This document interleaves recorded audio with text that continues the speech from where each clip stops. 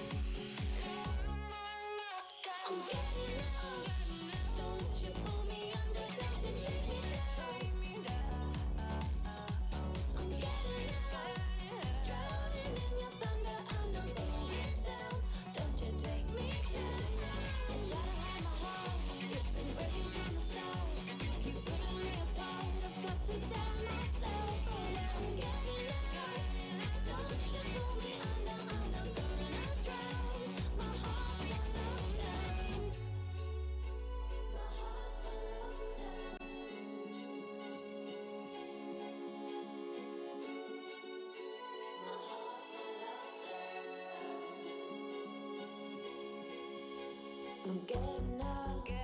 Don't you pull me under, don't you take me down.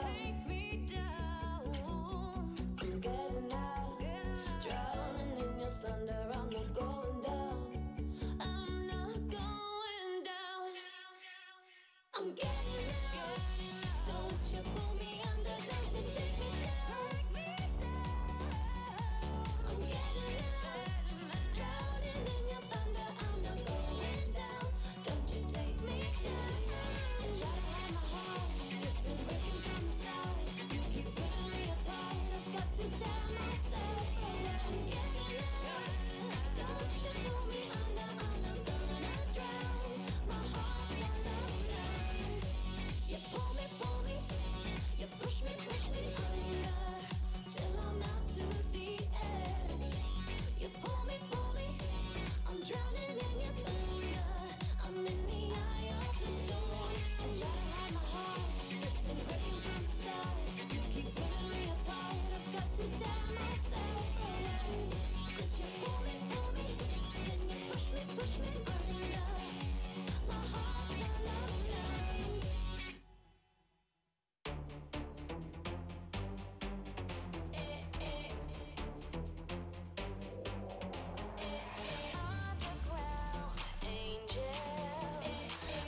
Underground angel. Watching the hands on the clock, they're going tick-tock. Why do they move so slow? There must be more to this life. I need a body shock. I feel the heat from below. I'm sick of being so sweet. Just wanna rock to the beat. I'm going down, down, down. Gotta let it go. I'm sick of being so good. Don't wanna do what I should. I'm going down, down, down, down, down. Tables turning, I'll be burning up the dance floor. Hotter than flames, I'm flowing like a waterfall. I'll be your angel, underground angel. You love to watch me fall, and baby, come to the other side. Come, let the fire light. Don't try to fight it, let me ignite it. I'll be your angel, underground angel. I wanna take you down with me tonight.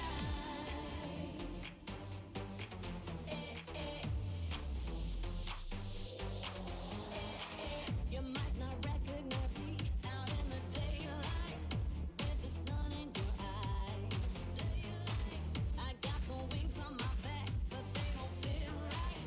They're way too heavy to fly. I might be heaven to you, that doesn't mean that it's true. It's just a good disguise. I know you wanna escape, we got no reason to wait. Let's take it down, down, down, down, down, down. Tables turning, I'll be burning up the dance floor. Hotter than flames, I'm flowing like a waterfall. I'll be your angel, underground angel. You love to watch me fall, and baby, come to the other side. Come, let the fire light. Don't try to fight it, let me ignite it. I'll be your angel, underground angel. I wanna take you down with me tonight.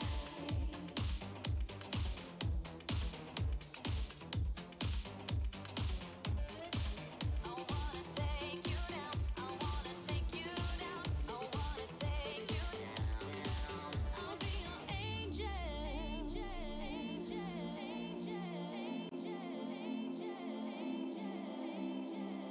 Tables turning, I'll be burning up the dance floor. Hotter than flames, I'm flowing like a waterfall. I'll be your angel, underground angel. You love to watch me fall, and baby, come to the other side. Come, let the fire light. Don't try to fight it, let me ignite it. I'll be your angel, underground angel. I wanna take you down with me tonight. I wanna take you down. I wanna take you down. I wanna take you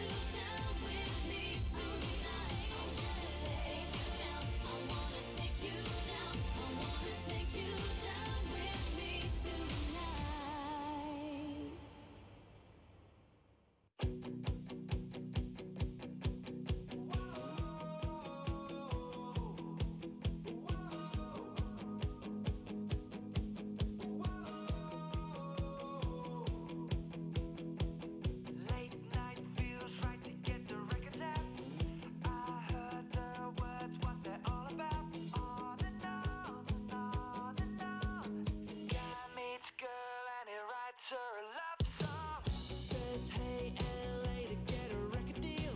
It's what he's gotta do to show this girl just how he feels. It's on and on and on. Guy likes girl and records her a love song. Thought he was done with the cliches, but he wrote one for you anyway. Sparks fly now, I understand the reason.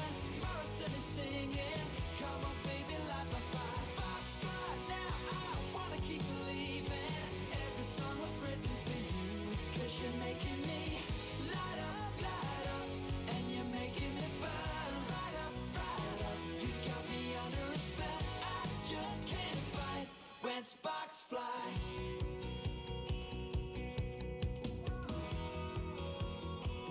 When sparks fly.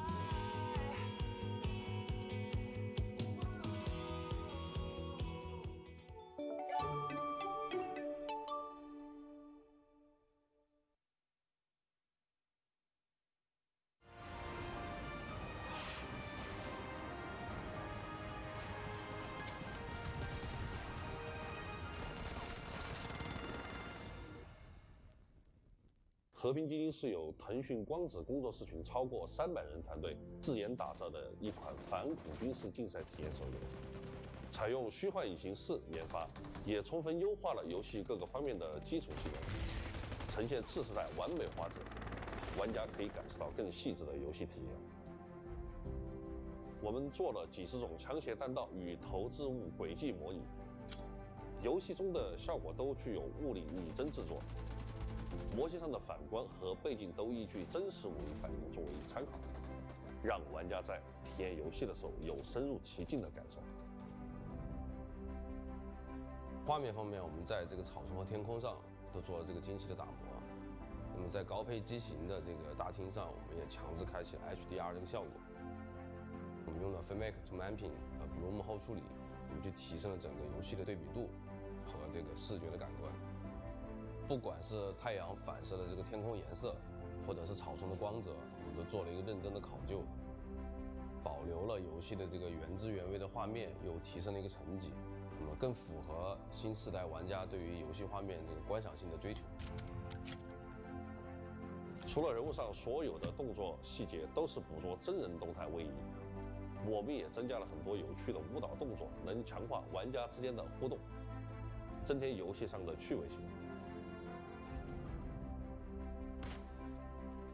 为了给玩家带来更流畅的游戏体验和更公平的游戏环境，我们对每一项技术细节反复的尝试调整，同时我们也针对不同机型做了更深度的调优。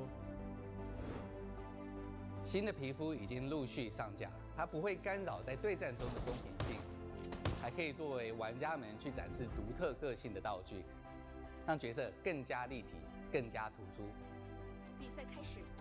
玩家可以在4v4的团竞模式练习更多的枪械对抗，达到快速热身的效果；也可以在暗夜危机模式下去感受全新的 PVPVE 的玩法。我们会持续探索新的方向，来满足不同时期玩家的体验需求。在游戏玩法的细节上，收到了很多玩家珍贵的建议，我们呢也在持续的倾听和思考，做出快速的优化调整，确保游戏体验能够不断提升。加油，特种兵！集合，到我这里来。在声音方面，特别这次大家对语音的反馈，我们特意找回了之前的小姐姐录音，同时也做了很多尝试，还原大家喜欢的经典声音效果。腾讯光子工作室群对于游戏品质一直以来有着极高的追求和坚持。和平精英中所有细节我们都精心打磨，满足玩家对于游戏最真实和完美的体验。同时，我们也拉回战术竞技游戏的经典要素，在创新中仍然保留最初的熟悉感，打造原汁原味的游戏体验，经典升级。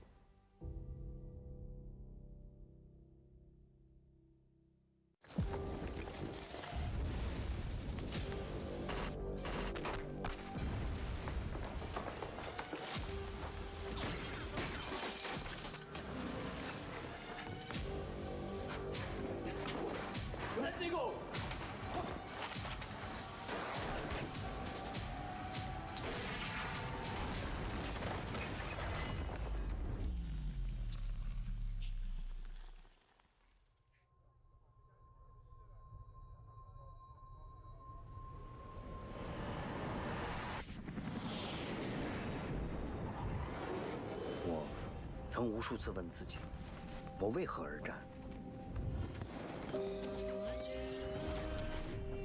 我们来自不同的方向，对胜利的渴望驱使我们走向同一个终点。我们一起分享伤痛，为什么要一个人行动？我们是一个团队，也一起直面分歧。从来没有舒适圈，我们就一起与时间赛跑，一起跨过生命的沙漠、雪地、海岛和雨林，在每个地方留下我们的认真和可笑，骄傲和失落。生活是一场接一场的战斗。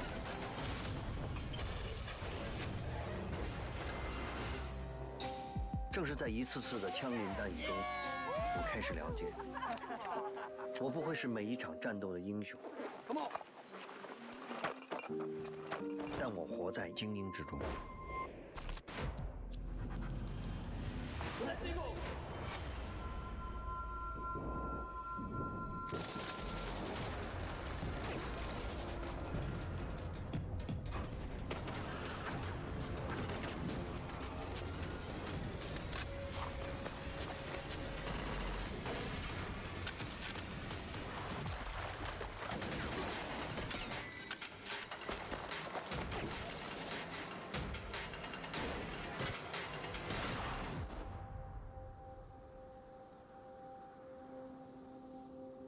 我为什么而战？不是为了成为英雄，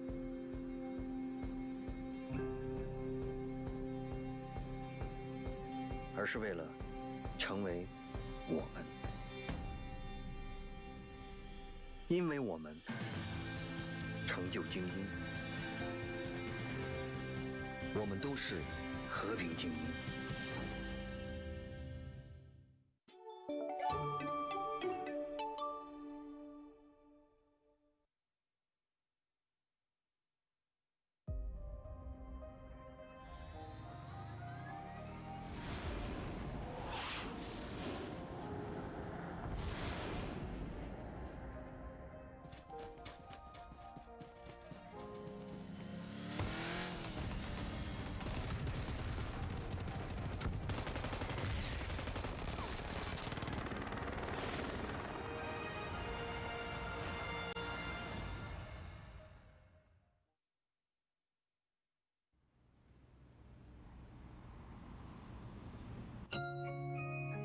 欢迎大家来到古都西安。接下来，我们来到了关中8景之一的大雁塔。大雁塔这座唐，你已进入1级战备状态，加油，特种兵！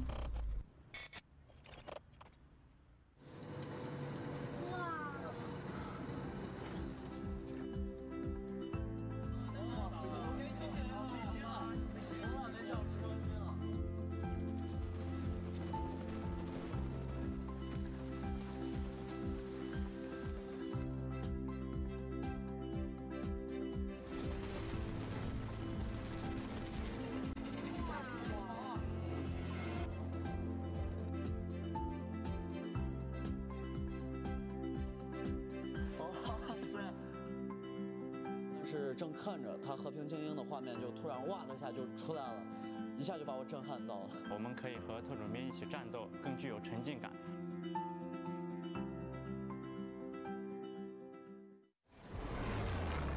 不由界定，百战成名。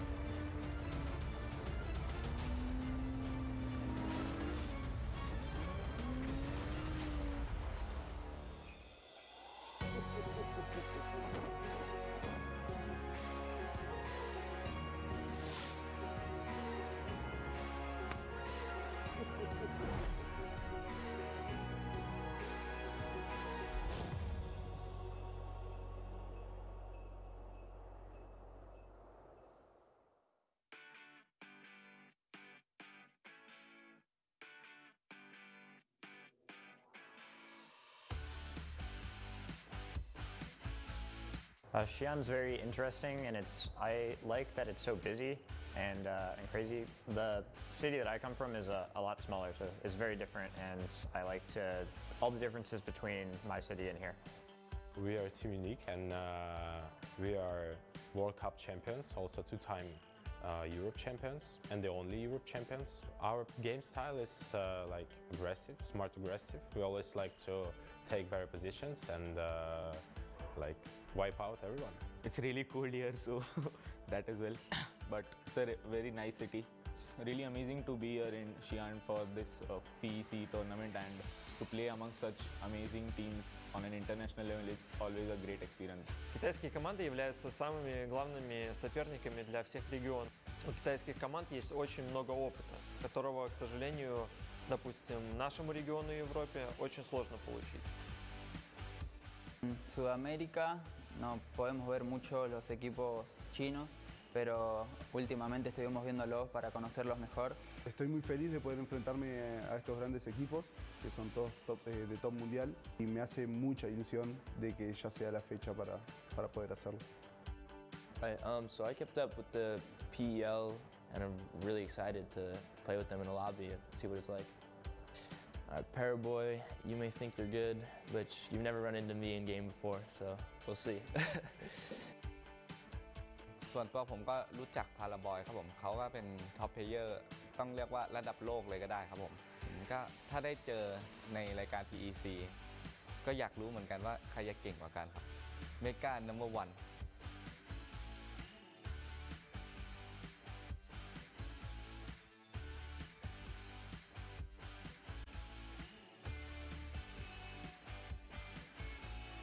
不有界定，张无界定；不有界定，张无止境；不有界定，张无止境；不有界定，张无止境；不有界定，张无止境。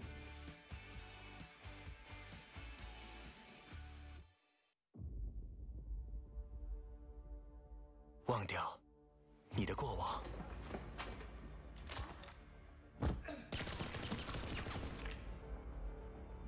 忘掉昨日的荣光，忘掉情绪，忘掉呼吸，忘掉曾经的伤痛。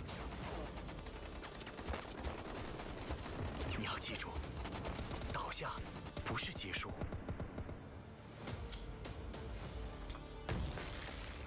我们还可以再次出发。你要记住的是对手的模样。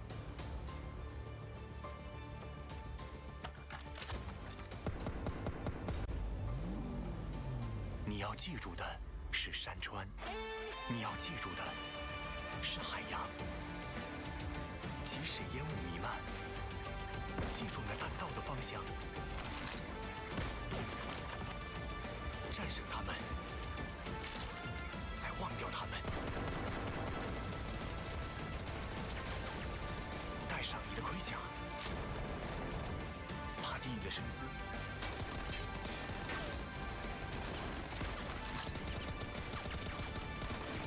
直到你以黑马的姿态统治这场比赛。赛场冲破边界，挑战从未停息。我们忘掉的这一切，是因为真正的精英无需旁证。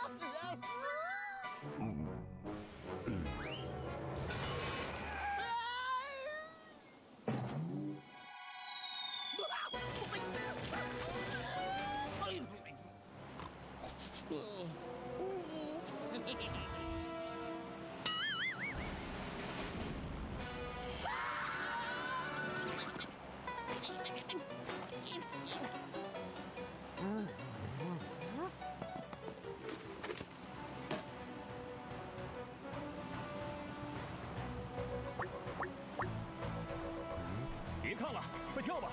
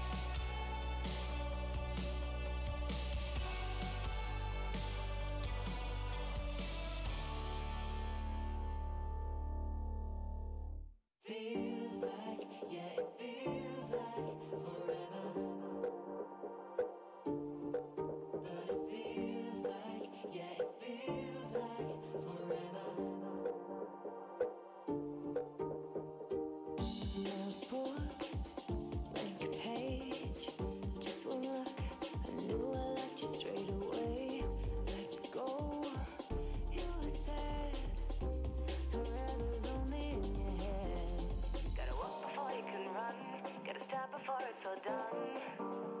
Don't think too much, don't jump ahead. Gotta get up after you fall. Take a chance on losing it all. Forever's only in your head. But it feels.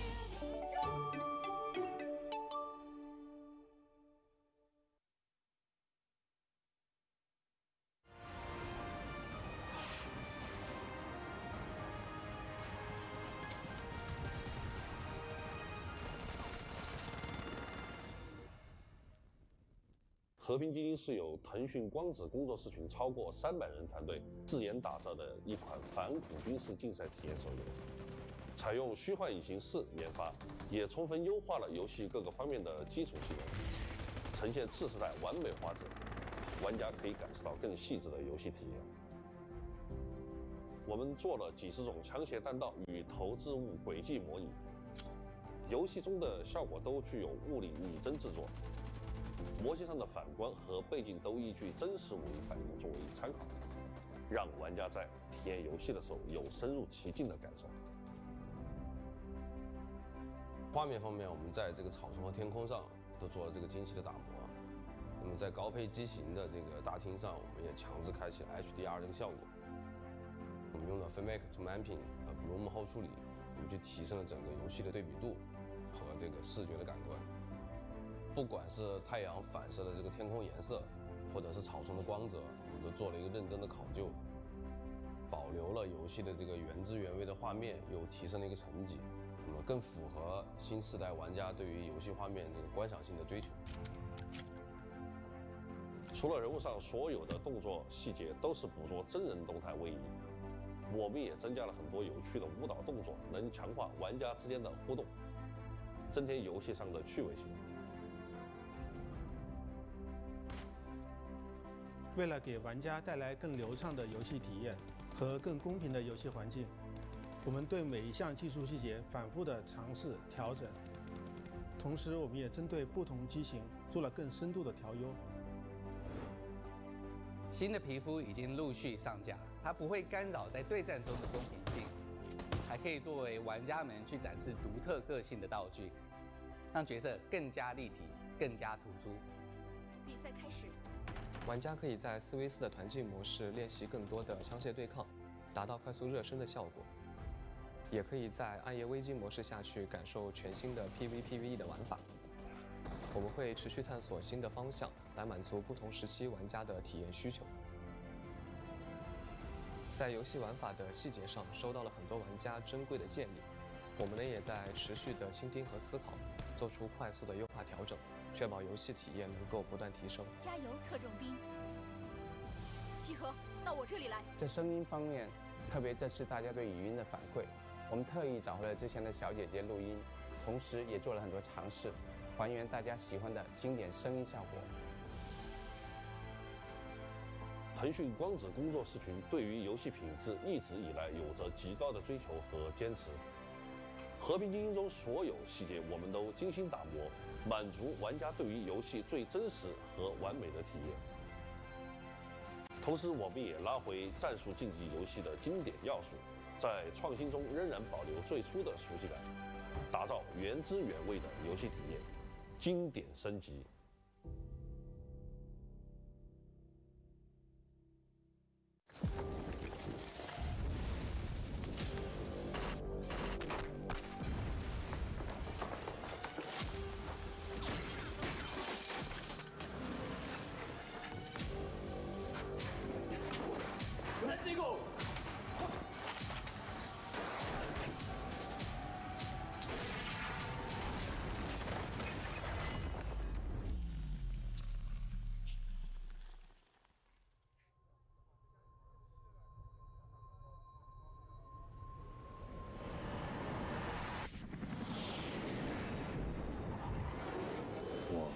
曾无数次问自己：我为何而战？我们来自不同的方向，对胜利的渴望驱使我们走向同一个终点。我们一起分享伤痛，为什么要一个人行动？我们是一个团队，也一起直面分歧。从来没有舒适圈，我们就一起与时间赛跑，一起跨过生命的沙漠、雪地、海岛和雨林，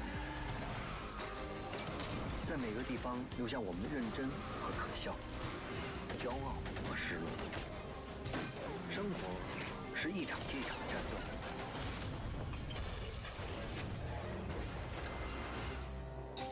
正是在一次次的枪林弹雨中，我开始了解，我不会是每一场战斗的英雄，但我活在精英之中。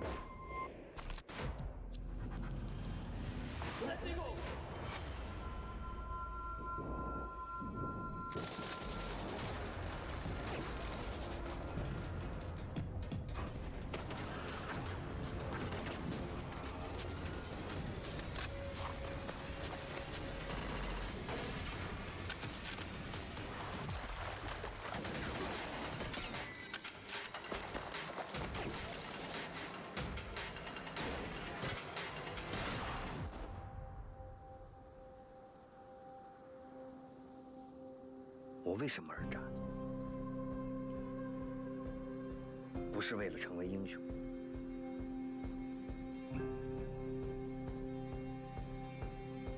而是为了成为我们。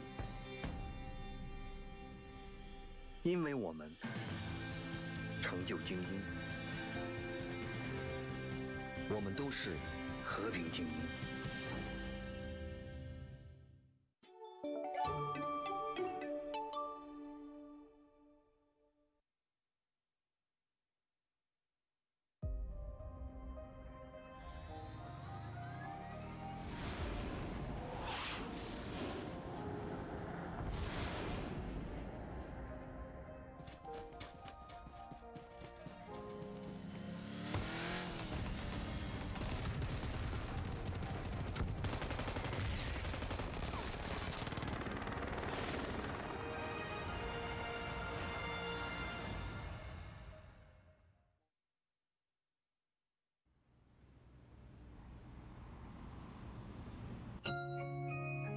欢迎大家来到古都西安。接下来，我们来到了关中8景之一的大雁塔。大雁塔这座唐，你已进入1级战备状态，加油，特种兵！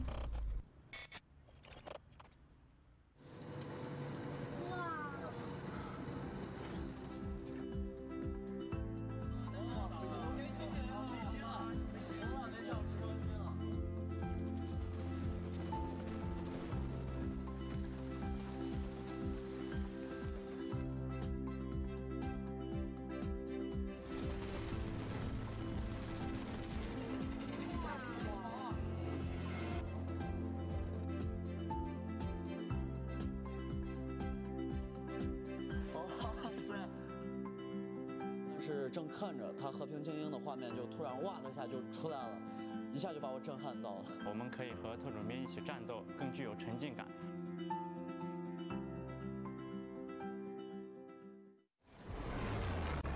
不由界定，百战成名。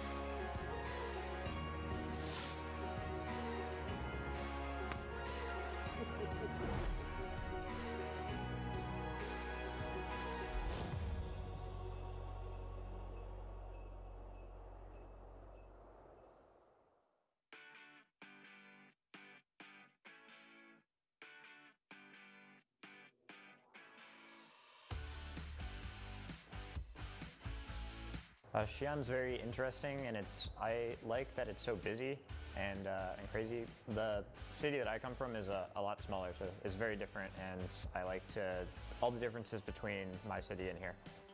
We are Team Unique and we are World Cup champions, also two-time Europe champions and the only Europe champions. Our game style is like aggressive, smart aggressive. We always like to take better positions and like wipe out everyone. It's really cold here, so that as well.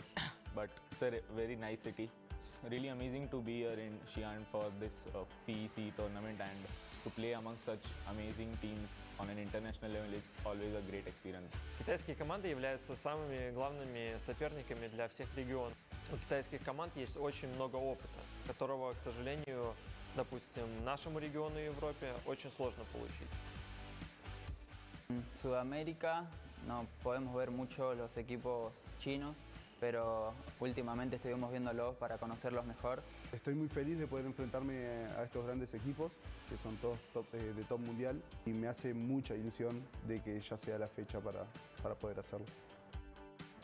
So I kept up with the PEL, and I'm really excited to play with them in the lobby and see what it's like.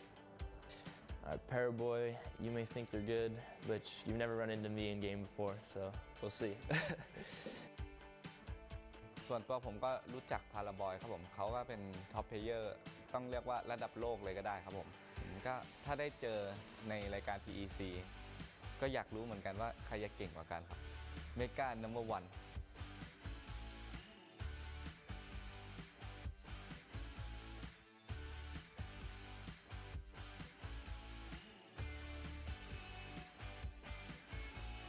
不有界定，将无接近；不有界定，将无止境；不有界定，将无止境；不有界定，将无止境；不设界定，战无止境。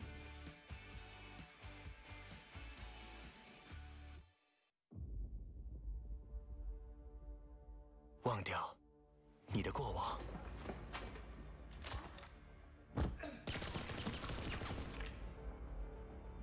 忘掉昨日的荣光，忘掉情绪，忘掉呼吸，忘掉曾经的伤痛。你要记住，倒下不是结束。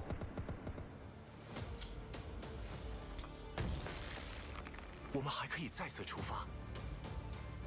你要记住的是对手的模样。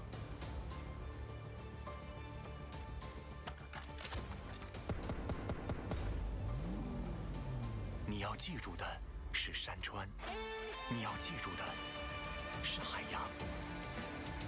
即使烟雾弥漫，记住了弹道的方向，战胜他们，再忘掉他们。带上你的盔甲，爬低你的身姿。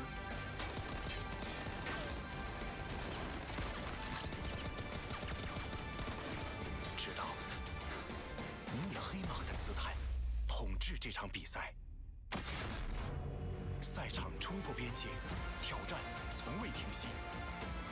我们忘掉的这一切，是因为真正的精英无需旁证。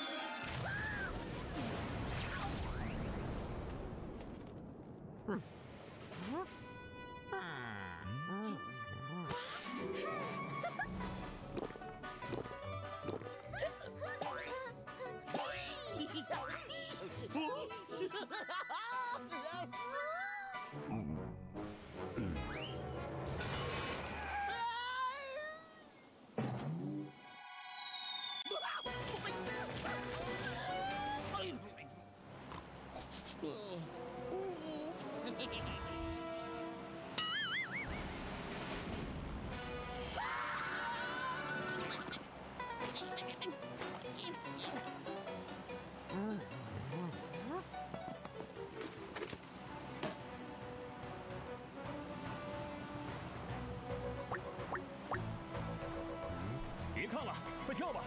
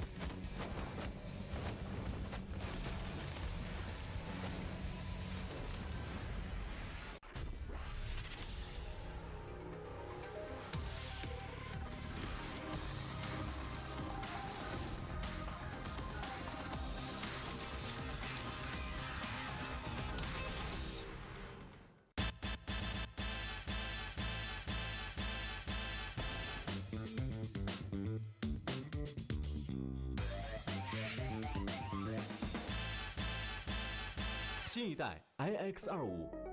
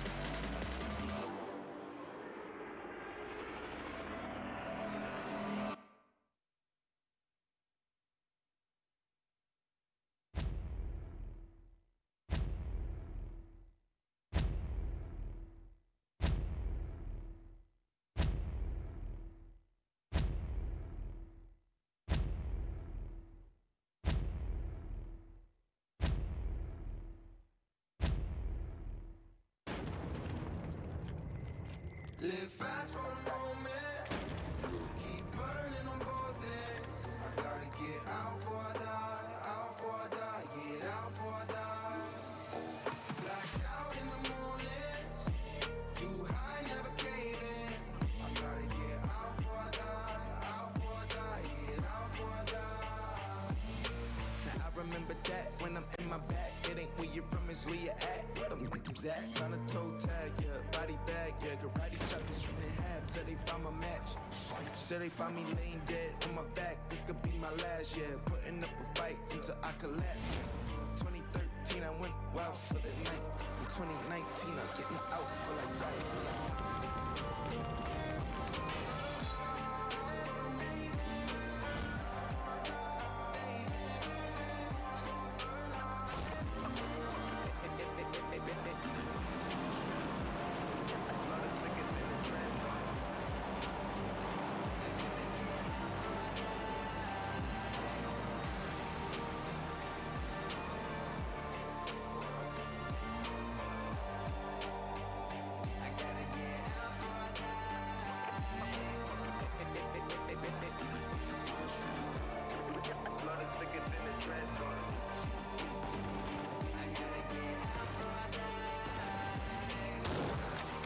撤离，向信号接收区进发。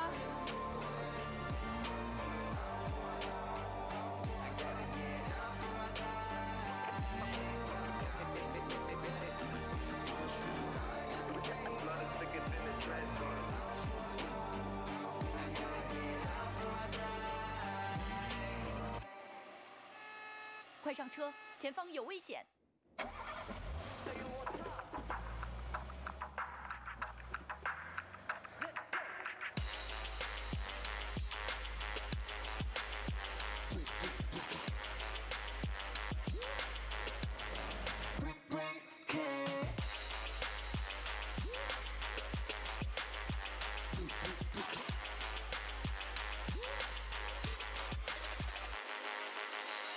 I know I will overthrow you， 不需要残忍的言语来定义，开发自己像是朝地，每个类，那不存在逃避，嘿，可坏当然不是我的兴趣，否定的积木谈便利 ，Breaking down rules and I'll be there。 Yeah, break it. 不是规则 gonna break it。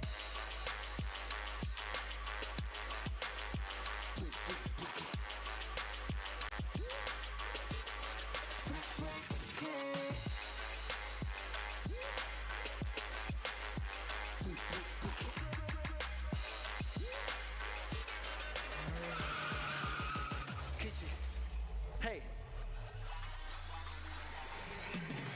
Hit your head inside, yeah I'm killing， just do my thing bro， you're my killing， 掉进了他人陷阱，之所谓不可抗力，喝水多费力，不是回忆，却是规定，也是 keeping， 沉默为梦奔波，表现挣脱。有实力兑现承诺，才不用去发 battle， 和镜子跳着 tango， 嘿，根本不要紧。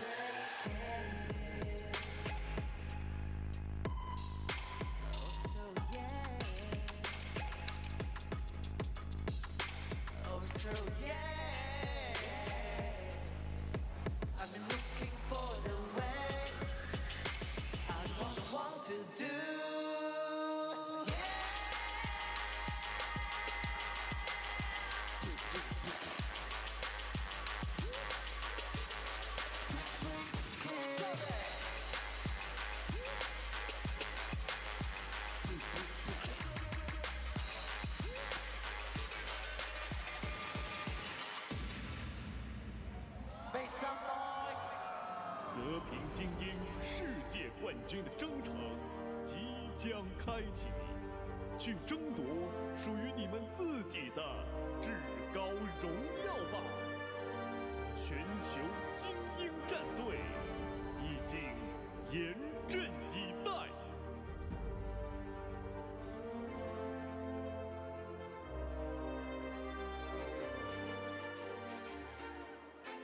有请东南亚赛区 UDOGEC 战队。From Southeast Asia Division, please welcome UDOGEC.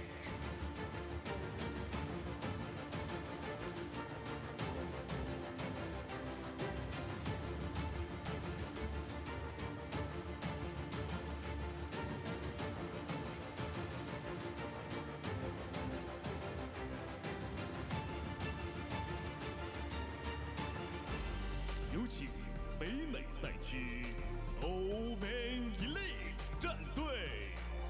From North America Division, please welcome Oman Elite.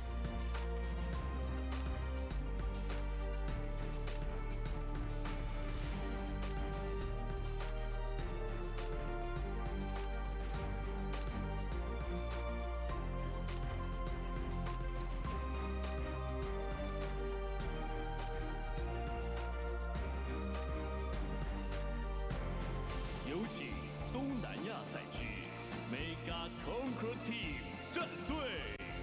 From Southeast Asia Division, please welcome Mega Conqueror.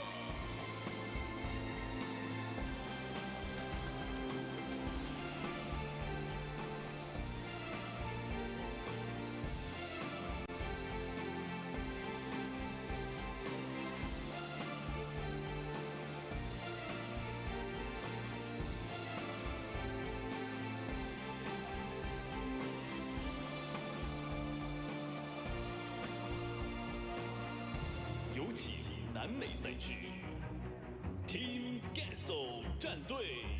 From South America Division, please welcome Team Gasso.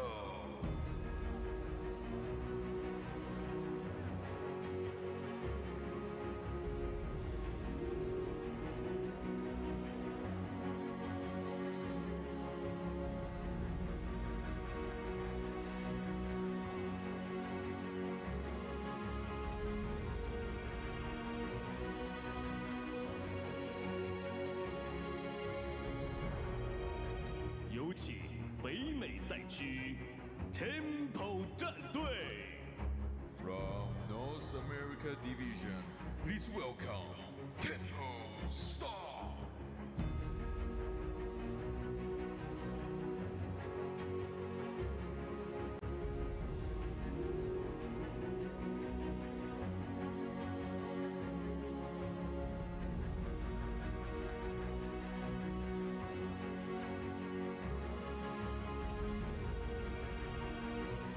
有请南亚赛区 Fnatic 战队。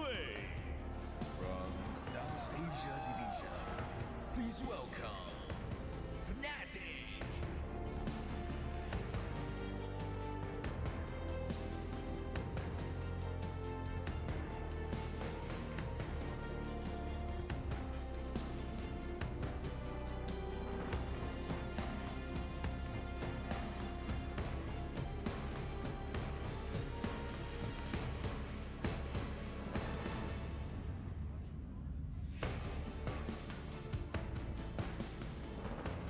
有请东南亚赛区 FFQ 战队。From Southeast Asia Division, please welcome Friends Forever Gaming.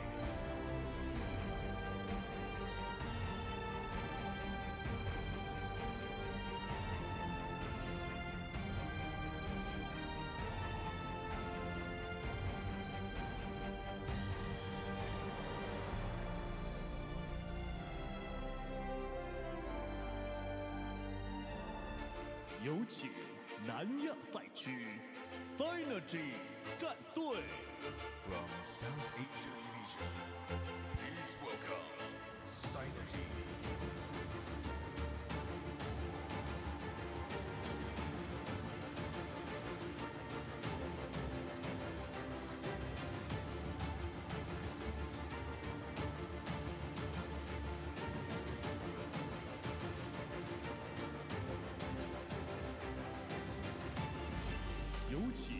南亚赛区，SO 战队。 From South Asia Division, please welcome Team SO.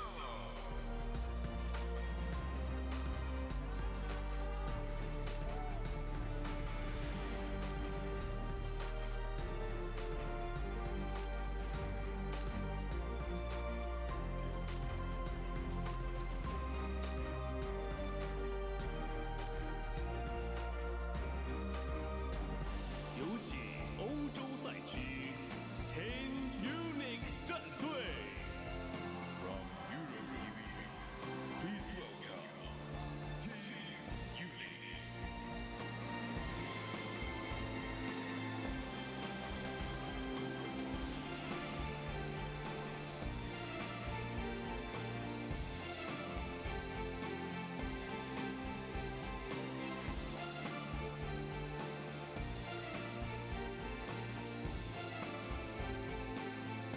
有请北美赛区 C9 战队。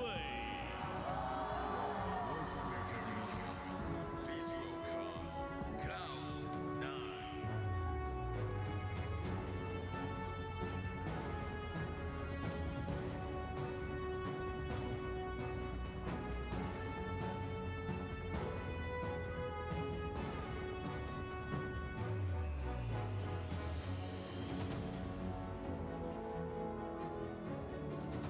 有请东南亚赛区 Orange 战队。 From Southeast Asia Division, please welcome Orange Esports City.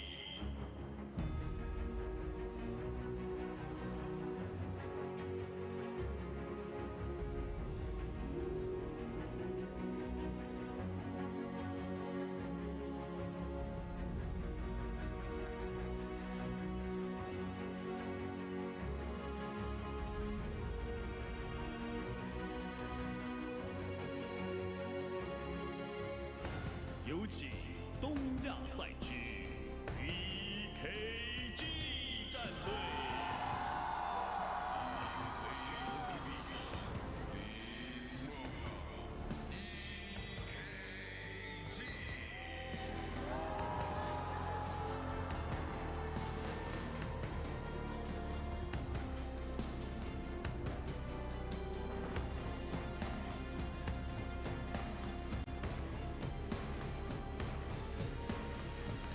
有请东亚赛区 XQF 战队。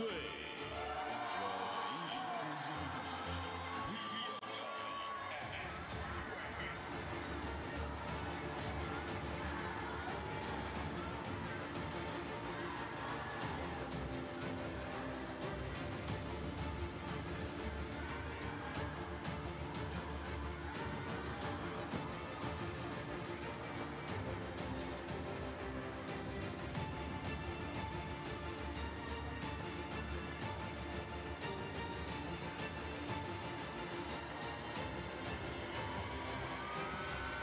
有请东亚赛区 OAM 战队。 East Asia Division, please welcome For Every Man.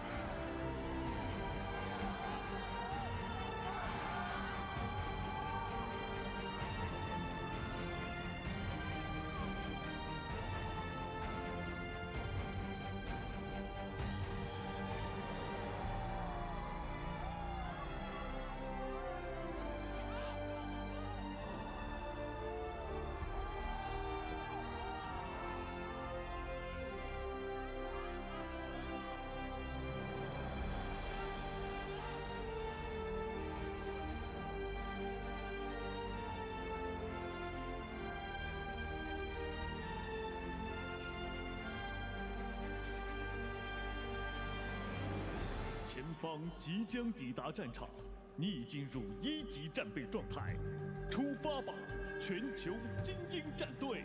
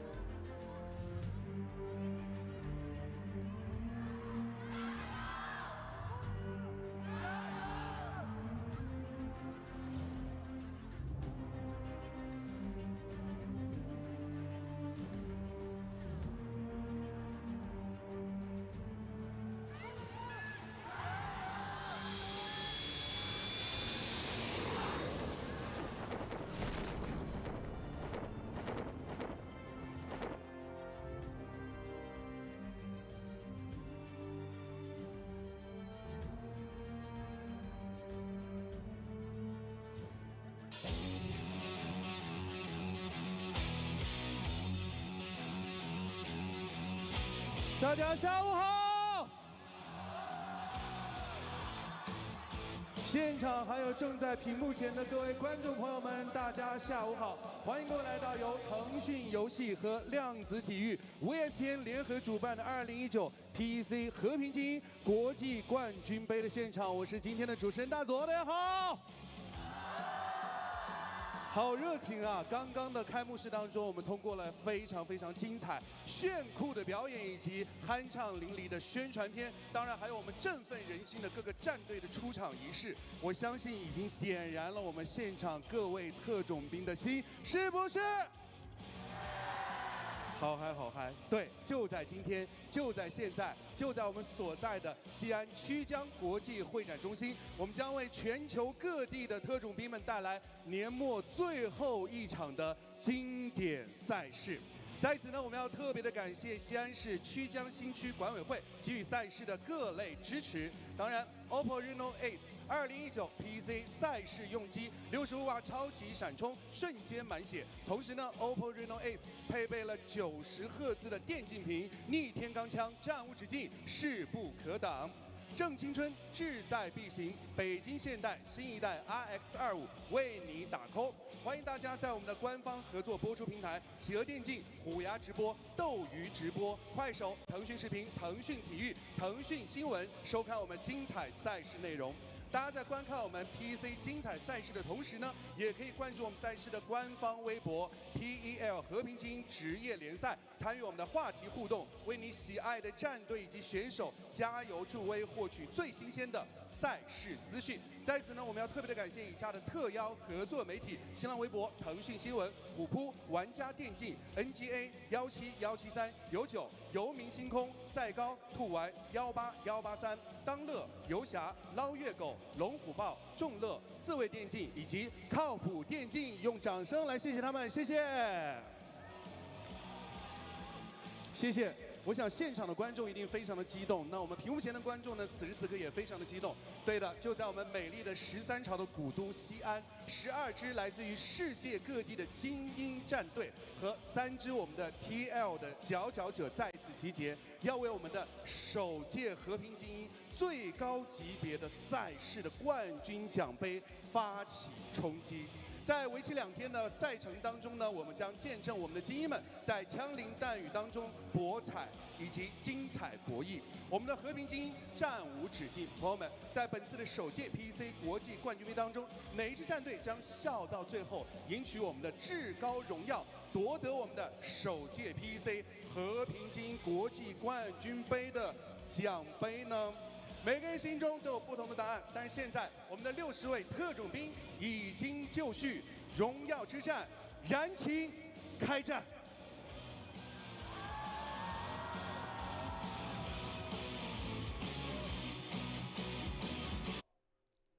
Hello everyone, welcome to the Peacekeeper Elite Championship. Over here on the English broadcast, bit of a jump out of the arena. I am Brainstorm, I am here with Smash. We're here, very thrilled to bring you PEC 2019, co-organised by Tencent Games and VSPN. 2 days of games, it's going to be a very good time. Yeah, you can hear in the stadium there too, XQF, 4 AM, those two are going to be going at it all day today and all day tomorrow to try and claim dominance. They were the top 2 teams in the PL and that's what my eye's on. I can't wait for this rivalries to play out in the game. Yeah, and a lot of teams that we've seen it, you know, we've seen a bunch of these teams play against each other before, but bringing these Chinese teams in as well, they don't play the international events, or at least against the other teams who are here as much. So we've seen a couple of results. We've seen the scrim results from yesterday, the practice games, and that's something we might talk about later, not to give away too many surprises, too many spoilers perhaps, but it's going to be fun. 15 teams, 8 games. There's a lot on the line and not a lot of time for these teams to get some good results happening. Yeah, there's not a lot of wiggle room either. All of these teams are so star-studded with their rosters. I can't think of a team that is below another in this lobby. I've never seen a lobby so stacked, and I just want to know, how are we going to stack up? How is the West going to stack up versus the East? How are the Chinese teams going to play against the North American teams, against the South Asian teams? There's so many questions to answer, and I just don't know how many fans they need to pull them over the line, the Chinese teams. They've got a lot of support, but the West, they've got some tricks up their sleeves, I reckon.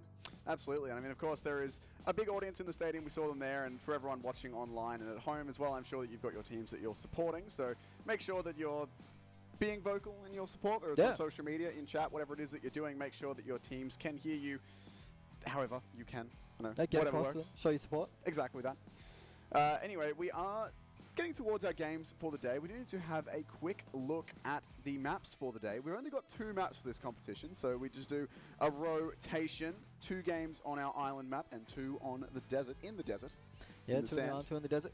It's going to be interesting because now we have all these teams together in this lobby, and this is how the points are going to break down as well. These are how we're going to give the points out. It's only 16 for that first place, so it's a little less than usual, and going all the way down, you get nothing for 13th to 15th. So all these teams are going to be vying for position, but the elimination points, one of them, 1 point, that's a heavier weight than we usually see.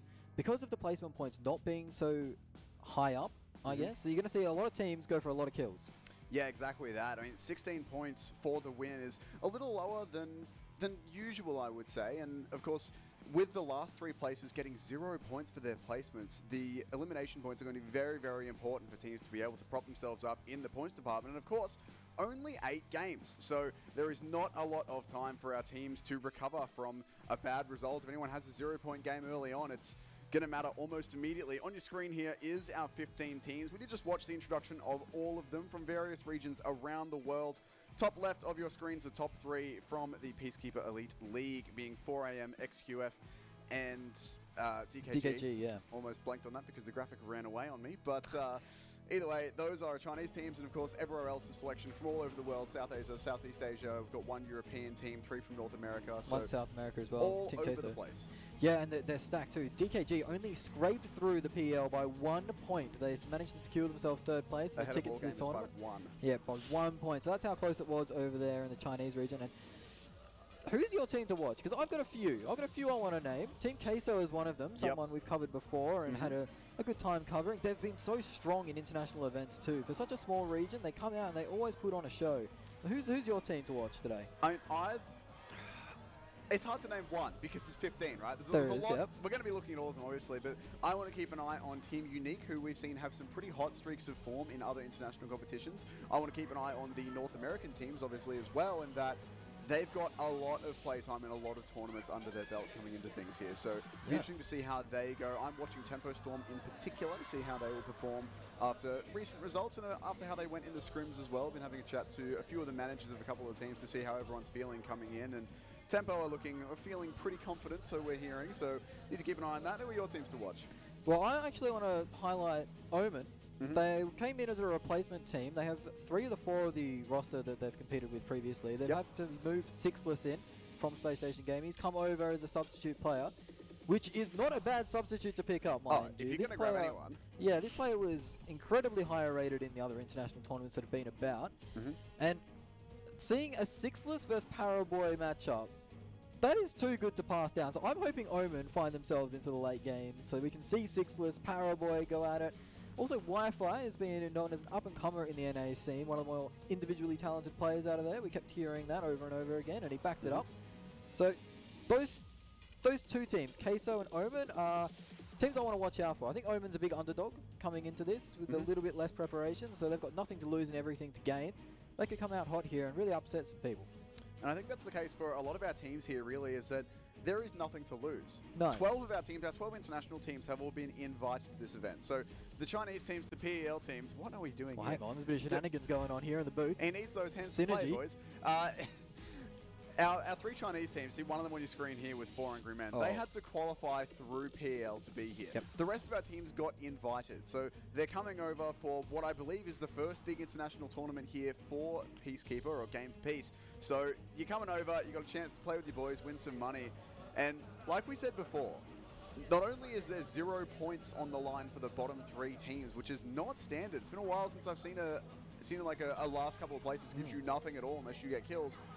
But with so few games to play for, if you stumble, if you have 1 bad map out of 7, you're going to need some really big with some remaining, you're going to need some really big performances to step up and get yourself back into things here. And we did see that in the scrims from yesterday. Not to dig too deep into the results, but there would be teams who had, high 20s, low 30-point games, and then a 4-pointer.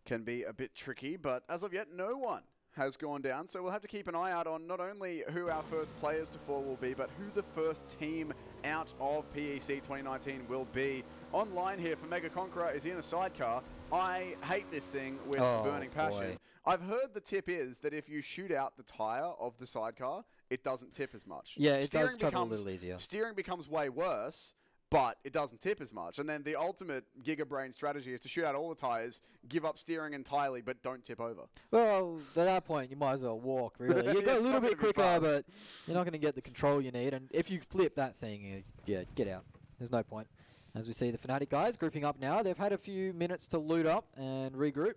They're not running with the most meds or the best weaponry just yet, but you never know. They'll be able to divide and hopefully conquer. As we see Tempo Storm now making their way more central as they found themselves with Pachinki by themselves, which is always handy because you can get looted to the gills in Pachinki. You can see the level 2s all the way through for Chica with a lot of meds to boot. FFQ, Military Island, all to themselves as well. They're going to be one of the later rotators. I think they're going to try and play the zone, play the edge, maybe go for a few kills. Interestingly enough, 4AM and Team Queso, they haven't moved an inch yet from that Primorsk area.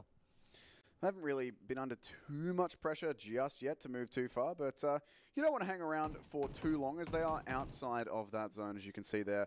And 4AM are actually heading down south a little bit, maybe smelling a rat.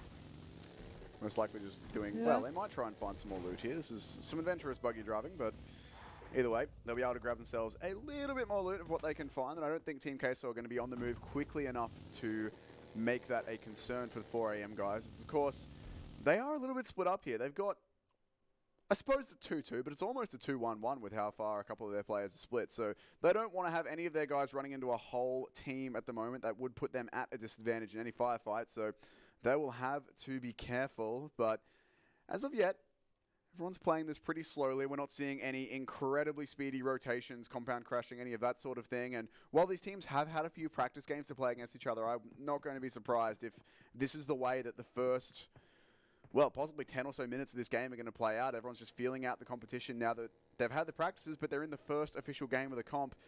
Only 8 games to play, 0 points for last place unless you get kills. No one wants to go out early. Yeah, we've seen in other tournaments, we've seen the fact that the games start off slow at the start of the tournament. Teams are trying to work their way into it, just playing cautiously, feeling each other out, making sure they know the limitations they can push. And then towards the end of the tournament, it starts to get hectic. Teams start dropping on each other. Teams start pushing aggressively earlier and earlier in chase of those vital points, those elimination points. Actually, interestingly enough, you can see on the bottom left of the screen there, the Primorsk area, 4AM are still hanging around, kind of gatekeeping. Maybe they've done their homework, and maybe Team Queso is an opponent they've eyed up as maybe some free points on the way through. I don't think they're free points at all. I don't think they are, but as far as I've heard, Team Queso have been dropping in this area for the majority of all the games that have been played here and previously, so 4AM probably have a very good handle on that and might try and pick them up. They almost look like they've got a little bit of a trap set up here with one of their players waiting over by the bridge, but we will have to keep an eye on if Team Queso run into that. On your screens here are DKG. Never mind, Tempo Storm and Orange actually having a bit of an engagement, but yeah, the VSS. No real damage put out. VSS coming out for Spec, a weapon not often chosen. Usually it's Sixless actually that picks up that VSS. He's very, very keen on it. You can see Spec's taking a lick of damage. Might have been from jumping out the car a bit too quick. Don't think he's taken a shot just yet. Tempo Storm, though, that is probably the most central location at the moment. Orange guys have made their rotation successfully and safely. We'll be able to come onto the compound and do a little bit more looting. With how slow this has been going thus far, and with the fact that we haven't really had any engagements, all of our teams should be pretty well looted coming into the next couple of circles here. Shouldn't have anyone really stuck on SMG, shotguns, any of the awkward kind of loot. Because we have had a lot of time with, well, appropriately, for Game for Peace, a lot of peace, a lot of time to loot. Yeah. XQF on screen, taking over Potato Hill early. Can backfire on you this position. Sometimes it can be quite good if there's only one team pushing you, but it does leave you pretty vulnerable for multiple angle pushes. Something we've heard a lot from the players is the fact that the first team that arrives at Potato Hill isn't always the team that makes it off alive. It is a good position for scouting, but as soon as fights break out, it can be quite easy to third, fourth party that position, just running up the hill as players do get involved. DKG, they've made their way off the military island. Looks like they They've made it scot-free as well. They've got 2 vehicles to their name. Some 2-2 split shenanigans going on as Team Queso as well. Managed to find their way out of Primorsk safe and sound. 4 AM left wondering, I think, where they are, as 4 AM are still hanging around there with Zone at their back. It is starting to push in now, so we will still start to see teams push closer and closer together. Beowulf and Paraboy getting into the action early, uneven, taking a bit of damage. It's not going to be enough to scare him off his line just yet, but Paraboy taking his first shots, and you can hear the crowd getting amongst it. They would erupt if Paraboy managed to get the first knock of the tournament. Might just get that on yet. Oh my goodness me. He's actually done it. Paraboy is going to get the knock and the confirm one to Perkasas. He's the first player down in PEC 2019. Cloud9, the first team to drop one. The rest of that rotation, very risky when the first couple of cars have already been shot at, but you've got to try and stay as a team. And how fitting it is the superstar from XQF to pick up the first kill. One of China's favorite players, one of the most respected players in the game. You heard from the other pros as they were talking in the pregame. Players like Uneven really wanted to see if he could match up to the skills of Paraboy. Well, it turns out he might get his opportunity a little earlier than he thinks, as he's taken out one of his teammates already. Now, one team that I do want to keep an eye on here, is while we're just highlighting teams, as we do have a bit of time, FFQ. Vietnamese team, those guys on this map in previous tournaments, only from a couple of players. I think the data that I've gathered is from like 4 maps, or four attempts at this map, but an average placement of 14 out of 16. That isn't hot. An average of a kill and a quarter, 1.25. So given that 8 maps, 4 of them are going to be here on Erangel, on the island. They're going to need to pick things up. We're going to need to see some bigger performances from them. Now, that is only from a couple of maps of play, so stats aren't going to tell you everything, but it's a little bit of a point of concern. Hopefully, they'll be able to prove that wrong very, very quickly here in game number 1. More of an island team, I'm assuming. Is their stats any better on the old island? Desert, mate. Average placement of 6, average kills of 3.75. Well, so there yes, you go. better. They are a desert team. Fnatic, they're going to be hoping to turn around their fortunes, as they've managed to find themselves a nice little compound here, actually. This is very central. XQF are going to start to move in towards it, though. They're scouting it out. Not going to take any shots just yet. The Ruins area dominated by the European team of Unique. Not exactly the most central, as you can see on your map now. They'll be looking to push in very cautiously, scout out what they can. Team Queso, they've managed to find themselves the dip here. Not a bad position, honestly, to play from at this point. They'll probably still have a lot of smokes. You can see they've built the little compound of cars as well. Haven't blown them up just yet, so they are still able to escape at any moment's notice. The zone's going to shift aggressively to the north and slightly west. That actually sent us up on quite a few of our teams. Yudo, Omen, those guys who were potentially about to be on the edge of the zone. Instead, it sent us up on them, so that gives them a lot of time to move with. On your screens here, XQF are immediately in the cars on the way, ditching Potato Hill. They're in 4 vehicles as well. This is the best way to be moving around. You never want to have any more than 2 players to 1 car if you can avoid it, to limit your losses.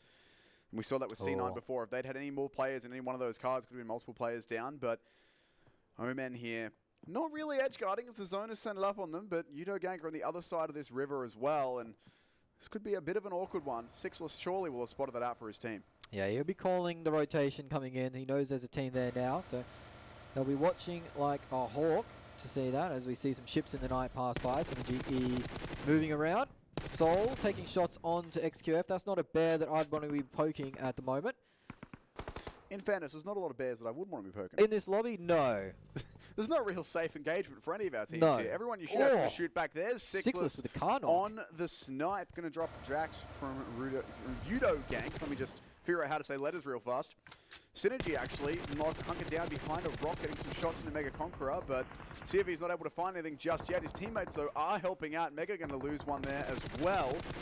That's a confirm as well, as Stoned is out. He's going to be able to take a break, charge the phone, and put his feet up. That is 2 teams now down to 3. The action hasn't been too heavy just yet, but we're starting to get into it as the second zone starts to encroach. Some teams in good position at the moment. Seoul have managed to find themselves that good position. We saw that earlier. Yudo have picked up their 4th player who got knocked there, by the way. So they're back to full strength and back Excellent on work. the way. once DKG, again, yeah. a lot of our teams are just avoiding conflict here. We haven't really seen too much gunfights. We've had a couple of pokes at some rotations, but that's about it. We're yet to see two full force teams fighting each other in a compound around some cars, whatever it might be. It's mostly just rotations that we're spotting out. So have to keep an eye on where the first gunfights of this tournament will be kicking off. But for now, it looks like most of our teams have found themselves some cover, found themselves some decent positioning inside of the zone.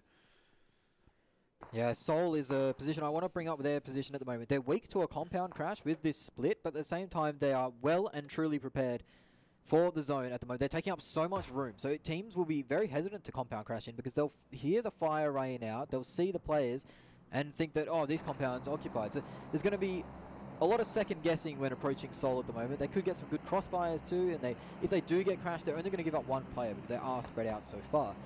Seoul at the moment, they control the majority of the compounds that you really want to see. So their game could be a good one to start off, and they need it, really. They haven't had the best performances internationally recently. As we see, FFQ, they made their way all the way in from the military island, and they are still in rotation too. They're still in the zone. It's going to take a while for them to get in. It looks like the fourth player will just get in now, so that will end the damage to the shield. It's Carnage looking out with that DP. It's very, very deadly versus those vehicles. They'll know now who exactly is across the river for them, as Sixless did manage to take a head off earlier. That enemies around thing is really cool.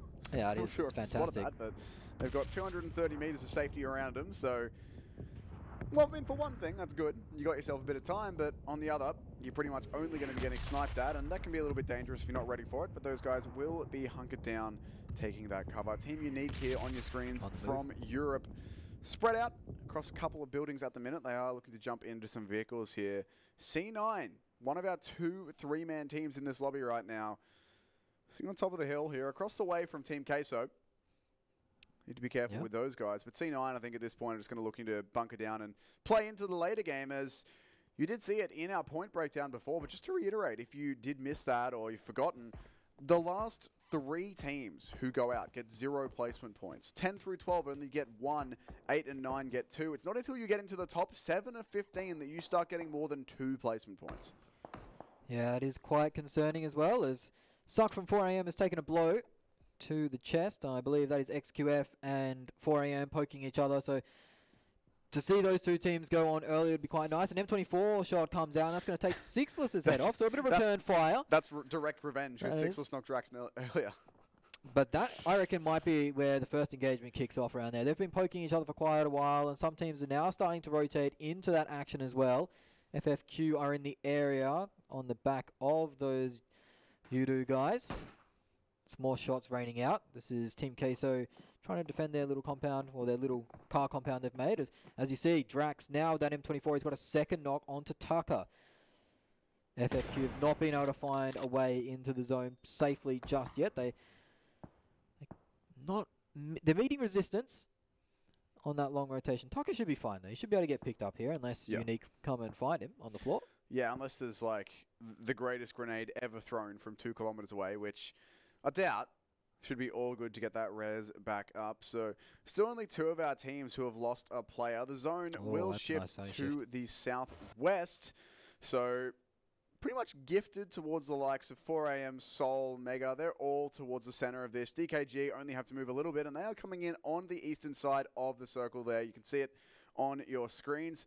Not really too many of our teams have to move too far, actually. Unique, Omen, FFQ, Yudo all have a bit of traveling to do, but not too far. Yudo actually going north of the lake as well, so they're going to be going the long way, potentially coming in on the flank there, so keep an eye out for that. Unique rotating past XQF is risky. Very risky. Yeah, the circle was quite friendly, wasn't it, the shift? There's a lot of room in that northern side that teams didn't want to occupy just because there was water there, and water is scary. And Peacekeeper, well, that's a nice shot. Jumped in the car. All right, as well. Drax. Goodness me. Settle down. We've seen some nice sniping earlier, and that's not something we usually see. A lot of the meta has been they're using these M4s or these, there we go now, a spray coming in.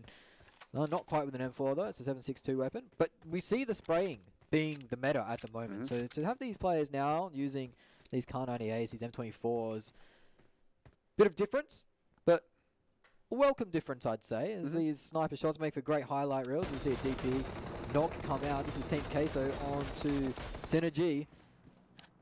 It's quite a distance too, that knock. It looks like he's managed to get over the little ridge line there, so he might be safe. I don't know if he's got friends, though. No, he doesn't have No, they're friends. going over to him now.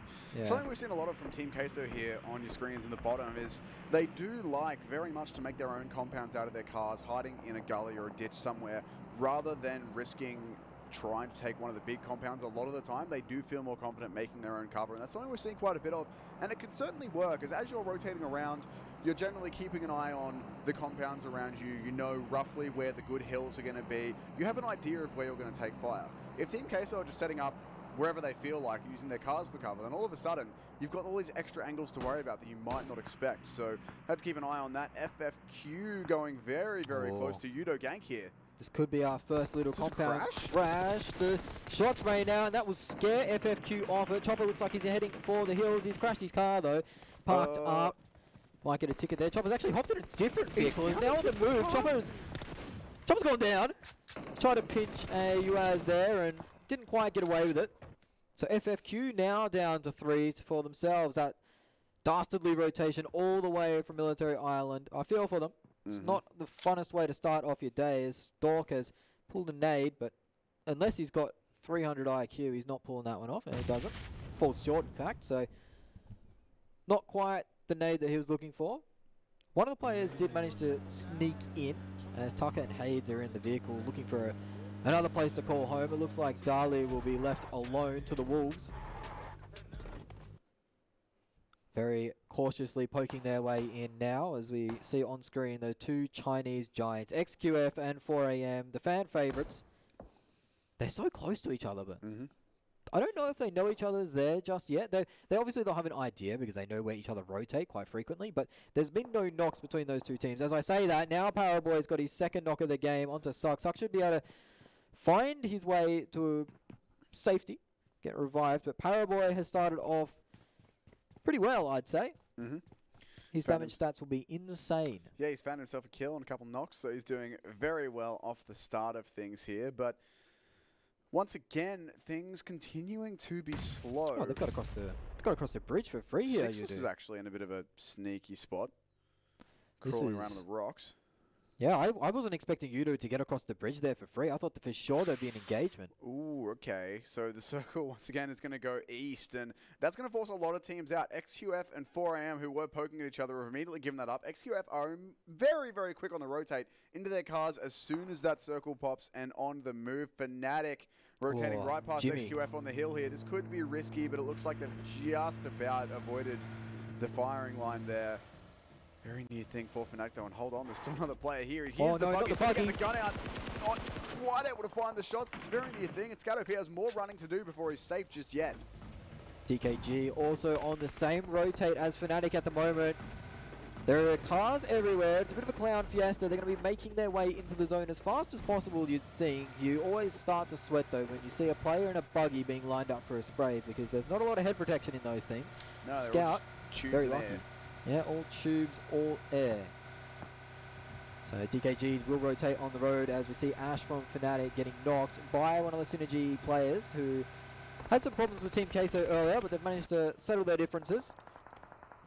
And now they're finding themselves occupying the same territory. Everyone's running over the top of Team Queso, essentially. And Team Queso are taking shots back. You said their compound of cars. They haven't blown them up yet, though. They're still being so patient with that. I mean, you don't really want to be anchoring yourself in place this early on and limiting yourself to foot movement only. Synergy, they look like they do want to go and fight this. And DKG coming in from the other side as well. This is going to be a pinch onto these Team Queso players. They do have the cars for cover. They're getting some smokes out as well to try and buy themselves some space. But nonetheless, it's still going to be a little bit awkward. Elsewhere, Oman Elite getting stuck into Unique. Wi-Fi finding a knock there as well as Synergy are on the way in. That's right on the edge of the zone too, as Wi-Fi has been knocked by Unique's old boy. So you can see the action is breaking out over there. Oh, Zute actually pushing up very aggressively. This is the IGL getting right into the mix, and he looks like he's been spotted and taken out early. He's been finished off too. So Omen down to 2 at the moment. Wi-Fi is being revived. Unique have got the better of this location at the moment. Omen now with all the work to do to get back inside the zone. Synergy E crashing into Fnatic, and Fnatic looks like they're worse for wear. That's maybe 3 players down from Fnatic. They are 1 man strong at the moment. So they're looking very just the scout. He's got 5 nades in his bag too. He's throwing them out. It might be good here actually. Synergy E players need a skull. That might be a little bit damaged. Not quite the knock though. He has given up his position. No tires on that buggy too. He's going to have to get in the shack and hide it out with the bear hat on. So Louis still look good doing it. Unique though. They've run into Yudu, who were previously getting kept by Omen. So this 3-way fight's going on, and Yasha has been taken out. So Omen getting a little bit of revenge. These 3-way fights though, breaking out all across the map. It's so hard to catch all the action. Sixless gets knocked out by Rain. Some NA on NA action early on. We saw that in previous tournaments. Those 2 teams going right at it. Sixless is being taken out, and that might be Omen out and done. It is Unique, in fact, that are gone. So they are the first team to leave us in the PEC, and Omen will follow shortly after. So not the start that Omen and Unique were looking for. After finding themselves in a tricky standoff for a majority of the game, they both fall rather quickly. The zone shift, though, it has been quite generous for the side of C9. XQF find themselves inside the zone as well. On that southern side where Team Queso were found. Oh no, that's a disaster for them as 3 of their players go down very quickly. The 4th AR knocked down. It looks like a car accident did happen. Scout now being pressured out, and it looks like he's down too. XQF managed to clean up the point for that one. Synergy E are going to crest the hill. We just lost 2 more teams, by the way, there. Queso and Fnatic both gone. That's scary stuff. The action does break out pretty quickly once it starts kicking off. Synergy will now collect the loot or the spoils of their victory, but XQF is next in line, and that's not a fight that you want to be taking. Rain under immense pressure from the remaining players from Yudu. All 4 of them are up. Tempo 3 strong. Rain's managed to find himself a little bit of respite at the moment. His teammates are on the other side, so there could be a little bit of a pinch going on. But Rain is in struggle street, really. I don't know how he's going to manage to get himself out of this situation. It's not looking easy for him at all. And Yudo Gank are stuck in cars and smokes at the moment, trying to actually have some sort of cover. But Viper's getting involved with a mini in hand. That's helping out. Well, it's going... Jules going every which way is what I'm trying to say. Orange just took a couple of casualties as well. More of our teams now starting to bleed. FFQ down to 2. Orange 2 with 1 knocked. A couple of our teams with 3 players as well. Never mind, Orange go down 2-2 as they do get that one confirmed. So now things are starting to get a little bit more chaotic as the circle shifts closer. A lot of our teams all grouped together on either side of this, the left and right-hand sides of the zone, both full of teams. 4AM are actually going for a push up onto Seoul. Yeah, this 4AM Seoul fight is going to be deadly. 4AM got the first knock onto Aman, and as soon as that comes out, they start moving. Seoul still haven't managed to pick up Aman, and 4AM, they smell blood in the water at the moment. They're moving. This is going to be a 2-2 split engagement for them. It's actually going to split off now as they've got this around. How are Seoul going to react to this? It doesn't look like very well. No, they get the first knock in the fight, but it's going to be trades coming out as Seoul is wiped out with an instant. Yudu from the flank managed to pick them off. 4AM get 2, Yudu get 2, and Seoul, well, they get 10th place. Orange are out as well in the middle of that, so things getting a little bit awkward for everyone here as we do lose a couple more of our teams. And now we are starting to move up into the actual placement points, or the placings that have points attached to them, I should say. 2 points for the next 2 teams that go out, 3 for 7th, and increasing above that all the way to 16th. Drax going to be picked off at long range here by 4AM and confirmed as well. Just not able to get around into cover in time. This could be Yudo Gank parting with us here as their cars are blowing up. Their cover is dwindling. This is looking pretty awkward as 4AM have them locked down. Yeah, this is where 4AM start to accelerate. This is the Thanos circle. Circle 6, it snaps the lobby in half when half the teams go out. 4AM on the charge. They started with Seoul. They looked like they were going to eye up Yudu, but they've chosen to disengage off this actually and try and take better positioning. They are going to use the cars to close the gap. They know that Yudu's going to be healing up a little bit here. They are worse for wear. 2 players locked down from one. Huxley, the run over doesn't quite happen, but he's going to go for a photo, but he doesn't manage to connect him either. Now he's in a bit of a tricky situation. The turn comes out. 1 player from Yudu up. He goes for the drop shot. Does manage to collect it. 4AM lighting up Yudu, but there is 3 players out on the deck for 4AM, and they've been confirmed too. So 4AM are only 1 man remaining. That compound crash did not work out. Meanwhile, Paraboy with a double nade onto Synergy E. Paraboy now with 3 confirmed kills, and he's looking for his 4th. That leaves Synergy with just the one player remaining as well as XQF start to put the pressure on here. Moving through the smokes, they've got the vehicles in hand, trying to find some more kills. They're actually split between the last players remaining of Synergy. One knocked. Uneven's taking some pressure as well here from XQF, as now the damage is starting to kick off for them. Cloud9 will lose another player, at least get one more knock, not confirmed just yet. But our Chinese teams here putting in some serious work in the late stages of this circle. So many teams with so few players left, but cover's still going. And yeah, Paraboy once again popping off. Yeah, he's popping off. And XQF are tearing through Synergy, and that will be them gone. But team that's been we've been sleeping on is Yudu Gank are up to 11 points off kills alone. That is a lot of kill points to claim in their first game. Good showing. Beowulf on the flank though has managed to find XQF slipping a little bit. He's managed to get one knock. Strider gets another knock from the grave.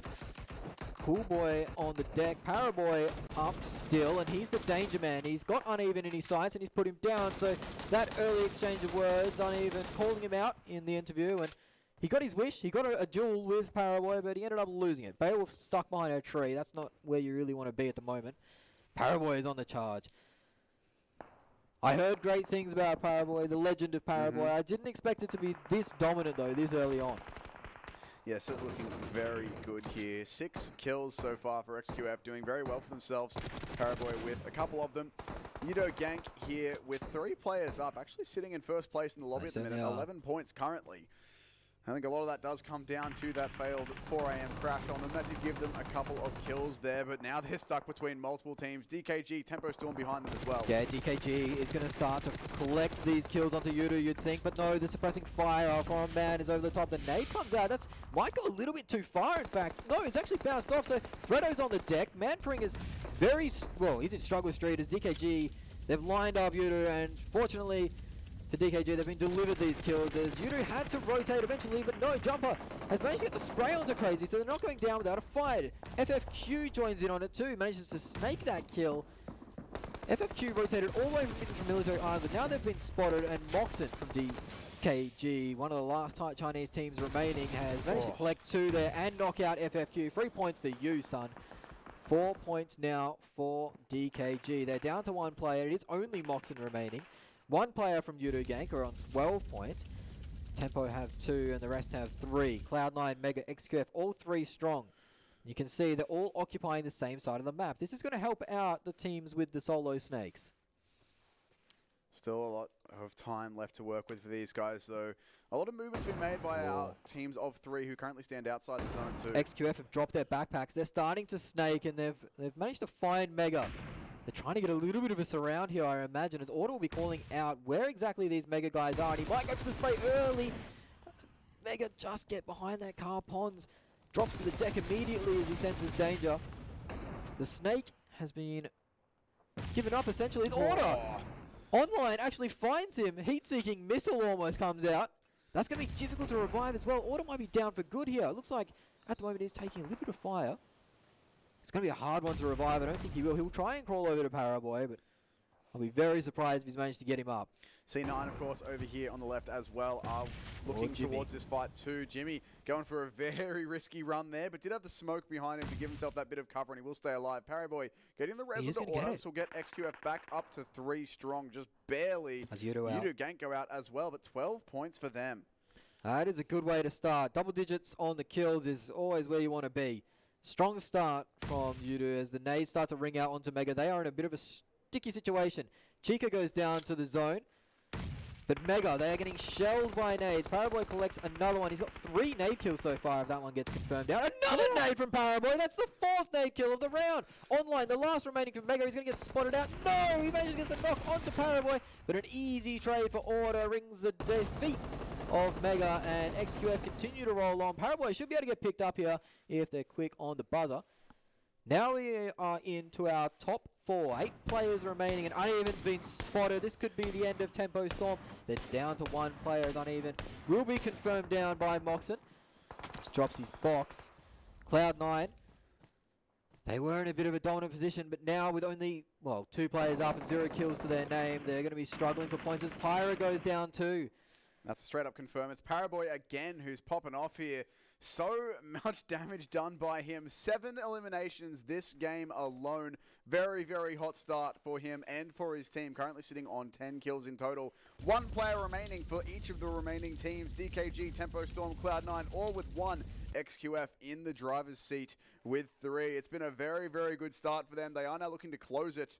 And we are down to this final shrink as well. No more safe spots. Eventually the zone is going to start to move, and it will not stop moving until we have our winner. At the moment, XQF sitting in a pretty damn good spot. Moxon's been taken out, so now we have 3. It is 2 NA teams versus the Chinese hope of XQF. Beowulf's been spotted and taken out now, so it is just Nico from Tempo Storm alive versus the might of XQF, and Jimmy, Paraboy, and Auto. They're gonna feel confident going into this versus the solo snake. Nico not even on full HP. Should be an easy cleanup and an easy victory for the side of XQF. They are going to take it quite slowly, meticulously clear out every angle, work their way forward with the snakes. You can see the crowd popping off in the picture-in-picture. They are very happy to start the tournament in this fashion. Very happy indeed. It's just 1 from Tempo Storm who stands between them and victory. It's Nico here, hiding in a bush, doing his best. Paraboy behind the bush, using his third-person camera angle to try and spot out this last remaining player. His 2 teammates snaking, looking to spot him out, and they've found him as well. Nico, there's nothing he can do. It's XQF. One of the hometown teams will stand up with game number 1 for themselves. 12 kills, I believe. 13 actually with that last one. Yeah, 13 kills plus the 16 placements. That will bring them 29, and that's a fantastic way to start off the tournament for them. They're going into this pretty hot favourites, or one of the hot favourites. Them at 4 AM were the big ones that we've been hearing about all week. And they did not disappoint. Paraboy, though, what a stunning start. 7 kills from him. That's going to be hard to catch. I reckon he might be in the running for one of the top fraggers. Didn't quite see some of the other star players stand up. Mortal, Scout, Sixless, they all didn't get involved, but plenty of time for them to pick it up. Exactly that, and it's XQF, the hometown boys, who do grab themselves the match number 1 victory. And, I mean, 7 kills in 1 game is a lot. That might, I mean, of course, we've still got a bunch more games to play, but that's a pretty tough record to beat in terms of single-game elims for any one player in this tournament. Let's see if anyone can equal that, but regardless, a very, very good game out of XQF. They didn't even look like they were in too much trouble at any point in that. They had 3 alive pretty much the whole way through after losing their first player and looked very comfortable indeed. Yeah, they did. They looked very comfortable, very in control of their situation. There was a moment where there was a 3v3v3 on that southwest coast, really, of the last, or one of the last remaining circles, and that could have been where things come undone. But they really bided their time, played patient, got the information, and then from there pushed in. That fight versus Mega was clinical.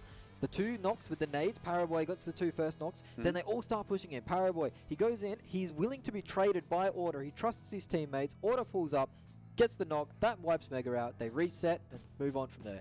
Clinical. Yeah, it looked very, very good for them indeed, and that's the sort of thing that we wanted to see coming into this. I mean, the Chinese teams for us, it's not something that we've seen so much of course.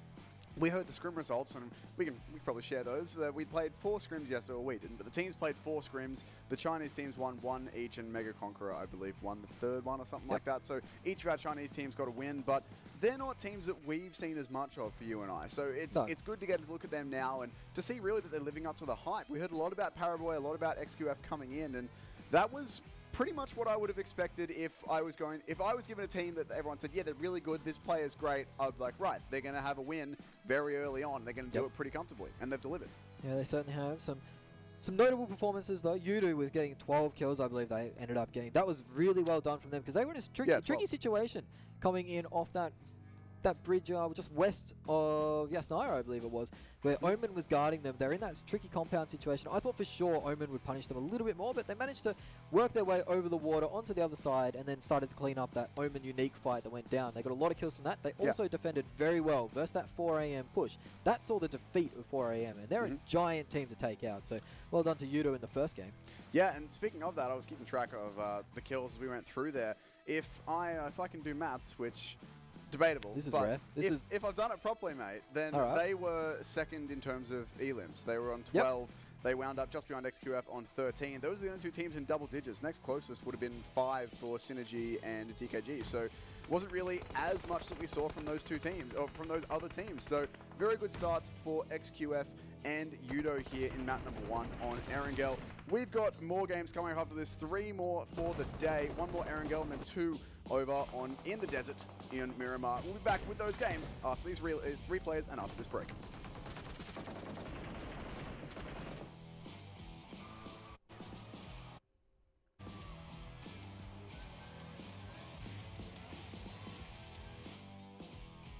Never mind. Okay. Yeah, it was fantastic to see the replays there. You saw that fight that I was talking about between XQF and Mega, how they cleared that out perfectly with the nade usage, and then Paraboy giving up his own life really to get the information for his teammates to trade. So that was very well done. That's what you want to be seeing from these teams. And this is what the international teams can learn from in this situation, learning from these Chinese teams that it's fair to say they might be a step above at the moment, but there is a long way to play in this tournament. I believe that these international teams can adapt and start to put up some good results. We did see 2 NA teams in the top 3 there. We did. So at least in terms of the placings, when the points do come out, it's not going to stay that way. Like C9, they managed a 3rd place, which is 10 placement points, but they didn't get a single frag behind that. So only the 10 points for them, that's going to put them behind the likes of Tempo Storm, DKG, Judo as well will also be up there. So, I mean, they made it that far. At least they did get themselves some placement points, but you do need some elimination points as well. And it's not so much of an issue if you're coming 3rd, but the eliminations really matter the further down the board that you are. If like we only had 1 team who got no points at all that game, and that was Team K. So our other bottom 2 teams, Omen and Unique, both managed at least 1 kill before they went down, so 1 point for them. But that's a far cry off the nearly 30 that XQF even gathered from that game. Well, I really put the mocker on Team Queso, didn't I? I called them out at the start of the day, being one of those teams that always performs when they get to these international events and always seem to do very well for themselves, but they've started slow. It's okay. If you have 1 bad game, I can forgive you for that. Because everyone has bad days, everyone has bad games. But if you have 2 or 3, that's when you start to struggle in this 8-game format. 1, okay. 2, a bit hairy. And then 3, well, you're done. Yeah, pretty much any more than... I mean, look, it's hard to predict because we don't know exactly how many points our team's going to end up on at the end of everything, but let's say any more than 2 sub-10-point games, you're really struggling. Well, this was the points, and this is how they went out. Team Soul, Unique, Omen, all only finding 1 point to their names. Orange and Fnatic find 2, and that's going to put them above the other teams. FFQ, that long rotate all the way in from Military Island, has managed to get them 6 points. They go with 4 AM, and these are the big boys, though. These are the top 5. It is XQF, Yudu Gang, Tempo Storm, DKG, and Cloud9. So 16 points for Yudu Gang. They managed to climb themselves up to 2nd place there. You see the importance of those kills, Tim. Cloud9, 10 placement points, 0 kill points. You find yourself in 5th. Yeah, and like Judo, they went out in 6th place. You only get 4 elimination points, 4 placement points for that, sorry, I should say, is the placement points do drop off really, really quickly, but getting so many kills, they push themselves up. Of course, we have to talk about Paraboy again. XQF, he went very hard indeed. 8 eliminations, 1,300 damage, 14 knocks. 14 knocks is an absurd number from 1 man. So Paraboy has started off very hot. 20% crit accuracy as well. I'd be happy with 20% accuracy in general, let alone hitting heads. I'd like to land 1 in 5 shots. And he's like, yeah, 1 in 5 are headshots. It's easy. Yeah, I'd take those stats.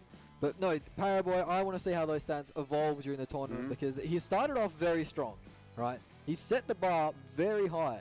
Can he keep it up for the rest of the tournament? Because that is absurd. 14 knocks from 1 man. Yeah, that's crazy stuff. Really big number to push in game number 1. And the other thing that'll be interesting is if we can have any of our other players step up and like equal that and meet that. Is we do have a lot of other big individual fraggers in this tournament from our various other teams who, you know, if we picked any team from any region, we could probably say, yeah, we've seen this guy pop off, we've seen this guy pop off. But that's a really big stat line to meet. So that's going to be very difficult for all of our teams to catch up with, I think. XQF have started off very hot indeed, but that is going to be it for game number 1 as far as I'm aware. We do have 3 more for the day, but I believe from here we go to an interview. So we will go and do that.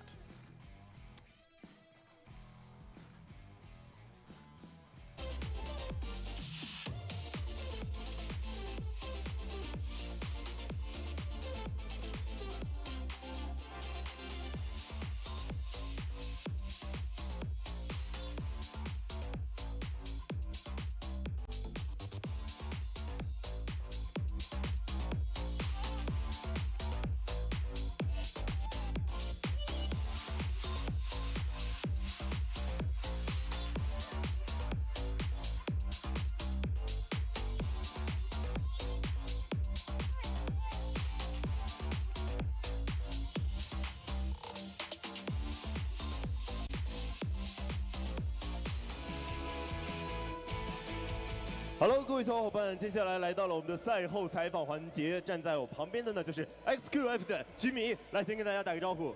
Hello， 大家好，我是 SQF 的居米。拿下了我们 PEC 的开门红，拿下了首场蛋糕，此时此刻心情如何呢？很开心，很激动。很开心，很激动，对吧？在比赛之前有没有想过自己在第一局就可以打得这么的顺利？没想过我们就是第一局能发挥的这么好，希望我们可以继续保持下去。但是可以继续的保持下去，对吧？哎，那么与此同时啊，还有就是因为第一个淘汰也是我们 XQF 拿下来的嘛，当时我们全场发出了一阵又一阵的声浪，我不知道 XQF 在我们的对战席里面有没有感受到呢？就是第一次感受到像演唱会一样的感觉。第一次感受是吧？好，来，我们现场的各位观众朋友们，现在我们让我们的居米第二次也来感受一下，好不好？我们的 XQF 是不是顶尖？好。好，再次非常感谢各位啊，然后同时呢也非常感谢我们的居米，同时也让我们预祝 XQF 在之后的比赛中呀，同样可以取得一个非常优秀的成绩。毕竟在今天，我们居米的父母也来到了我们的现场，与此同时还有我们现场这么多的粉丝朋友们，所以说就让我们在这里预祝 XQF 在之后的比赛中可以发挥的比较平稳，与此同时取得一个非常优秀的成绩。好，我们赛后采访在这里就告一段落了，接下来我们稍事休息，精彩比赛马上回来。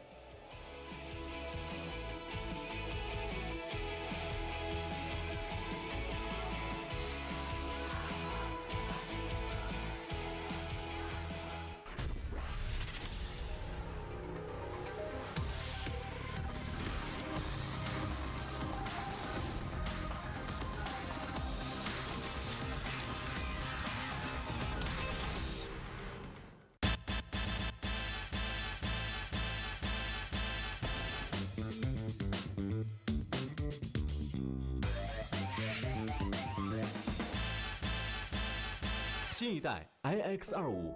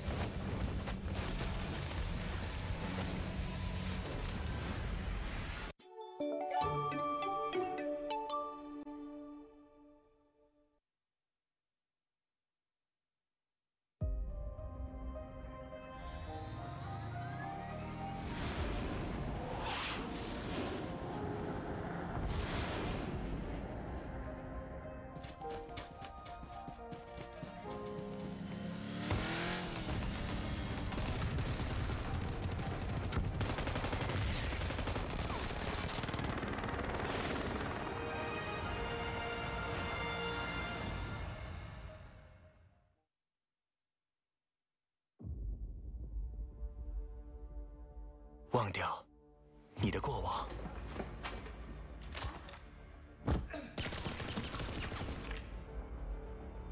忘掉昨日的荣光，忘掉情绪，忘掉呼吸，忘掉曾经的伤痛。你要记住，倒下不是结束。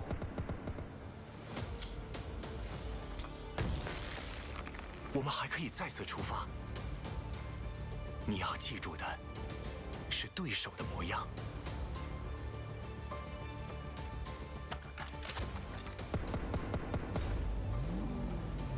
你要记住的是山川。你要记住的是海洋。即使烟雾弥漫，记住了弹道的方向。战胜他们，再忘掉他们，带上你的盔甲，拉低你的身姿，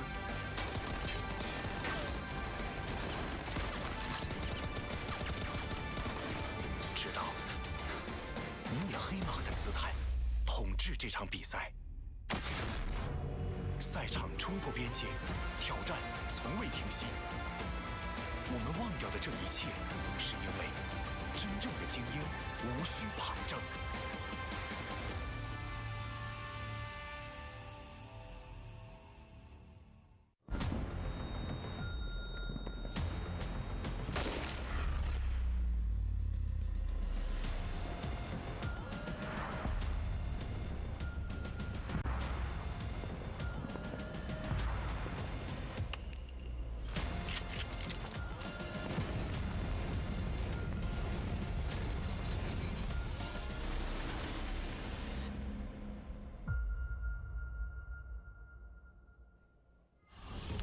Game 1 on the books here at PEC 2019. My name is Brainstorm. I'm still joined by Smash, and we just saw XQF storm to a pretty comfortable victory there on Erangel on the first map. What was it, 16, 15, 13 kills? 13 kills, yeah. Trying to remember how many points they got. 13 kills in total, 16 placement points for 29 in map number 1. They looked pretty good doing it too. Yeah, looked comfortable. Having 3 up at the end, that means you did it pretty comfortably, and the way they traded was perfectly, the way they moved around the map was just clinical, so really happy if you're XQF right now. If you're an XQF fan, you're really happy, and there were a few in the arena. These guys on your screen now, though, they were the big performers, I reckon. They racked up 12 kills on their way through, picking up 2nd place overall after Cloud9 Tempo. They went out late in the game, but with very little kills, and we saw, well, at the start of the day, the kill breakdown. You get a point for each kill. And that's so important moving forward because you only get 16 for that big, well, that big win, really. Yeah, and the placement points do drop off very, very quickly below that. In other formats, in other tournaments, we've seen everyone in like the top 5 will get double-digit placement points. Yep. In this tournament, it's only the top 3. 16 points for a win, 12 points for second, 10 points for third. From then it's 8, then 6, then it drops down very low into the single digits very quickly. So if you're a team who's not looking at being able to push through and get the wins or at least the top 3 consistently, you need to be doing what Yudo just did. They went out in 6th place. That's only 4 placement points. But with 12 kills, they pushed themselves up into 2nd overall. So that's the sort of performances that we're going to need from these teams. Cloud9 here on your screen, no kills for them, but they went out in 3rd place. They do grab themselves 10 points. You can see Uneven laying down the law to his teammates there, explaining the intricacies of a fan, I believe it was, that he was playing around with there. Orange on your screen now. Didn't have the best result in game 1. They had an okay showing. Well, 2 points I wouldn't total. say 2 points. Yeah. That's one of the games that you want to forget for them. You can't have too many of those games going in an 8-game tournament. But new game, fresh start. Could be anything coming up. Yeah, it is going to be the same map. So hopefully they can fix their rotations and get a more kind circle for them. I mean, those guys, statistically on this map, average around 6.6 in 7th place and just under 4 kills. So if you can manage that, that's 8 points in this format. So that's not a bad little bump to your stats. DKG here didn't have the best of times either. They didn't do too badly. 13 points in total, 8 for placement, 5 for eliminations. I think that's the average you want around. Yeah, you probably want to be 13. around there. Like the 10 to 15 mark, I would say, is like 15 good, like good to better. 10 is like, if you can maintain 10 across everything, you're looking at 80 points by the end of things. That's, I mean, it's not going to get you to a win, 8, but it's going to put you in the top half. Yeah, I think it will definitely be that top half as we see some silly buggers going on. Some slapping. Not too much more of that, please, fellas. You've got a lot of games to play this season. XQF, Paraboy and Cool Boy duking it out.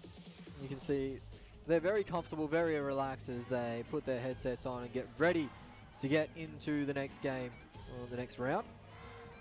All eyes on them, really. They are the team to beat, the players to catch, as they've set themselves up pretty nicely early on in the day. You can hear the fans, the audience cheering for them in the arena as well. It's no surprise to anyone that the hometown heroes, the 3 Chinese teams, will be very popular here. And XQF, I mean, we saw a bunch of those light-up signs in the audience that people have got with XQF's name on them. Paraboy, in particular, got himself a bunch of shout-outs. So not at all surprising to see that they are popular here, as we are, I believe, getting ready for game number 2 of 8. We're already nearly 25% of the way through this tournament. We are. That's crazy to think about. 25%, almost 25% after this game. It's going to be a short one, but it's going to be a big one, really, as there is a lot of money up for grabs and a lot of prestige being the first PEC. And a lot of these teams want to claim a top 3 position, claim some bragging rights for their region as well. Now, something that we haven't touched on yet, and it's not exactly game related, but I want to anyway. That stage is so sick. That stage is phenomenal.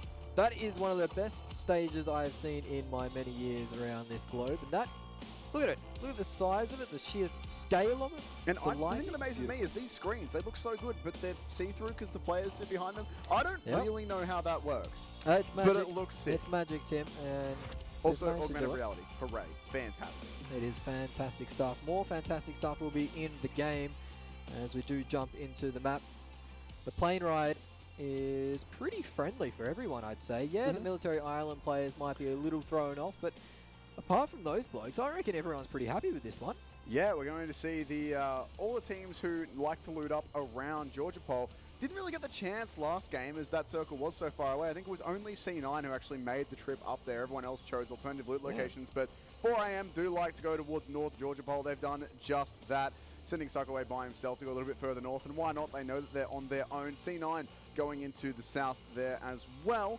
As where are Omen? They normally like to loot there too, but it doesn't look like they are going for that route. Already we've seen a change up from a team. We've seen with 4AM they had to choose the quarry last time. They were kept to the quarry location because of the way the plane path worked out. But this time they've had their pick of their loot spot really, and North Georgia Pole and Zaki. It looks like that's the spread they're going to choose. They're going to be greedy with this loot. They know that no team wants to challenge them early on, so they are going to take as much loot as they can get their grubby little hands on. XQF spread out in vehicles now, trying to get their looting going on. This looks like they'll be around the Gatka area. Jimmy pulling up on the block, getting his work done pretty early. Cool Boy has found himself alone in this little village, this little compound. Georgia Pole crates by Unique. They're very popular. It's actually a fantastic loot location. There's so much loot at these Georgia Pole crates. If you're a squad that can manage to find this by yourselves, you can walk out with some level 3 silly vests, level 3 silly hats, and be very happy with yourself. And a lot of cover as well amongst those crates if the pressure does come. Whoa, that's a zone. Incredibly far east. That's going to be a lot of movement for our teams up in Georgia Pole to do.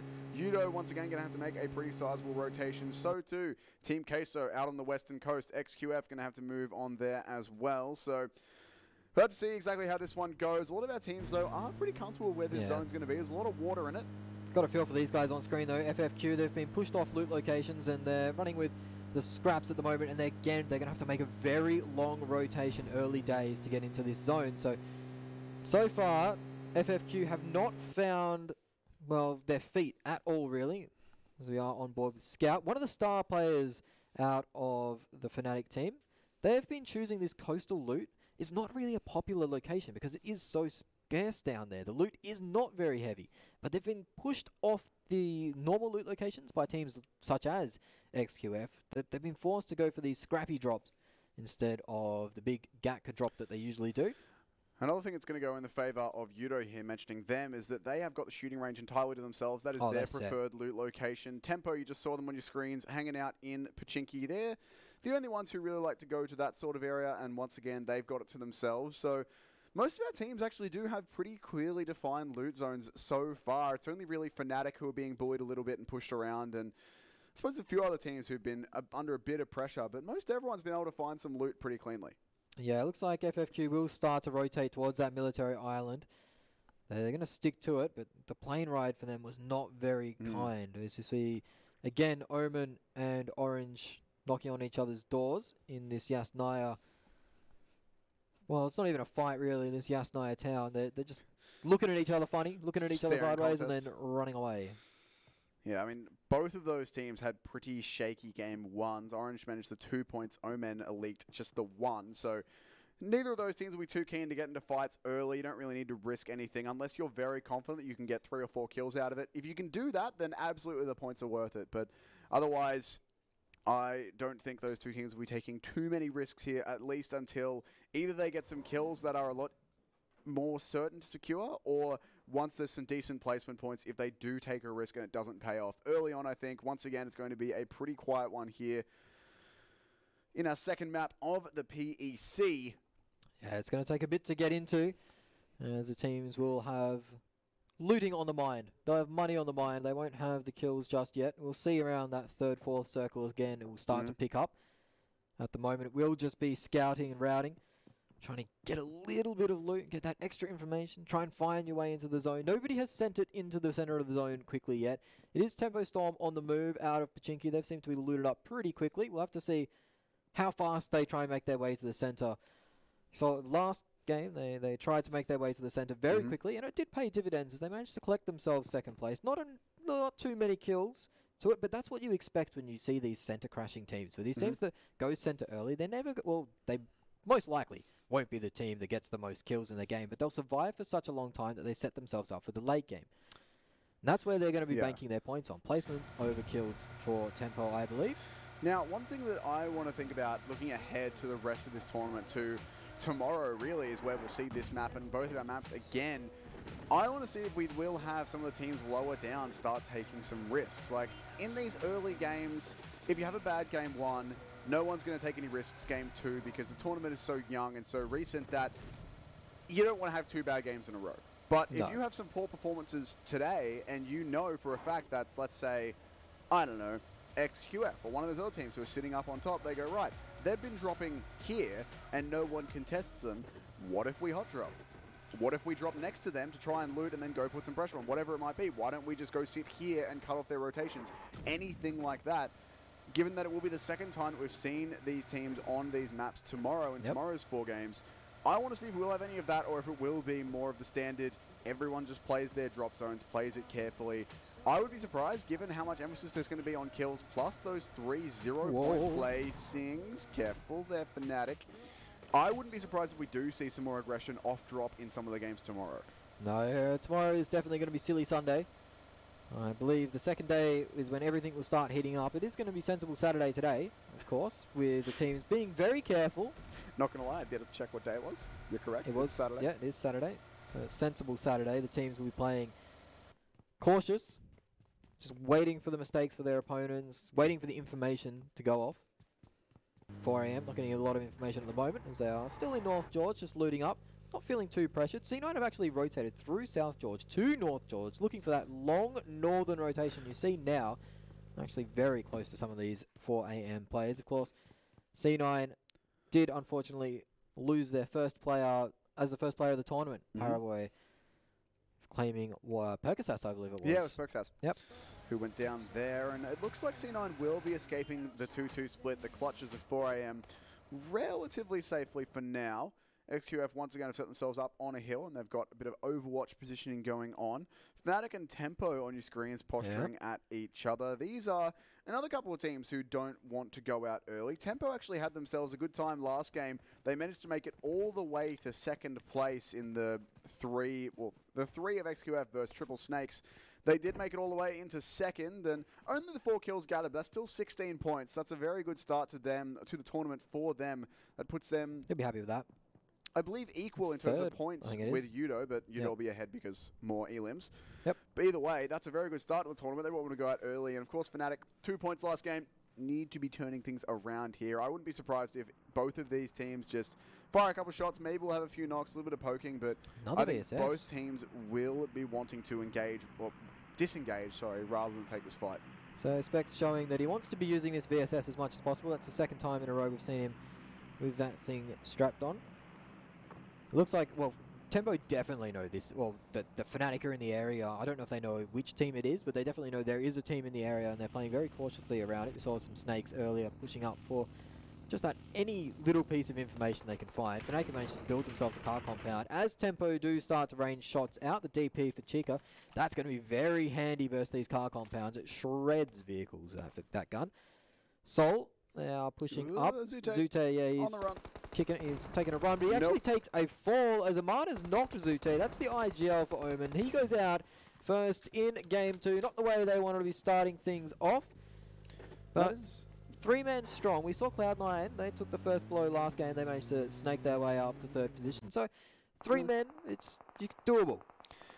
That's the second time in a row for Tempo that we've seen for Omen, that we've seen Zute be taken out first, isolated from his teammates. Last game we saw it got a little bit too aggressive, a little bit too sneaky up a hill and was isolated. That time he just couldn't quite join up with his teammates on the rotation out quickly enough, and the result is the same both times. He is punished for it, does go down, but still 3 players remaining for them, and as you said, we saw multiple teams who took losses early on, making it deep into the game. So we'll see if that's going to be the case for Omen Elite here. They didn't only get the 1 point on our first match of the PEC, so they'll be wanting to do much, much better this time around. As, I mean, I don't think we're going to have a 13-kill win every single game. Like, I don't think we're always going to have a team in the high 20s, low 30s sort of area, but I wouldn't be surprised if all of our wins are mid-20s in terms of points. So if you're having 1-point games, it's going to put you pretty well in the dust behind the leaders pretty quickly there as well. Certainly will, as Sol are getting spotted in their rotation. Schreider's not going to take shots though. He's cleverer than that. He knows he's outnumbered and outgunned. He's just going to get in the Dacia and move away quick smart. Not a bad choice from you, big fella. Viper will try and get the angle on him to spray him out. He might hope for some tires, but hitting a shot from that distance, you'd want to buy a lotto ticket if you did. The crate's been spotted, hasn't been looted, so maybe Sol will decide to wander over there and see if they can pick themselves up some fresh level 3s. They are awfully important, level 3s. They do negate a lot of the damage, and can't get headshot, well, one-shot headshot if you do have that helmet. Not even AWM will take you out there. Omen, they have built the this is where Team Queso were playing last game, actually. They've managed to claim themselves this divot. Little ditch, divot, whatever you want to call it. Or speaking of Team Queso, they ended up on 0 points last game, and they're in a bit of strife now as Nico claims Marco. But Paraboy's actually stolen it from downtown, what? so... Where? I don't know. How far away he is? What is that man doing? Paraboy, that's dirty. You're not allowed to do that. Nico earned that one, mate. Nico's just sitting there like, yeah, you know what? I would be annoyed, but I'm also not peeking you. Yeah. After last game, no way. Well, that's good information for Tempo. Now they know where XQF is, and they actually are peeking them, checking themselves. They're angry that kill has been stolen. But if I was Tempo, I'd be like, all right, that distance, that location, that side of the map, I'm not going anywhere near that. Stay away from windows if you are looking. I believe that's what 240 is east, I believe. So. Order now peeking out. Rain doesn't quite time the shot to perfection, but he did get the information. The other thing is, for Tempo, I mean, they got themselves some decent points last game, so if they can pick up a few kills into XQF, that's going to be very good indeed. C9 here giving up on the temporary car compound, getting in their vehicles, and on the move once again as Circle shifted northern away from the water. It's a hard shift too. Look at that. That is very difficult for some of these teams on the southern side. Mega, DKG, all in strife as they rotate in. FFQ, again, we find them with a long rotation. A very long rotation indeed. Team Queso have, looks like they've found themselves in a bit of a 2-2 split. Omen in their self-made compound are going to have to move. Well, they don't actually have to move. They are inside the zone, but it looks like they want to move. As there are a lot of angles available at the moment. And you see Sixless now getting shot at by Yasha. With that M24, that is a gun you do not want to be taking a shot from. He's lucky to avoid that one there. Sixels did cop a couple of snipes last game. He hit one of his own as well, but certainly copped some long-range damage, so we're looking to avoid that. 4am here with some shots into Fnatic, who will all be actually choosing to stop, bail out of their cars and take some cover rather than trying to push that rotation on. Going to stop and spec it out for a second, see if they can figure out exactly where the danger is before moving on again. And unless Despano is really getting a lot of information here too. And 4am were very aggressive last game, and if he can time these nades, he could with these nades. Oasis not on full health, and that nade looks good. It is going to claim Ronak. Oasis now under a lot of pressure too, dropping very, very low. That second nade has claimed Oasis, so now there are 2 members of Fnatic on the deck. And it looks like there's not going to be enough time to pick them back up. Scout poking Spano, and he does get the trade. Spano is very far forward, though, so maybe 4am decide to give him up, but he has been good for 2. That is a very, very gutsy peak for a Scout there, but it works. And yeah, here comes the rest of 4am. Fnatic already down 2 players. 4am keeping this pressure up as well. Look at the res off here with the cover between the 2 vehicles. And Fnatic in a very difficult position now. They don't want to go out early. They had a very rough time last game with only 2 points gathered. They've already lost 2 players here as 4am going to go park up in the lounge room. Put a lot of tire tracks on the carpet, but keeps them some safe. So that will do. And It's not looking too great for Fnatic here. At least they will have some time. 4AM won't need to push that fight too aggressively, but surviving in the late game with just 2 players is going to be difficult. Either way, XQF on your screens here, the winners of game number 1, and the team that houses the, I suppose, tournament MVP, given that we've only had 1 game so far, and he was the MVP of it. Paraboy, 8 elims, something like 1,300, 1,400 damage over the game, and 14 knocks, if I recall those stats correctly. Very, very strong start to the PEC for him. Yeah, I take my hat off him. I don't know if we'll see that this game. We can only hope. It'll be very exciting if we do. Omen, FFQ, Unique. We saw these teams, well, Unique and Omen face off last round. And Unique won the battle, but did not win the war as they were taken out pretty quickly by Yudu after. So these teams once again getting in each other's way. Sixless would have got the information there as he did tag up one of the Unique players.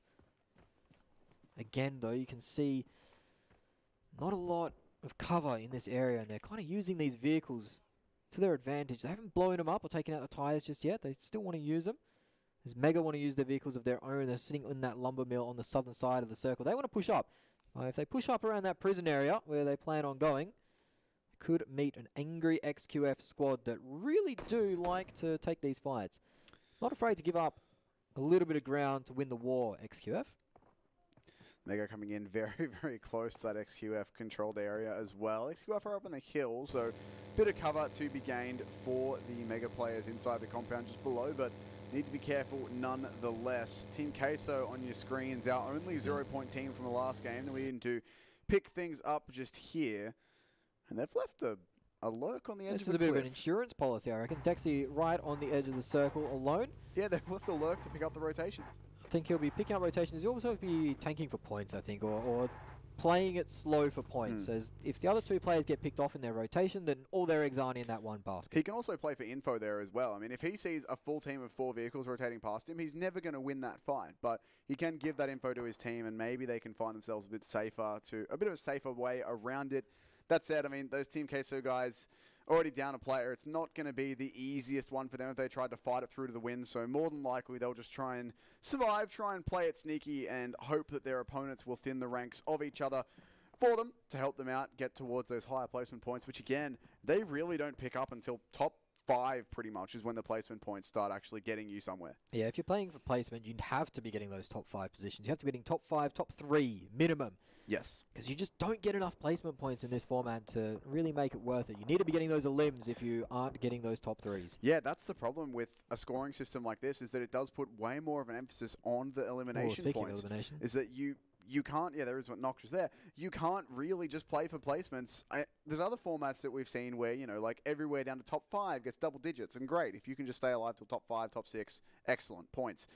In this setting, you need to be in top 3 to get decent placement points, assuming that you're a solo player or maybe a team of 2 who aren't going to get many kills. So a much heavier emphasis on eliminations here. And that's something that we saw in the scrims as well. Obviously, they weren't something that was broadcast, but we had a cheeky look. And apparently, there were some teams who were just choosing to take some of the scrims to go for just a straight-up battle strategy, just charging around fighting people rather than playing for placement. And we haven't seen that yet, but teams were testing it out. So we'll see if it comes up. Yeah, Omen thanking their lucky stars with this circle shift. It has shifted hard to the west, but they don't have to move as we see Unique getting pushed up on by. Unique and XQF. Yeah, XQF. Big battle. Order. He is pushed up alone. He was part of a 2-2 split. They're both cooking the nades. I believe Kitsune cooked it first, but he's off the mark. Paraboy has managed to find Rogue on the outside already, so this is one man down, and Kitsune now knows this is XQF and is on the run immediately. He has managed to time his run to perfection, though. Gets away on half HP. Order doesn't look like he knows that running is there just yet. He does have to check. Looks like Kitsune's managed to escape. Got away safely. Would be the way I'd put it. He's managed to find himself a vehicle too, so he's regrouping up. But Omen are thanking the lucky stars because they're not in a position to rotate away easily. They have a lot of eyes on them. They're rotating in open space with cars. So the fact that they don't have to move is a blessing for them. Synergy E, Mega, and Soul all occupying the same area at the moment. Mortal smoked up, down on the deck. He is in a right pickle. It looks like the third-party action's helping him out at the moment, and he's managed to avoid danger as he is just sitting in that smoke. They're looking for him, though. They know something's up. Mortal getting sprayed down, taken down by online. That is one of the stars out of the South Asian region going out pretty early in game number 2. The rest of Seoul are here and putting some good damage into these Mega Conqueror players, but the cover is brutal coming back from Mega Conqueror there, helping out with the crate weapon they're able to grab there, and I believe that's just the one player remaining for them now. If that knock is confirmed here, it's just Viper who is up for Team Seoul at the moment, I believe. Still got Regaltos. Yeah, still got Regaltos with him. That 2-2 split from Seoul not paying out. As 4AM and Yudu continue their battle. They fought well last game, but 4AM did lose that battle pretty convincingly. Well, it's a nice headshot from Viper from downtown too. So Seoul avenging Mortal's death with trades of their own. Amana's going to be difficult to pick up though. I don't think they're going to be able to go for that. I'd say impossible at this point, unless Mega just choose to bail right now and get away from this fight rather than just stay in cover, which is what they're doing. There's no way that anyone will be able to get out to Aman. And Viper, you can see his teammate. He really wants that one if he can find it. But yeah, this is Paraboy cleaning up that frag there as well. As if you could pick a player that you don't need to be giving kills to, it's Paraboy. It's Paraboy. He's got enough. He's got 2 already actually in this game alone, so he's well on his way. That puts him at 10 for the tournament in 1 and a little bit games. 4AM with an elimination from 300 meters away. Sock. Jeez. He knocks Regaltos out of that window, took him down to now Seoul Viper is the only player remaining for that team. And Seoul, they had a poor game 1 too, as Aman goes down, but the third party SGEs, that's Synergy. Another South Asian team claims revenge on Mega. Coolboy getting lit up as well, one by Yudu, so things are starting to heat up now, and it's only the third circle that's been brought in. So this is a little bit more action than we saw last game already. To give you a little bit of perspective on these Paraboy numbers, just to give you an idea of how insane they are, he's sitting at currently, I believe, 10 kills in the last really just game and a little bit. If he was a team, he would be in 3rd place on the kill leaderboard. He would have 10. Pretty handy. He'd be just behind XQF on 13 and Yudo on 12. No one else is in double digits. So actually, he's on XQF. What am I saying? So you take 10 kills out of XQF, they've got 3. So he'd be 2nd, essentially, if he was a team. Circle does shift, and it's a hard north one. Those squads that we've been seeing fighting in the south are going to have to move now. It is C9 with a decent position, as well as Fnatic's last 2 players. DKG are in the middle as well. FFQ found the backside of Unique.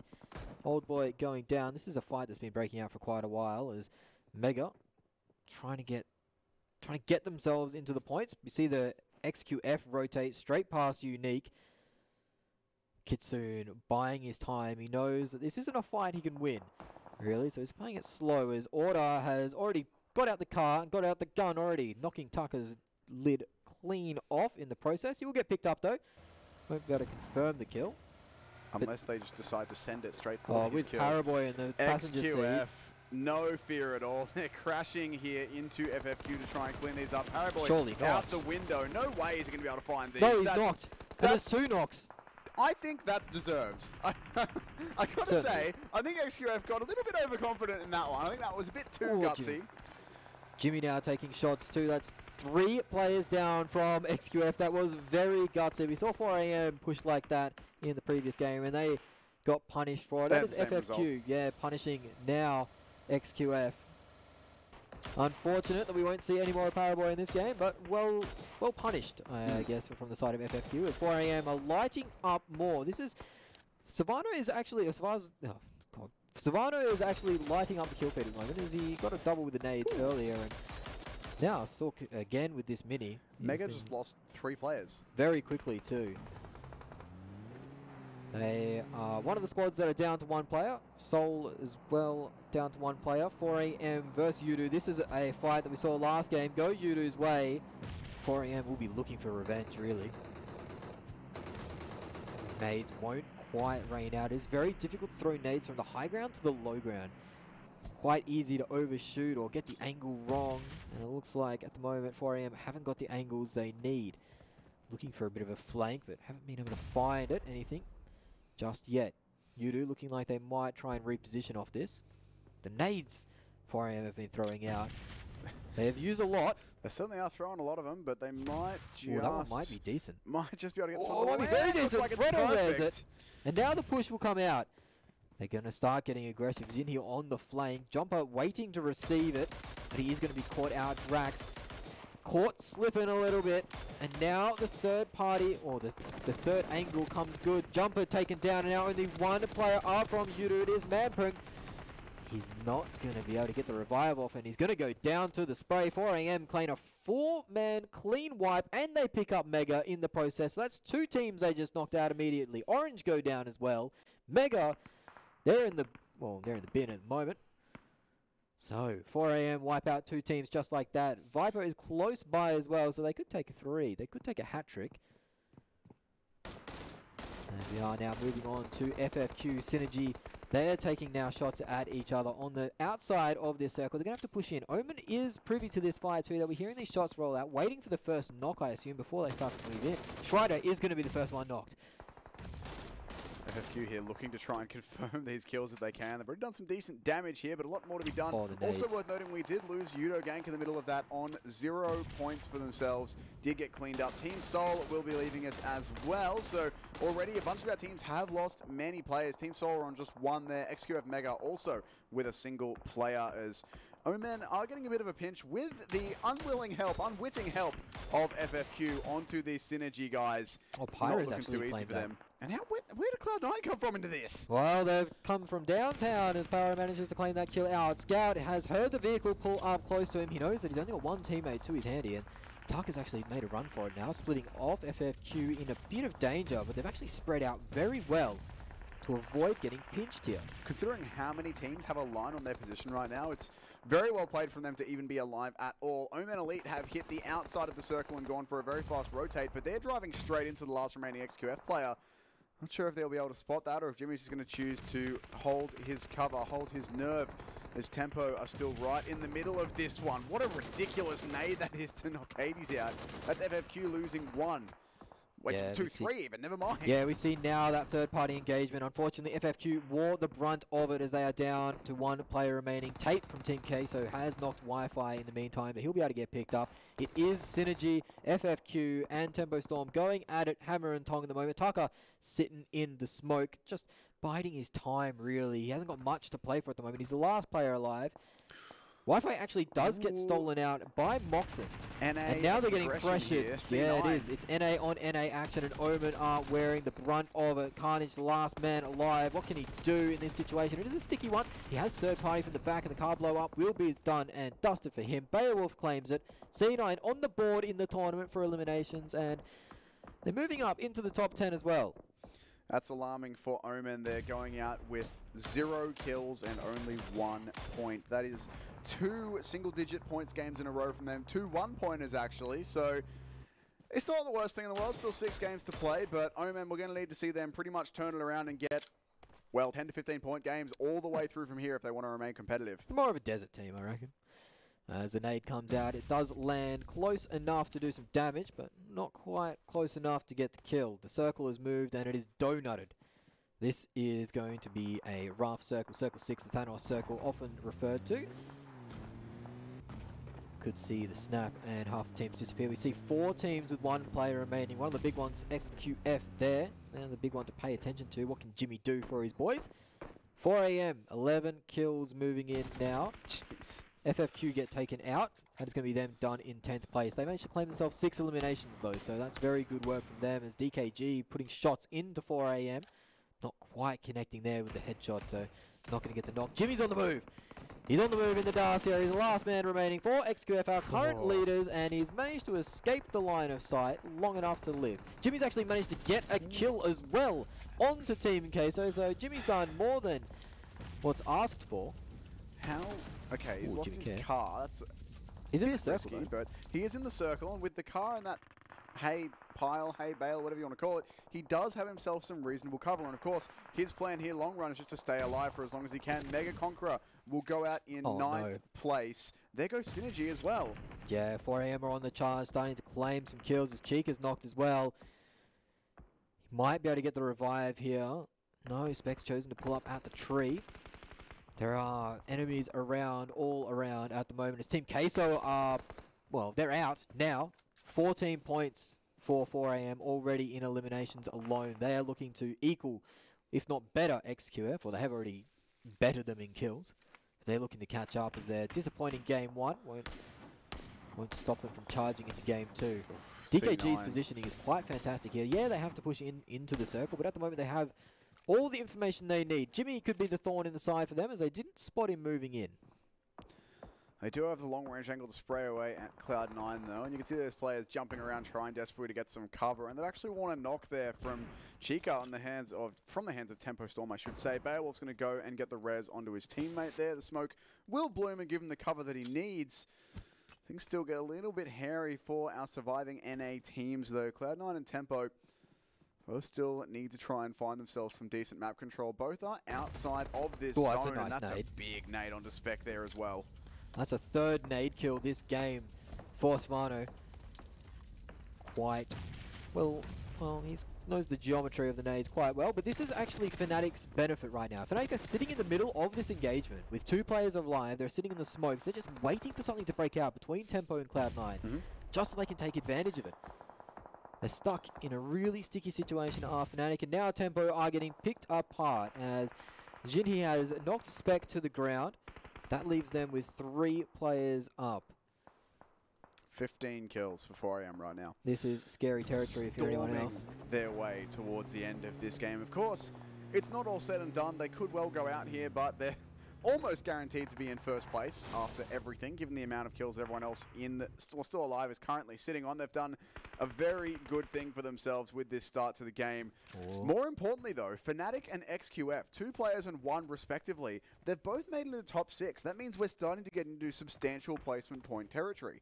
So the longer these 2 teams can survive, the more worth it is. Like XQF, they've only got 2 kills. Fnatic, they're yet to get even 1 in game number 2 here, but they are getting towards the time where they will be getting some decent placement points here. 4, 6, 8, 10, 12, 16 for the last positions, the last 6 that are left. The longer they can stay alive, the more points they'll redeem for themselves. And Jimmy's managed to find his way into a bush as well, pushing again into the circle unnoticed, so that could be a thorn in the side of DKG as they start to rain out against 4am. We can see Fnatic did choose to pop their heads up. Ash does wear a knock for it. He did manage to claim 1 knock as well, so not the worst trade-off result. Looks like the smokes are coming out to try and help his teammate escape some fire. Beowulf is on the deck as we see DKG starting to get knocked out. Jimmy will know this, and he'll have to wait his time out. I reckon 1 more knock and Jimmy might pop up. And to see if he does choose to fight or just play and stay down, try and get the better placement points. But of course, kills, as we've already discussed, are worth more than the placement points relative to it. Nico sneaking into this last player from Fnatic. Surely that's what he can find. Up. Knows he's there, but can't quite find this final frag. There we go. It'll be a headshot as well as Fnatic. 0 kills, but they bow out in 6. That's 4 placement points. That's a lot more than they could have had. Yeah, it's still not optimal for them. I think he'd classify that as a bad game as well, as Rain starts to wear a knock. He's actually knocked and finished off. So Temper Storm down to 2 players now. They have 7 kills to their name, so they're still walking away with decent points. They're 1 player now, and they're finished off completely by 4am, who move up into 18 kill territory, or elimination territory now. 4am wearing some shots from Beowulf as he's managed to find himself on the deck. DKG answers onto Pyra with the nade. This is going to summon into action the DKG gang as they try and push forward now. 2 in a car. It's a 2-2 split. They are going to push onto the North American side of Cloud9. This could be very hairy very quickly. Crazy gets out early, drops to the deck. He's just going to throw some nades around, get some cover. You want to be careful about being in that car, though, as any lucky shots from C9 that connect with that car could blow it up and put a bit of a awkward end to their campaign here. Jimmy's worth noting as well, Jimmy, I was just about to say, yeah, he's still in this top 4. He's got so many points for his team here, and he really wants to get this nade in. He could get so many kills if that lands. It does! It does! Knocks out Crazy. Now they know roughly where he is, but DKG still have so many other players to worry about. They can't really afford to just turn and focus Jimmy right now. Yeah, Mad GG can't afford to pick up the revive. He has to be active here, watching out for Jimmy. Jimmy's really helping out Cloud9 here. They managed to pick up Beowulf. Now they're 4 strong. Jimmy's actually claimed Crazy. No DKG are getting picked apart. They're down to 1 player remaining. It's only Moxon strong at the moment. No way does Jimmy get top 3 with this play. Jimmy's done it, I reckon. I think he might have just done it. Unless Pyra finds him now. Jimmy might, but now Svano with 8 kills has found Beowulf in the grass. That will be his 9th. Perkasass is going to try and get the trade onto it. Spray just missing. And he's now aware of where Percasas lies. Will he try and break double digits? You probably back it from here. I mean, he's actually just beaten the record from last game that Paraboy set for kills by a single player in this tournament. Of course, we're only 2 games in, but good to see that we are having these players step up and perform on an individual level. XQF and DKG both with 1 left. Moxon's down. That will be the end of DKG going out in 4th place. Jimmy has somehow stayed Jimmy's alive answering all on the way, too. and he's spraying into Cloud9 as well. He finally is taken out, but all the way into 3rd place for XQF. That is a very big thing for them. It's 4am and Cloud9 are left to fight it You out. can see Cloud9 now wearing the knocks. They're down to their last player, and that will be it. And 4am will claim a 23 kill chicken, 23 kill win, I believe that is, for 4am. That is incredible numbers. 23 players. We go into the lobby with 60 players. Take away the 4 on their team, that's 56. They got almost half of the eliminations in the lobby. That's stupid. It's completely ridiculous from them. It's a very, very good game. And, I mean, I think we kind of provoked it by mentioning that, you know, that XQF had a really good game 1. And that maybe no one else will be beating those sorts of numbers. And then it's like, no, we're going to beat both your individual record and your kill record. You know, we're just going to beat everything. Why not? Let's go. It was incredible action out from 4am. It felt like they did not lose a single engagement on the way. Well, obviously they didn't lose a single, but they didn't lose any sort of ground as well. They just kept pushing together. The nade usage was perfect. When they did get knocked, they backed each other up pretty well. And they managed to flush out flankers and find themselves with a victory early in the tournament, which is what you really want to do. You want to set the tone with a big victory, get your points up, get that buffer going on, so you're a bit safe just in case you do falter. Yeah, exactly that. And I mean, it's what we're a little bit expecting to see. I mean, the scrim results yesterday, 3 out of 4 did go to our Chinese teams. The first 2 games have gone to 2 of our Chinese teams. So it's a little bit of what we were expecting. I mean, the Chinese teams, that, as far as I know, they are all playing this full-time. This is their job. They play this game for however many hours a day that you do as a professional gamer when this is your thing. So not surprising at all to see them performing at this level, but of course great for us to see, and the crowd are going to love it in the arena as well. You can hear the cheers every time any of those Chinese teams, particularly the 2 big fan favorites of XQF and 4am, do anything, anything good, and that is the way that it's been so far. So I wasn't expecting to see Paraboy's kill total broken that fast. No, I wasn't expecting that many eliminations from one team that fast. I mean, what, 26 we think? 23. 23? I believe, yeah. Jeez. That is that's a big number. 23 is it's a decent number, especially if you're talking about points. So 29 points is what XQF got in the first game in total. They nearly equaled that with just kills alone. Yeah. Jeez. So a good performance from our NA teams once again, with Cloud9 and Tempo Storm both securing themselves top 5 positions. Cloud9 got some kills on the way through too, so their points are going to start to look a bit better. Yudu didn't have the game 2 that they would have wanted, so but I feel confident going into this. I mean, the Chinese teams, of course, they're excelling, they're doing well, they're dominating. We expected to see them do very well. DKG found themselves in a good position late in that game, but unfortunately for them, they pushed up onto Cloud9 after wearing that first knock. Jimmy came through with the big nade, really scaring them off that push, and then all downhill from there with DKG. But fantastic work from 4am. They bide their time once more, and it is the patient team that gets the fruit, really. Yeah, that's the saying that people use. Well, I mean, no, it's fine. I know what you're going for. Other things to highlight from that one, Yudo were out in very last place with not a single kill, so a 0-pointer from them after a very hot game number 1, but they had such a good game 1 that it's not going to be the hugest deal for them to be down that low. I mean, getting the lowest amount of points possible being 0, but that's going to be the biggest concern. Other teams that we do need to see a bit more from, like Omen, who got themselves 1.2 games in a row. It's not the greatest of starts for them. It's certainly we'll be expecting to see better things from them, but 6 maps to go. We sort of said that 2 bad maps was like, it's not great, but, you know, it's fine. Like, it's recoverable. You can have 2 bad maps. Is the way we'll say it. It's recoverable, right? If you can have yourself a really big win, like, I mean, not 4am big. You're not going to have a 39-pointer every time. But if you can have yourself a big win and then some consistent placings throughout everything else, then you might just be okay. But, I mean, Unique also 1 point for 2 games in a row for them. they're one of the best European teams we've been seeing recently, so that's contrary to form. Orange also down quite low, so a few of our teams having similar performances in games 1 and 2, but it's the first few games of the tournament. They have had some practice games, but this is the first one in the arena with the lights, the crowd, everything happening. It's a lot to take in, so still a lot of time for our big teams who are down lower to work their way back up into winning ways here and keep this one competitive. But it's the Chinese teams who are so far the big winners. XQF grab themselves the win in game number 1. They somehow keep one player alive for about 1,000 years in game number 2 and snake their way to a 3rd place finish. Not sure if they'll stay there in terms of points, but they get 10 placement points out of it to go along with their 4 kills. 4AM, of course, 23, I believe. We'll have to have a look at the points here in just a second, but 23 eliminations is what we're thinking. Combine that with the 16 placement points for first, and you're looking at 39 points. I shouldn't have said, hey, we're not expecting 30 points every game, because clearly, why do I say anything if the team's just going to prove me wrong? But it's our Chinese teams who are the really big winners of this. DKG as well went out in 4th. Yeah, and you saw in the highlights package we had there, every single highlight was 4AM. And usually you'd be like, okay, well, where's the other teams? Why didn't you show any of them? Because 4AM had nearly 50% of every single kill.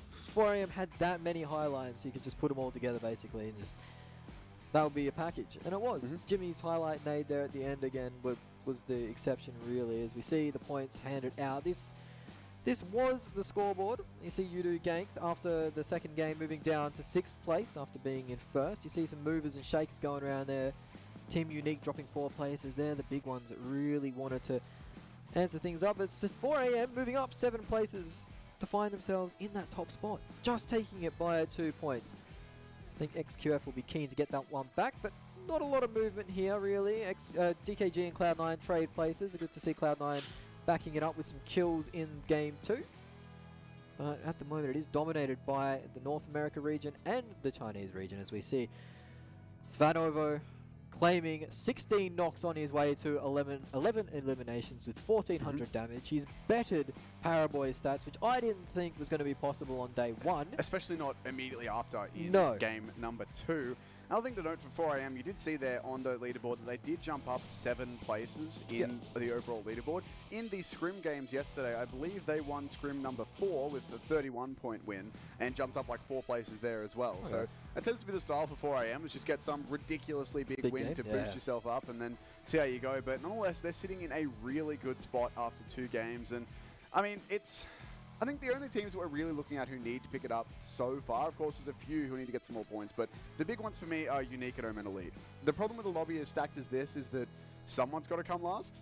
Someone does, right? Like that's, mathematically someone's got to do it, but it's not those 2 teams that I would expect to see like down there the whole time just sort of stuck there, right? But they've still got 6 games to pick it up, so we'll have to see exactly how they're going to go in terms of bringing it back into the later games. Still a lot more to go. 2 more maps for today, 4 more tomorrow. Either way, that is us done for our first 2 games. And with Erangel, the island is over. We move into the desert next. But before then, we have some replays, and then we have an interview. So we'll be back with games 3 and 4 for today, right after that.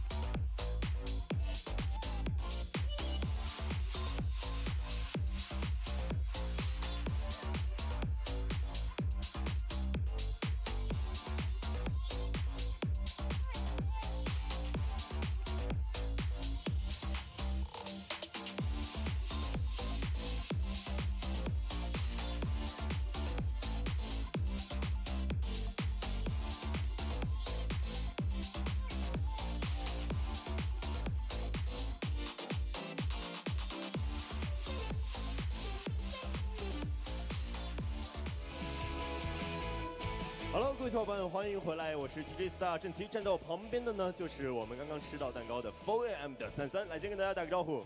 大家好，我是 4AM 的33。哇！不过我在这里也不得不说呀，在这一局 4AM 拿下了23个淘汰，你们这种如狼似虎的发挥，可以说是让场上的其他选手如坐针毡呐。拿下这局蛋糕，心情如何？挺开心的，因为第一把有点紧张没打好。哎，第一把有点紧张，挺开心的。所以说我们还是要说一下第一局。第一局在最后你们开出来的那个灵魂战车是什么意思？第一把稍微有点出师不利，然后稍微有一点轻敌，在后面的比赛我们会更加谨慎的。对，在后面的比赛还是要稳住一个自己的心态嘛，毕竟我们的冠军奖金还是非常的丰厚的。那么还有一个问题啊，就是我们会发现现在的 4AM 跟之前的打法其实有稍微那么一点点小小的不一样。现在的 4AM 的站位在前中期的时候站得特别的分散，为什么会做出这样的一个改变呢？我们研究了国外的战队，然后针对这一次的比赛进行了战术的调整，这样可能会更方便于我们进圈啊，然后收获淘汰分之类的。中西结合，取长补短，对吧？所以说呀，在这一局呢，我们也看到33，他个人拿下了11个淘汰，这个同时也打破了他个人的维持的一个记录，11个淘汰。此时此刻心情如何？与此同时，有什么话对于我们 4AM 的粉丝们说的呢？来，让我们看一下 4AM 的粉丝们在哪里。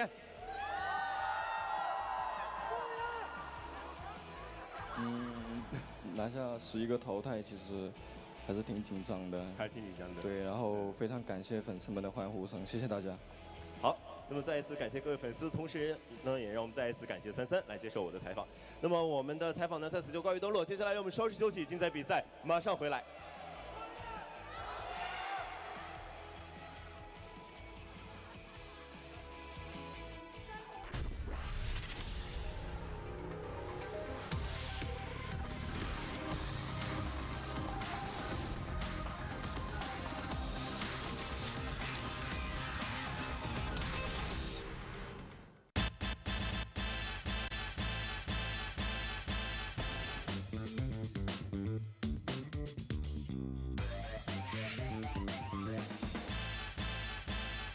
新一代 IX25。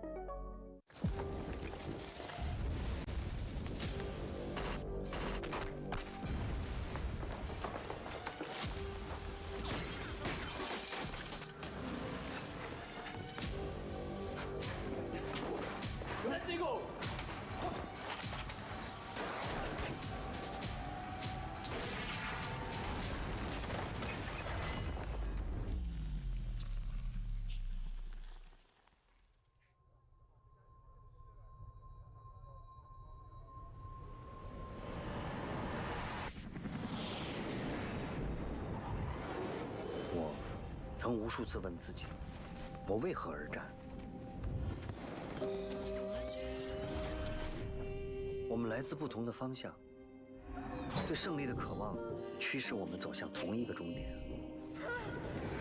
我们一起分享伤痛，为什么要一个人行动？我们是一个团队，也一起直面分歧。从来没有舒适圈，我们就一起与时间赛跑。一起跨过生命的沙漠、雪地、海岛和雨林，在每个地方留下我们的认真和可笑、骄傲和失落。生活是一场接一场的战斗。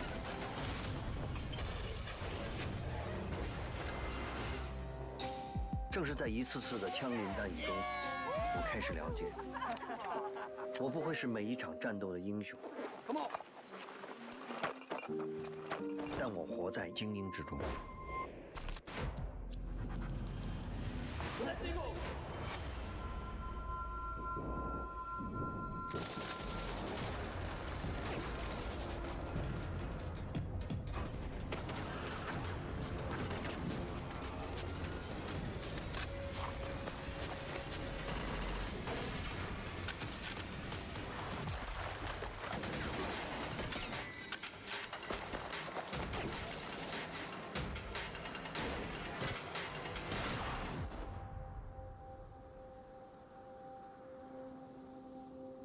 我为什么而战？不是为了成为英雄，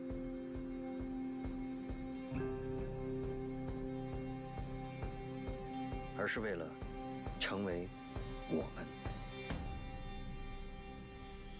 因为我们成就精英，我们都是和平精英。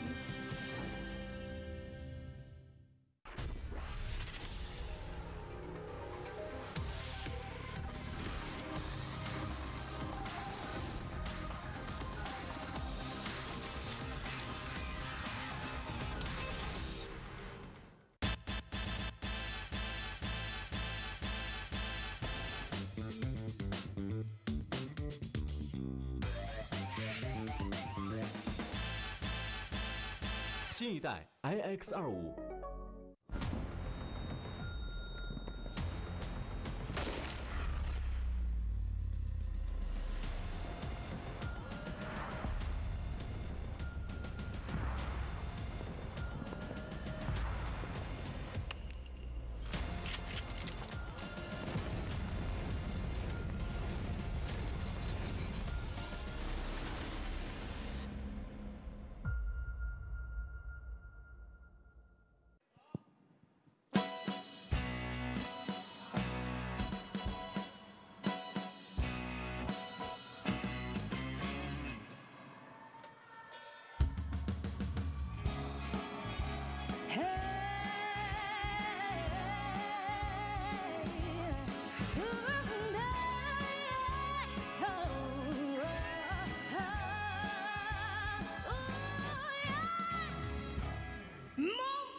天天抢着飞，热闹的世界可能给你机会，唱出未来，我自由发挥，心里藏着一个舞台，所以更美。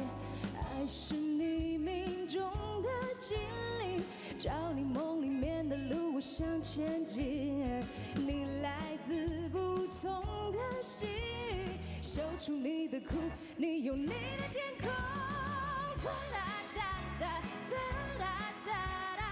可别怕冒险，胆子要大一点。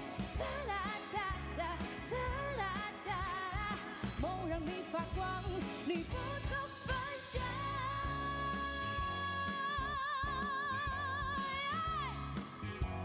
你们好吗？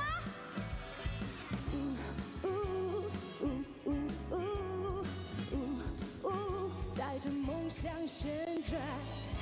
梦不来可以自己追，倒数几秒钟，我们一起排队，翻越未来，我自由发挥，心里藏着一个舞台，所以珍贵。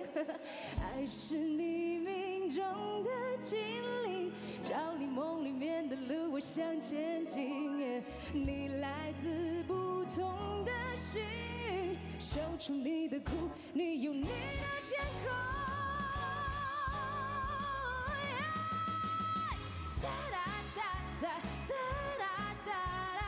可别怕冒险，胆子要大一点。哒啦哒哒哒啦哒啦，梦让你发光，你不走方向。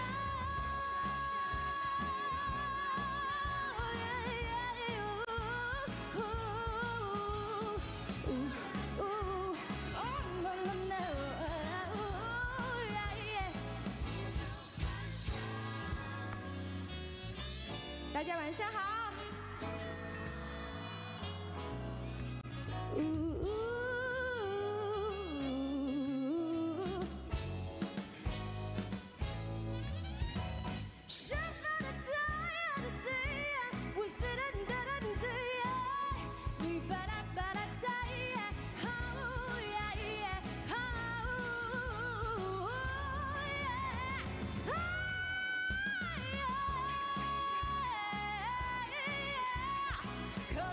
冒险，胆子要大一点。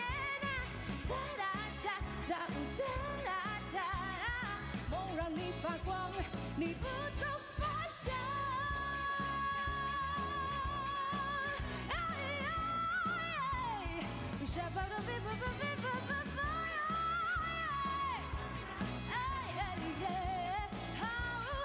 你不走方向。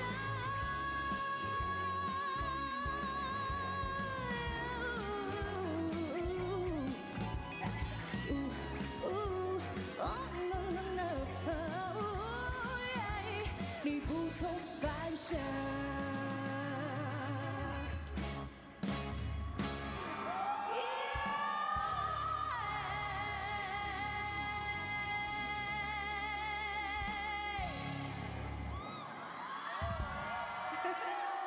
谢谢。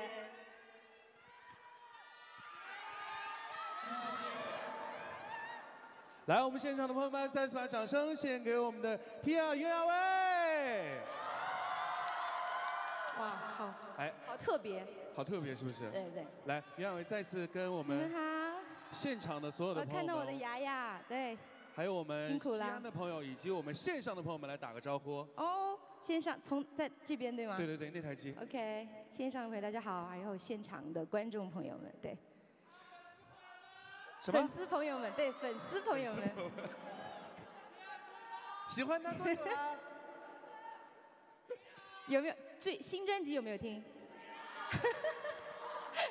互动起来了，哎，但是不一样哎，因为今天是一个电竞的一个舞台，所以我觉得很特别，因为刚才在后台听他们激烈这个比赛，然后大家好热闹，然后就是好厉害的感觉，好想就是去看他们比赛。对。你自己平时会打游戏吗？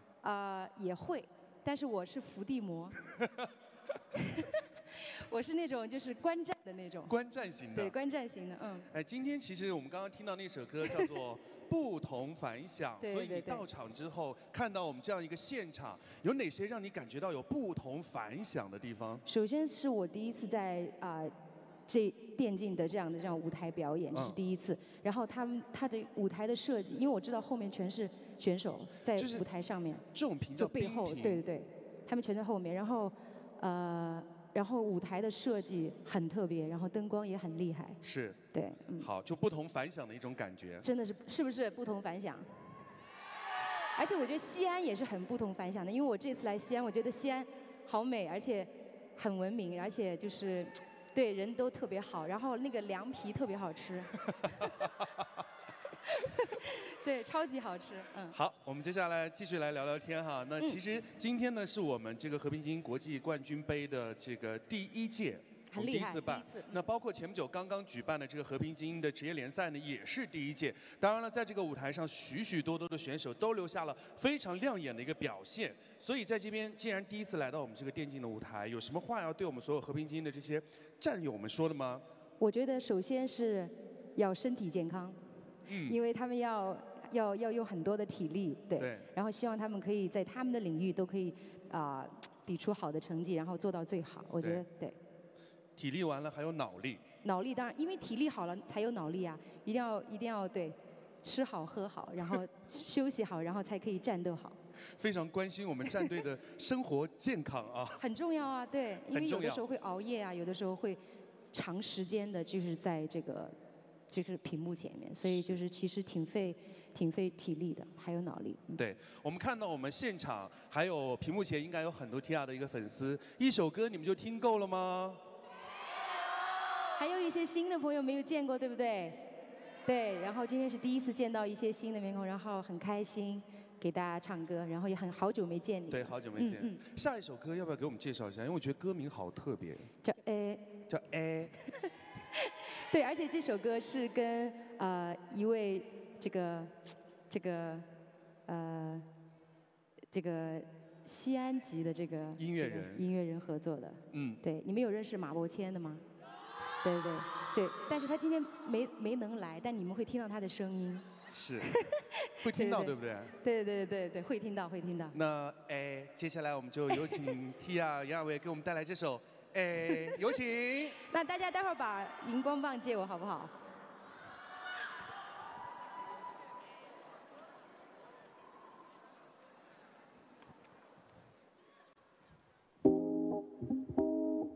借我你们的光光好吗？我赌注匹马注定要失败，面对中你眼睛眨了一下，犹豫带不来精彩，但我忍不住为他加了个 You，For you。此刻你是谁的，其实我在看彩，那在不在乎谁有谁的胜败？岁月只是在等待一出意外，那等你摔下来。等你摔碎。Tell me what you think about it, think about it。我等你摔碎，每个都太常规。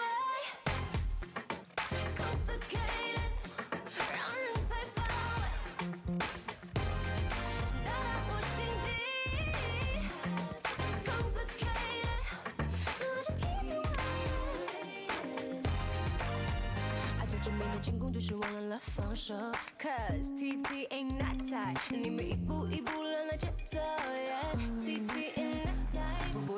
期待 I give you too many signs 每个都太常规 Complicated 让人太乏味直达我心底 Complicated So just keep you waiting Girl, it ain't complicated. Baby, we infatuated. But the game just get us aggravated. Let us succumb to the gravitation. Nah, ayy. We be texting, finessing, impressing, attracting, and flexing on each other on the daily. But all the pushing and pulling, the heat and the cooling done got us going crazy. Yeah. Don't compare me to your ex, man. Cause the standards that he lacking, that you craving on your next man. Crafting while you imagine. I can make him disappear like I'm doing magic. It don't have to be the complicated, blindly craving. Find my patience, time your pace. And all them low games are overrated. Go with basic coasting, baby. Do you hear the words you're saying? Could the be a super talking lately?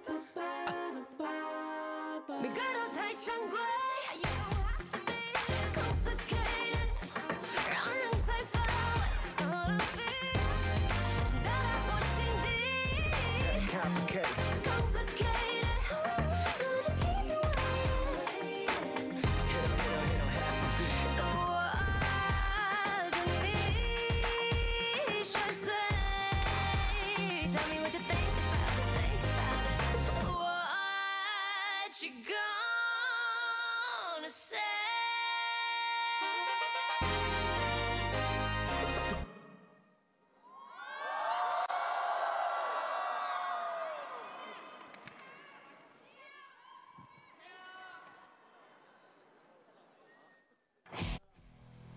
With the conclusion of that musical number, we now head into games 3 and 4 for the day and of the PEC overall. It'll be our first look at the deserts, I should say, or desert, I guess it's all one desert of Miramar, for our last 2 games of the day. So far, it's been Chinese dominance in games 1 and 2, with XQF getting game 1 and 4AM destroying the total points their fellow country managed to get in game 1 in game number 2. We now move on to a different map. Yeah, but there's only a 2-point difference between 4AM and XQF at the moment, so it's still pretty tight at the top. And we've got the other teams. We have the Tempo Storm up in there, Cloud9 are up in there, and I believe DKG rounding out the top 5. That sounds about right, yeah. Yeah, that sounds about right. But so it's been those teams at the top pretty consistently. 4AM had a poor game 1 where they got knocked out by Yudu pretty early, but then in game 2 they answered it back, knocking Yudu out in last place. With a nice nade fight, actually. 4AM nade usage has been popping up on Twitter quite a bit, and yeah, they have been hitting a lot of nades. That's really what separates the best teams, though. The nade like usage. Utility usage, exactly Utility that. usage, It's not only down to just HE grenades and damage dealing nades, but also smokes and all that sort of thing, and how well you can use your smoke walls and your walls of smoke, and not, that's the same thing. You know, how well you can use your smoke grenades, that isn't just, I'm in a car, I'm alone, I'm going to drop a smoke outside. It's more, how you can use them to allow rotations and allow mobility, not just how can I stay alive in the next 20 seconds of this game. It's also how late you can take in utility into the game. We saw Jimmy, I believe it was, in the dirt, hanging out, and he had a nade in his pocket still, taped up there. I mean, that was really late in the game. He still had a nade, and it came out, and he got one of the players from DKG down, hurt another one enough for Cloud9 to take advantage, and then all of a sudden, he's in 3rd position, he's happy camper as a solid snake. So XQF really thanking Jimmy for the wonderful snaking performance last game after they got a little bit ambitious, it must be said. They got a little bit ambitious on the push and went down without much of a fight, really. Yeah, but the other thing is they're in a position to do that. In case you have just joined us, you missed the first 2 games. XQF won game number 1 pretty cleanly. Game number 2, they lost 3 players in the first 5-ish minutes by going for a very ambitious crash with another team and lost 3 players from it. But when you have that buffer of points from your first game behind you and you've already had a solid performance, you can afford to go for that sort of a play because the kills are worth so much more, relatively. The most points you can get from placements in PEC here is 16 for a first place. That's if you win. It falls off rapidly below that. So when you already have some points behind you, it is okay to risk it and try and get a few kills on deck as, you know, you can just chuck a 4AM and get 23 kills in one game and then set for points for the next, pretty much the rest of the day, to be honest. If they got like sub 10 points in the next 2 games, they'd still be top 5. Yeah, and we have seen some players, some star players from the Chinese region start off quite well as well. Paraboy has been up there. He was in the first game. He was lights out. In the second game, well, the 4AM players, I believe he had 8 or 9 kills at the end of the game, which is quite a mean feat himself. we haven't seen any of the international stars really stand up just yet. We have players like Sixless, Wi-Fi on Omen. They haven't stood up yet. They need to start getting a little bit of a wriggle on. They've had their 2 bad games of the tournament. They can't really afford to be having any more. We have had players like Beowulf. He's been okay, but in that first game, Cloud9 didn't collect a kill. Second game, didn't really set the world on fire despite getting themselves up to a second, third position again. They got 7, but yeah, when we're having teams who are getting 13, 23, you know, whatever else, it's not exactly a... they're not setting the world on fire, as you say. Even though their placements have been decent, the eliminations have been lacking a little bit from them so far. Yeah, we haven't seen Mortal and Scout from South Asia. They haven't really come online just yet and really taken it by the scruff of the neck yet. But I expect these star players that I'm mentioning, I expect them to have at least one really strong game out of the 8. Really push and propel their team up the leaderboard. So I'm waiting, and I can't wait to see some more star performances. Peacekeeper Elite, a lot of star players in these lobbies. Of course, AL are from Team Queso as well, another player that's been known for a lot of pop-off potential. So we got a pretty stacked lobby here, Tim.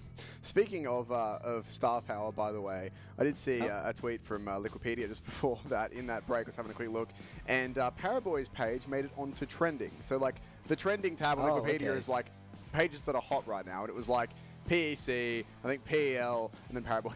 Paraboy, he's right up there with everyone looking at the actual event. Is people looking at his individual profile after he popped off that hard. Is an absolute superstar, that the young man. But it's not the only one. He's got a few teammates around him. Order as well, and Coolboy have teamed up with Paraboy in that first game to do pretty well. So shout out to XQF as a whole for playing pretty well, but they have a lot of work to do. There's still 6 games left, and they're still behind 4 AM.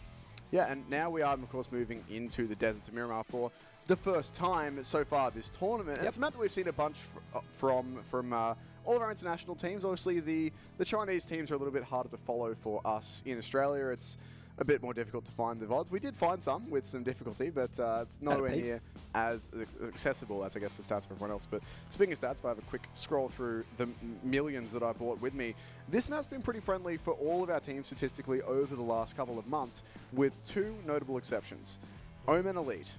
Average finish of between 12th and 13th on this Not good signs, as they're struggling already. And Synergy as well, with an average of between 11 and 12. That's based off like 5-6 games, all of that for both of those 2 teams. So they're going to need to be doing better than that. Tempo Storm on your screens, probably the team who's looked the best from NA thus far. I think C9 are probably edging them out on points, but Tempo Storm have been top 5 both games thus far, and they've been managing some good kills as well. C9, they finished 3rd and then 2nd, but 0 kills in game 1, 7 in game number 2. So at least those 2 are doing pretty well. Omen Elite, as we've said, are right down the bottom with 2 points in total from 2 games. So we need to pick things up a little bit here. Let's have a look at Nico. On your screen, the IGL, I believe it is for Tempo Storm as well. So he's been pulling some decent numbers. We see 26% of his team's damage, and 661 is a good number to have up for that match number 2. He is obviously trying to figure out a little bit of a technical difficulty at the moment, but Tempo Storm are on track, I'd say, as I reckon their goals coming into this tournament would have been at least top 3. I think they're one of those teams that can almost demand to be a top 3 team. They're that talented. They had some great results coming in. So they're one to look out for, to challenge these Chinese teams towards the later end of the tournament. Maybe upset one, maybe sneak into a 2nd place. You can see on your screens now the support for XQF. And XQF Paraboy as well. You see a lot of signs of that man's name on it. Here's another team that we're really waiting to see fire up, I should say. Team Unique have been on top of Europe in the last couple of months. They've been playing very, very well indeed, but so far here in this tournament, we have seen very last place, 1 kill, therefore 1 point, and 13th place, 0 placement points, 1 elimination, 1 point total. So they're in a very similar situation to Omen. These 2 teams are currently right down the bottom of the standings, and I mean, 6 games to go. There's a lot of time to turn it around. Like we said before, it's an unfortunate fact of a tournament like this that it's you know, the game's a battle royale. Someone's got to be last. Yeah, and it looks like 4 AM are sitting top of the pops on the ladder, and they are sitting top of the stage too. Right smack bang in the center above the walkway is 4 AM. That's where they're seated, and at the moment, Kings of the Castle, as they look pretty comfortable in their chairs at the moment. Nice little merch there as well. Wouldn't mind popping one of those jackets. Yeah, I mean, all the Chinese teams. I mean, it's not exactly standard sort of esports jersey fare that they're wearing, but they all look pretty dang fresh. Of course, the man second on your screen has some ridiculous statistics, and you can see there 6 average eliminations with 821 damage to his name. That is bonkers. That is ridiculous. That's a lot for one player to put up. And of course, this is the problem with looking at any stats this early on is that it's only 2 games. So if you have 2 good games, your stats going to look bananas. The real thing that'll tell is when we get towards the end of the tournament and we see if there's any players still putting up numbers like that. But 12 elims, 1600 damage in match 2. That outdoes the, what, 8 and 1300 damage of Paraboy? I think Paraboy had 7 in the first map 1. So, yeah, outdid him a little bit. 1600 damage is a fair chunk of change. I believe he had 14 knocks as well. Paraboy equaled him in knocks, but managed to claim more kills on Svano. As you can see by the ARG, we are headed to the deserts. We've replaced the audience with a desert. We have replaced them very quickly with that desert. And I'm excited to see how teams adapt and really change the way they play into this new map. We haven't seen it yet. We haven't seen this lobby on this map. So teams might choose to start contesting each other a little bit more. Teams might just try to stay away from each other a little bit more. We'll have to see what the drops look like as well. Now, we've got coming into this, we've seen a few of our teams that like to drop in similar locations. That has changed a little bit based on the scrim results yesterday, so we'll have to see if the changes that teams made in scrims were a permanent change or just a thing that they were playing with during those. But if history repeats itself in what we've seen on this map prior, we're going to have the likes of, well, it looks like we've got 4 teams dropping on top of each other in Chumacera there. Something's got to give there. Omen, Unique, Fnatic, and DKG all drop in the same spot. Omen and Unique in the same spot as well. Our 2 teams on the bottom is very tough. We'll have to see if that is indeed the way that it plays out, but that's the really big contest to look at. We do have, at least in theory, Tempo and Sol both going to Picardo, Cloud9 up in El Pozo, but in scrims, they were apparently being pushed out of El Pozo and they might end up having to loot elsewhere. Either way, map is up, flight is up. We are heading from the northeast to the southwest, ending up just over the prison island. And already a bunch of our teams are leaving the plane. Yeah, this is perfect for all the teams, really. This is almost the optimal plane route for this map. It gets everyone where they need to be. No one's going to be left too hungry at the start of this game. Maybe if you're dropping off at the El Pozo around Trailer Park, maybe Crater Field. Well, you're not going to get much loot in Crater Field anyway, so unlucky there, buddies. But so El Pozo's a bit of a stretch. C9 there, by the way, we can see that they have indeed been pushed out of El Pozo. And that was something that I heard from scrims yesterday, is that in map 1, they didn't drop El Pozo, got pushed out. Map 2, they tried to and got destroyed by another team who had noticed they weren't there and got there first. So they've been pushed out, and they are now looting over at Tierra Bronco by the looks of things. So they're nowhere near their normal loot spots. So I'll have to see how that's going to affect C9 in the long run. But as the plane path comes to its conclusion, we do have all of our teams out. And Fnatic and Sol have dropped a few players on top of each other. But Amman wants none of that. He's gone. Yep, he's wise to get out of there too, as the Joker is in the area. Scout with the Joker skin on, as well as a handgun. Would have probably loved to have found a mine there without any loot early on. This is, of course, going to be up near San Martin. Early days, though, in the tournament. Only 2 games done. Well, I say early days, but 2 games done. We're talking 25% of the tournament Exactly. done. Like, we're so used to tournaments in this sort of area being so much longer form and having, like 10, 12 games in the one, like in the group stage before moving into anything else. PEC here is 8 games and done. So as you say, we are a quarter of the way through with the conclusion of our first 2 island games. The circle is up. It's over to the east. My dreams of ending up on the Eastern Islands are once again shattered. Yeah, it hasn't quite shifted hard enough for those Eastern Island finishes. I don't think we'll see one, given that we only have 4 games on Miramar. I can't see any team severely disadvantaged by this, really. No one chose to drop on that military island. Unique did choose to move themselves over to El Pozo, but the rotations on this map are quite kind. The cars are quite kind.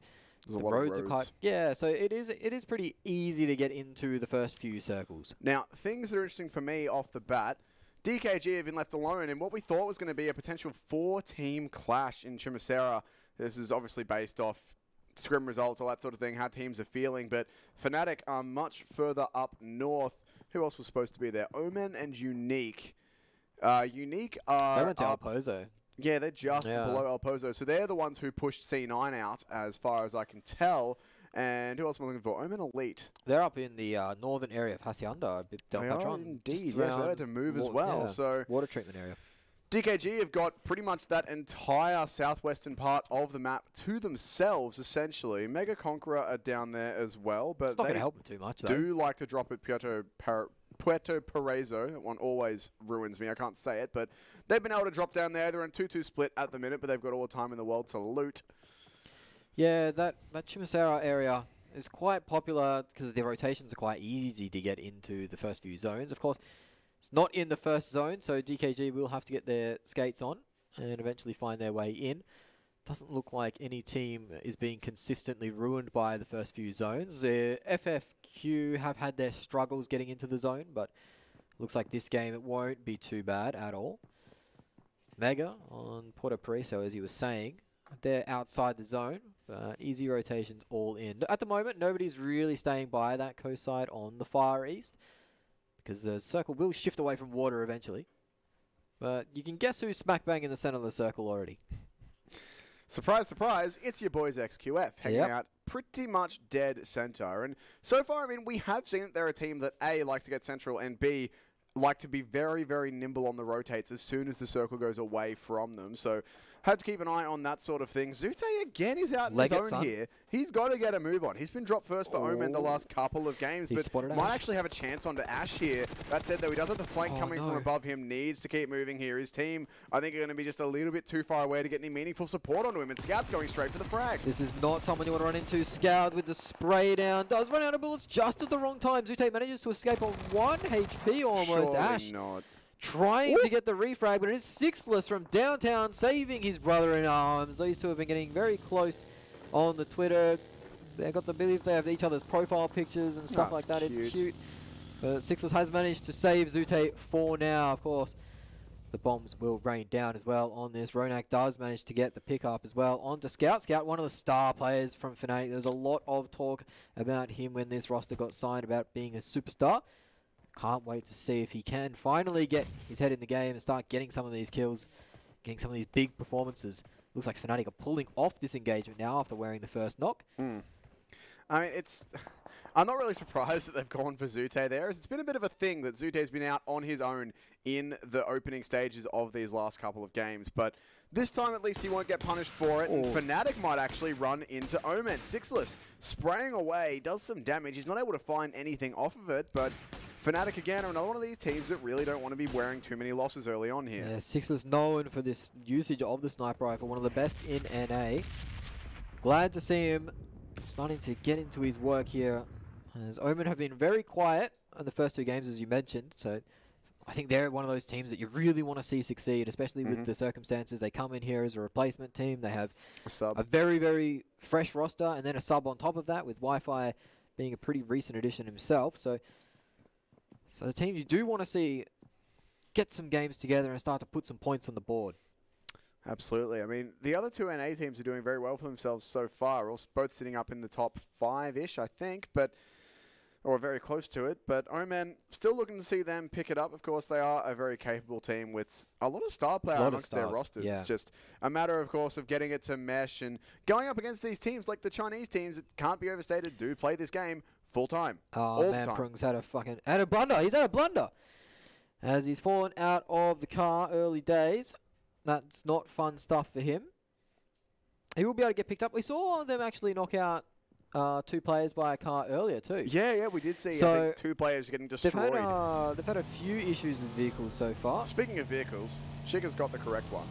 It's the least safe vehicle in the game because you just have no cover. Well, but the cool factor's through the roof.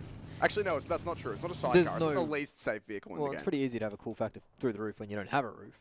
This is true. It's not really going through much. I think the 4-wheel drive is probably the best car to have on this map.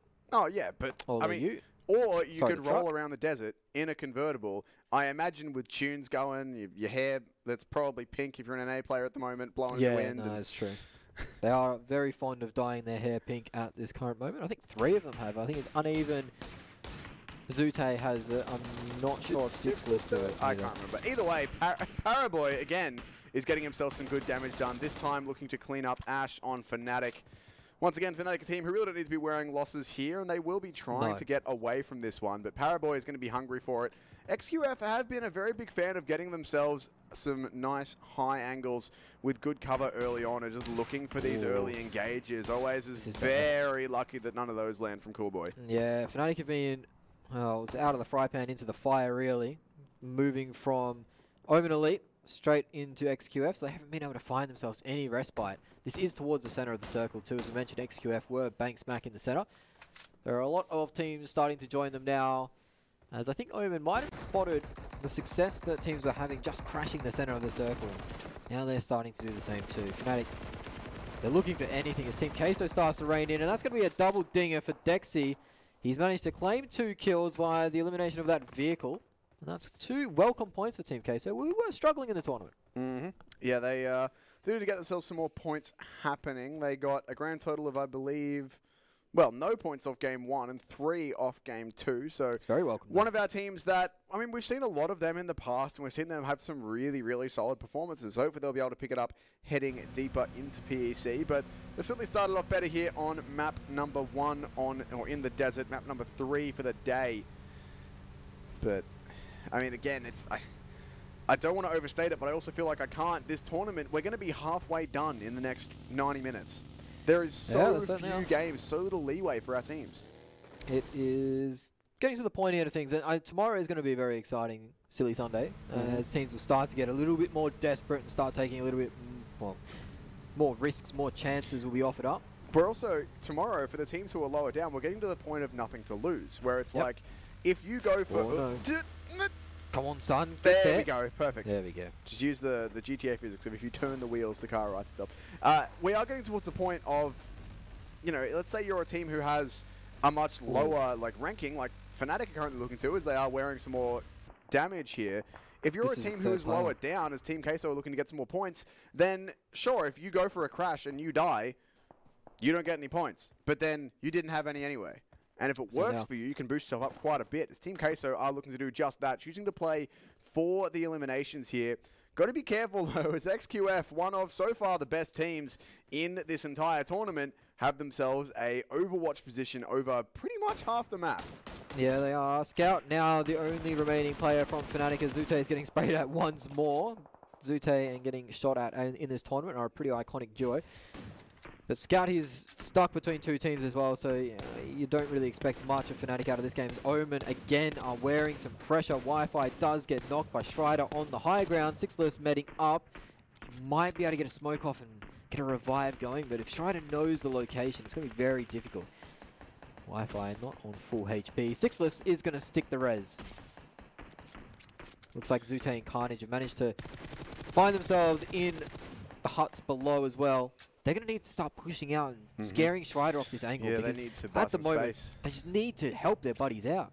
Otherwise, Oman are going to drop a couple of players here. As Strider is charging around essentially unchallenged here. Carnage and Zute very well could have a line on this, but not finding it just yet, as their 2 teammates up on the hill are in very risky situations. Getting out a whole bunch of smokes. The Synergy players aren't going to be sure exactly which one the players are hiding in, so at least that gives us some cover, but never mind. There's a second knock. That's Marco on the high ground as well. So this is a third party getting involved, and that's going to be Dexy claiming his third kill as well. Omen. 260 meters on that too. It's not a bad for a Scar.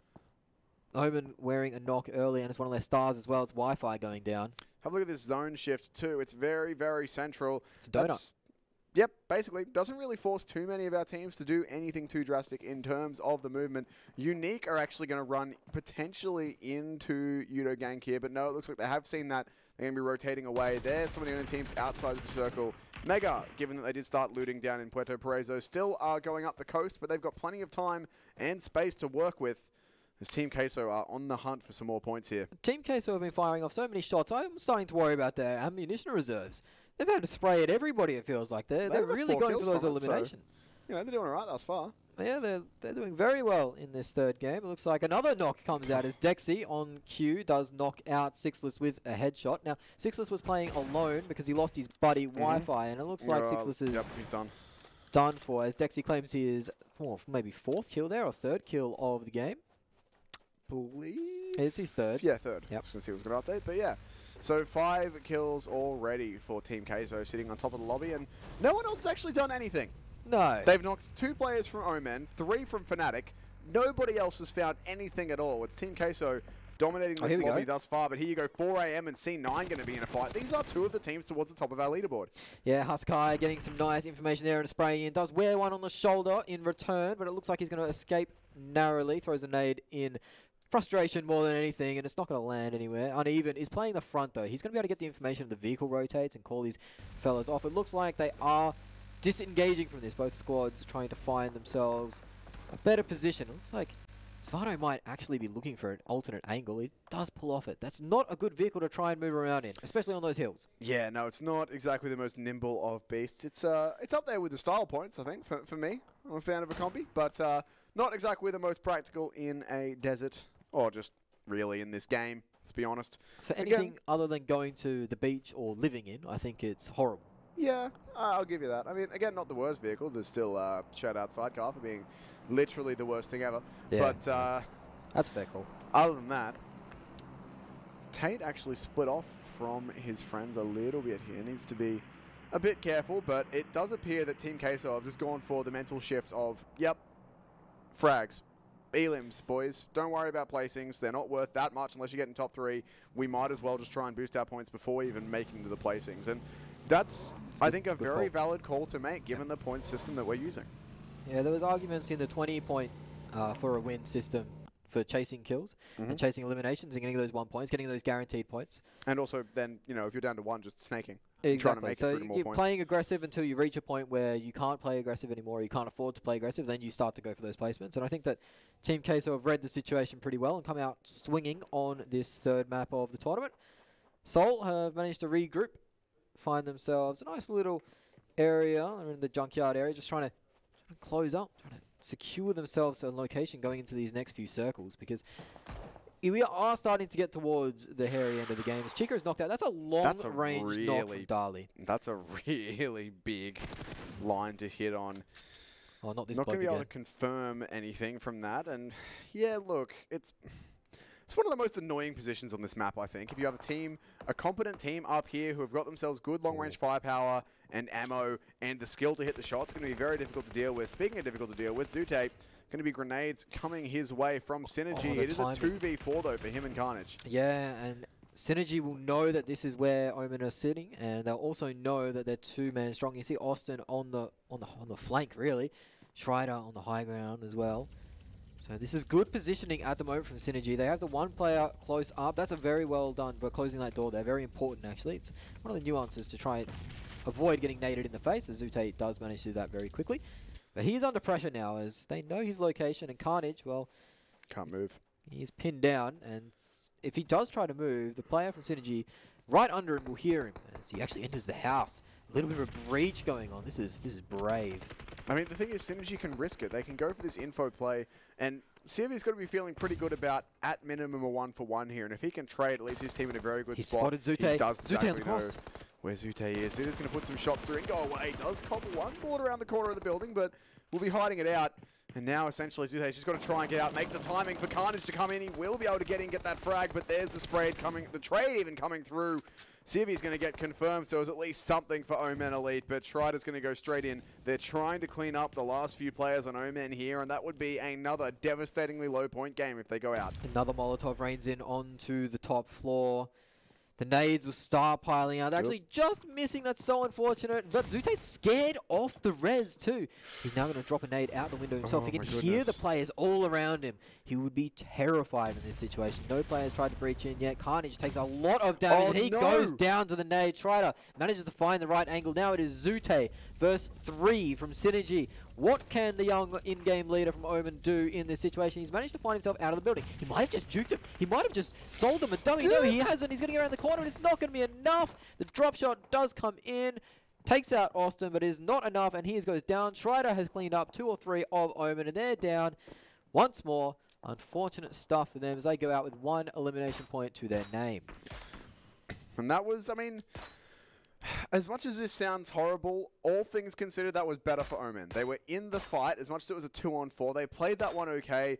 And if Zute hadn't been scared off that res, which, by the way, great work from Synergy to do so, but if he gets that res, then maybe they're in with a chance in that fight. But better from Synergy, of course, to be able to lock Omen out. And I think for Omen, I mean, it's still doable to make it back into this tournament, back into a competitive place. But currently sitting at 3 points off 3 games, it's not a good start.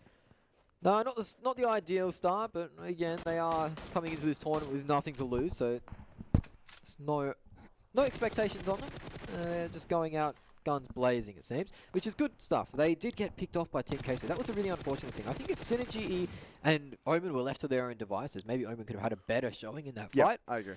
But with Team Queso on the high ground picking off Sixless and Wi-Fi, it was really unfortunate for them, as we see these two squads for the 3rd game in a row taking fights at each other, as Cool Boy has picked off Marco in the kill feed and taken his elimination as well. Manprung is laying on the deck, but this is going to be a lot of information now for Svano, a player that claimed 13 kills in our last game. Drax is in a very risky spot there. Bails out of his car just as it explodes, but now 4am, or at least Svano, know exactly where he is. Stuck's on the other side, getting some long-range fire support in as well. Geez. And this is a very difficult spot now for Yudo Gang, who had a really good first game. Second game, they went out in last place with 0 points, 0 elims. So while they did have a good start to the tournament, they don't want to go out early again here. They need to turn that trend around, and they will at least get the knock onto Svano. So they're starting to relieve this pressure a little bit, but there's a lot of work before they can be rid of this oppressive team of 4am. Yeah, 4am dealing with an unfortunate third party as well, as one of the XQF members is on the high ground taking shots at him, taking shots from the high ground. Jumper manages to escape there. I thought for sure he was going to go down. Drax also hitting the deck pretty quickly. These are some of the lower players of Yudu now, as the HP bars on these players are getting very, very low. 2 players from 4am have hit the deck. Jinhee on 1 hit point, does manage to get the med kit off. He's got all the information. Surely not a 3rd game in a row where these two teams take a 4-on-4 fight versus each other. Scout out. That's Fnatic done. Fnatic out in 14th, and that's not the start they would have been looking for here in our first map. And actually, first map here on this map. Match on this map, there we go. And actually that is a 0-pointer for them as well. No kills gathered before they go down. So not good signs for Fnatic so far in our first 3 games of the day. But regardless, 4am and Yudu still getting stuck into each other here. And the nades doing great work here from 4am once again. Yeah, it is a bit of a hellstorm at the moment, as the nades from all of these 4am players, they really want to clean up this fight quickly too. They're right on the edge of the zone. They don't want to be wasting too many resources on this fight. You can see the level 3 from Sucks being undamaged at the moment. He must have picked that one up from a crate at some point. He's going to go on the flank here. He is going to get caught out by Drax, I believe. He won't expect this player as he's going for the double spray down. He does manage to get 1 and the 2nd. But Drax has been spotted by Haksai in the back, and he's going to get claimed. No! Drax has managed to turn it around. Suck now has to go for his 3rd. He is going to claim the 3rd, down to about 3 health. And Jinhee is going to find and confirm on jumper. This leaves 1 player alive. It's Fredo. What can Fredo do in this situation? Jinhee playing around the rock. He will know exactly where Fredo is, and that burning car. Orange actually nicked that first kill, or that last kill there as well, but it's Fredo's down. There you go. That'll be Yudo leaving us in 13th this time, and for them, I think that was also a 0-pointer. So neither them or Fnatic manage anything going out very early on here. Oh, Dexy onto Cool Boy, so that's another knock for him in the books. It's Orange want to take advantage of this fight. They know it's 4am. They know there's been knocks handed out. No confirmed kills though, as Dexy does confirm Cool Boy. Orange right onto 4am. They're trying to take advantage. They do get a nice nade from Popov. He's managed to get a nade, but will they push in on this? Popov playing very passively still. Fire and Leon on the front lines. Not looking to take advantage of this nade. I mean, I'd be scared of 4am too at this point, well, given that they got 23 eliminations in the last game. You don't want to be getting too careless with how you push them here. XQF, by the way, Paraboy has just returned the damage that was done. Got some retaliation for his teammate going down by cleaning out Deck C. A little bit careful with the nade there, boys. Yeah, that smoke didn't quite land where it was planned, but that's okay, as Tate does go out to the zone as well. That's 2 players from Team Queso knocked out very quickly. So they're down, 3 now, so that's... Yeah, they lost 2 to the zone and 1 to Paraboy, I believe. Yeah, well, that happens to the best of us. As Paraboy claims I believe that is the first point for XQF. No, it's the second point of the game for them. As we see Dexy, this was Dexy onto the Fnatic car early on in the game. I believe this was the first 2 kills of the game. double. So that was the double spray down, a double dinger for Dexy. This is one of the last players from Team K, so it is in fact the last player. Ayala, who is someone that you would want in your shoes. Tempo Storm crashing XQF, boys. You want to be careful with this one. And XQF have actually decided they don't want any of that. They're going to be bailing on that situation, keeping all 4 players up, not risking the fight. You better be feeling confident if you're taking that fight. And Tempo Storm, they probably would be feeling pretty confident. They've had a good first 2 games. They're looking to take advantage of that because they have to take out XQF if they want to move up in the tournament, right? Exactly. They've got XQF and 4AM are the teams above them, as Ayala does get taken out, so he will be bowing out. 7 points for Team Queso, though. Not a bad return. And as I was saying, 4AM and XQF are the teams they need to start taking out if they want to move higher up in the tournament, as Schreider goes down to the car, leaving FFQ in the advantage on this fight. Dali does go down. Chopper joins him in the grave. This is a third party coming in. One of the last players from Synergy E, Austin X, has just gone down, and that might actually be them bowing out.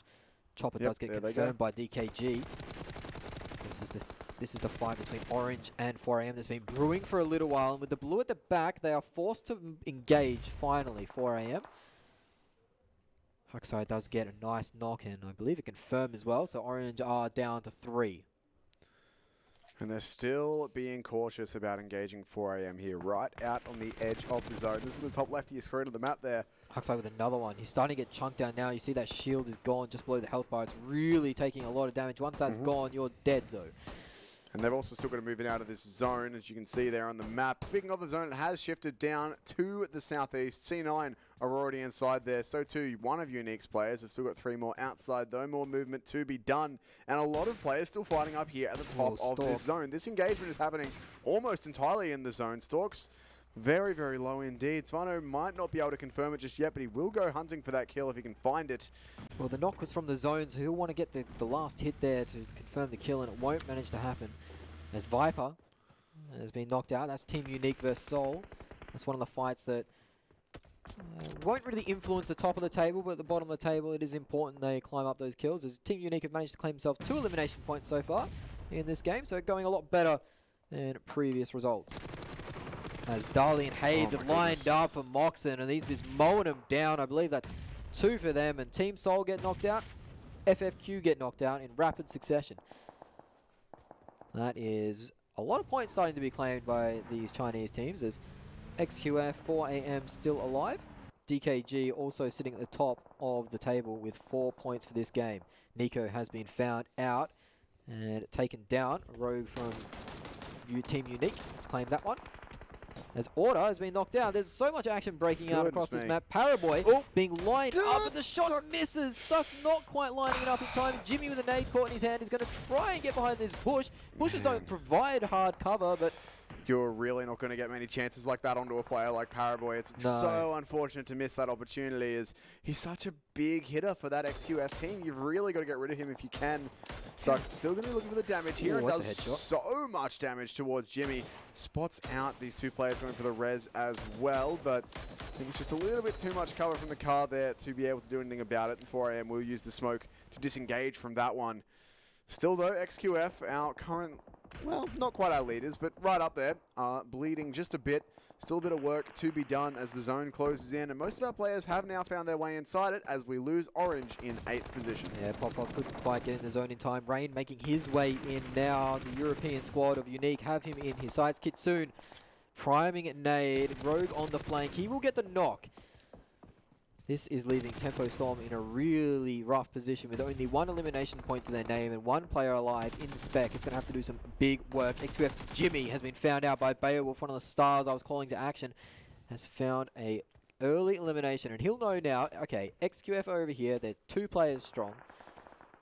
They won't try and push it though, as Paraboy and Order are the 2 alive. Tempo Storm eliminated. Old Boy does manage to clean up spec in the meantime. So first blunder for Tempo Storm in the tournament. Really hasn't been too many mistakes from them so far. We'll have to see how teams below them can take advantage of that. Teams like Cloud9 DKG as well, another one of those teams very close to Tempo Storm. I mean, the big teams that are left here that this matters for right now are Unique and Mega. They're the two teams currently in this top 6 who haven't really got anything done so far in PEC. 4AM have already had a chicken dinner. XQF have already had a chicken dinner. Cloud9 have been up towards the top 5 in the last couple of games. So it's pretty much only really, especially Unique and Mega as well, who haven't had the greatest of starts to the tournament. They're the ones who need to get themselves some good kills here, some good damage, and move a bit further if they can. Unique are already, though, under pressure from DKG, and that's not going to make things easy. No, it isn't. They're getting lined up. They have 7 points to their name, but they still want so much more. XQF and 4AM, two of the Chinese juggernauts, are down to 2 players each. The rest of the lobby are 4 strong, as Mega do end up finding one of their players hitting the dirt. But now they know where 4AM are. They'll know that 4AM are weak, and they're pushing hard to try and get these eliminations and knock 4AM out of this game. They're going to find another knock. This is going to be 1 player up. He's going to stick the res here. It looks like... Sure, they're not going to go for it. Surely not. This.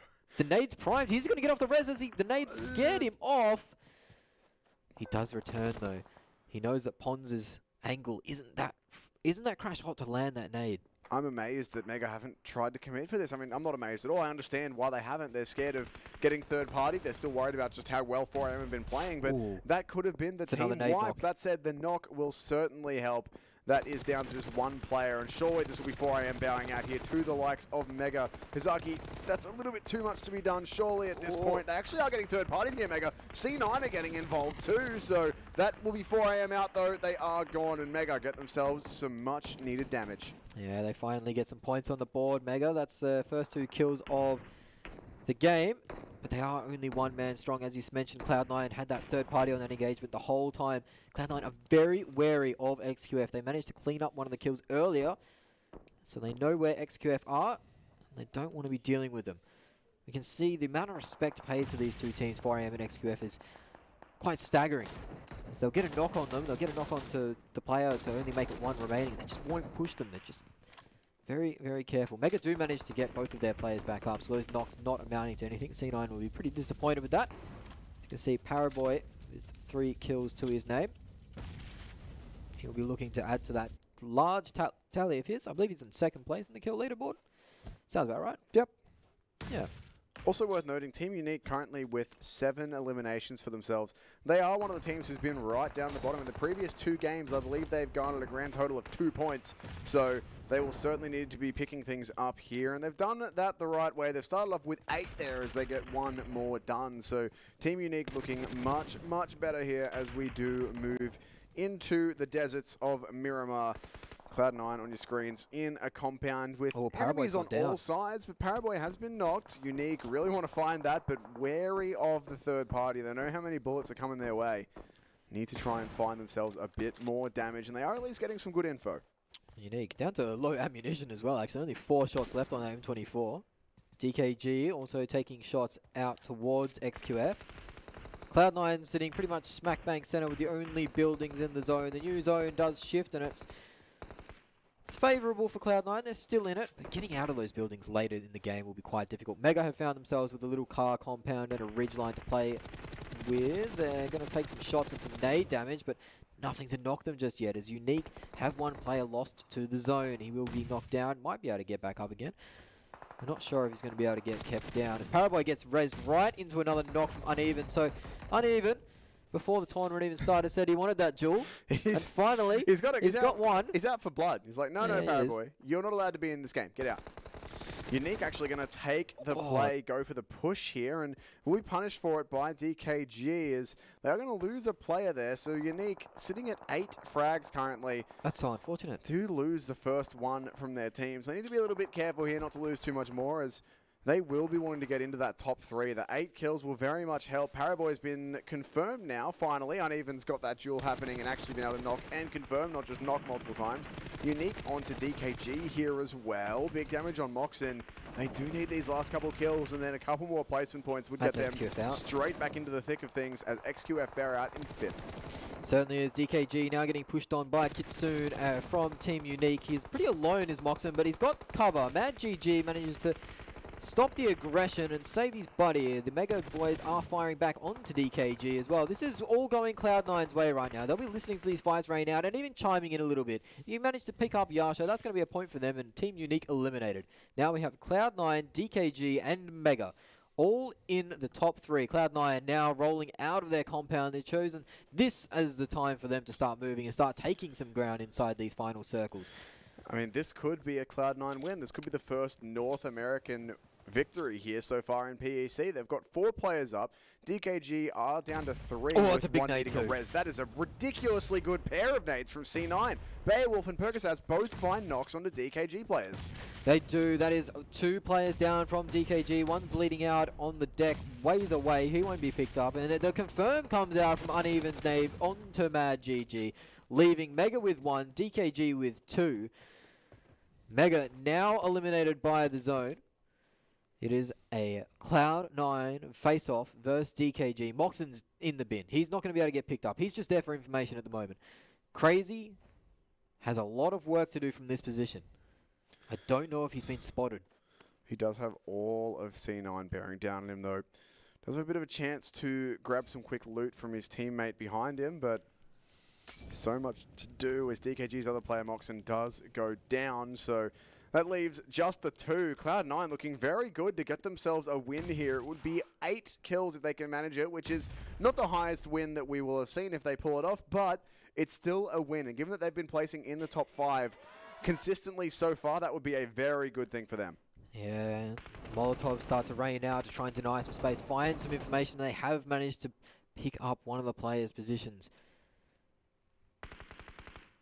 Just waiting for the first mistake to come out. Cloud9 being very disciplined here. DKG, the zone is at their back. They're not in the best position. They're going to have to start taking a few little ticks of that zone as it comes in. So you can see Crazy, he's biding his time. He needs to wait for these Cloud9 players to crest the hill. That's the best opportunity he's going to get. His teammates just trying to bait for him, draw Cloud9 up into the peak. That's the best chance they have. If they can isolate a 1v1 or even just a free angle for Crazy, he's going to be pushing up here. Essentially, have to push. They just want C9 to peek them. That's all they're looking for here. And Crazy's going to get a bit of info there, peeking up over this ruined car. Spots out a few of these C9 players, but they need to try and find these jewels, and it's a 4 versus 2 for Cloud9. It is, and the zone is going to claim one of the players from DKG, and that will be a 4v1 now for Crazy. He manages to knock one. Percocets comes on the right side. It doesn't manage to get the kill. It's going to be a Cloud9 victory, and aren't they happy with it? Look at Uneven. He's up out of his seat. He's happy with that performance. It is fantastic work from the side of Cloud9. The first North American win on Chinese soil. Congratulations, fellas, as that's a much-needed victory for them. They're going to shoot themselves up the rankings with those 16 placement points. Yeah, 8 kills to go with that one as well, so 24-pointer in total. So not the highest scoring win that we've had thus far, but nonetheless, it's a win for Cloud9. Not only is that huge for the points, but it's also huge for the mentality. Game 1, they got a 3rd place, 0 frags. So they only got the 10 points from that. Game 2, they snuck all the way into 2nd with 1 or 2 players ending up against 4AM who were on an absolute tear. They get 12 placement points, 7 kills, so a better time, but still not that great. This time, they keep up the good placing and they get a bunch of kills to go along with it. So it's a point booster and it's a big momentum and morale boost for the Cloud9 boys as well. They'll be very happy with that. They will certainly thrilled. They'll be thrilled with that. Of getting a win this early into the tournament as well, their confidence is going to be sky high. North America's really showing up today in day 1 of the PEC. They got 1 game left. Can we get another North American win? I love their team photo so much. Yeah, it is so fantastic. good. These ones. Anyway, look, very well played by C9 there in that one. And that's the first map as well that we haven't really seen Tempo Storm make into the top 5. But still a good performance from them. I believe they went out in 7th, so still keeping it competitive. And North America have done pretty well here to keep up with the Chinese giants at this point, I feel like we can say. And that all 3 Chinese teams got a win in scrims. We've had 2 out of 3 of them with some very good wins today, particularly 4AM with a 39-point victory, which is huge when you consider that is crazy. more than half their points are kills. because there's not that many placement points in this tournament. But it has to be said, I think the big, well, obviously the Cloud9 was the winner of that game, but the big mover in that game was Team Unique. Exactly. Now they came out with a lot of kills that game. They had a decent position as well. They didn't 16 quite points for them. manage. Yeah, they didn't quite manage to close out the game the way they would have liked. They got forced up against the zone. They had some difficulties with DKG crossfiring them when they went to flush out XQF, but they still had a great performance, and that's kind of the stepping stone they need to get back into this tournament as well, because you can afford 2 bad games, and they did have 2 shockers. But apart from that, you need to start getting the ball rolling. They've done that on this first Miramar map. The other thing is they've got themselves 16 points of that win. That's 8 placement, 8 for eliminations. Hitting that sort of 50-50 ratio, if you're getting between, 15 and 20 points, that's pretty good. If you can equal your placement points with frags, you're in a pretty good spot. You're definitely playing a lot better. And while they did end up bowing out, I feel like a little bit early for the position they were in, given that they were one of the few remaining teams with 4. They did have a bunch of elims. They've done a good lot of damage.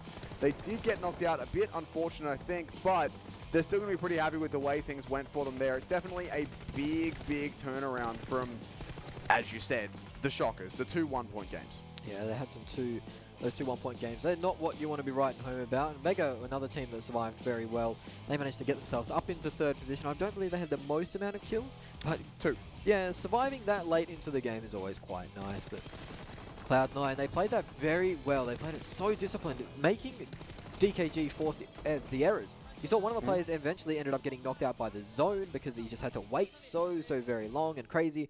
Well, he just didn't get the opportunity to take those 1v1 fights, as you were mentioning. And that's what he really needed to get back into that fight.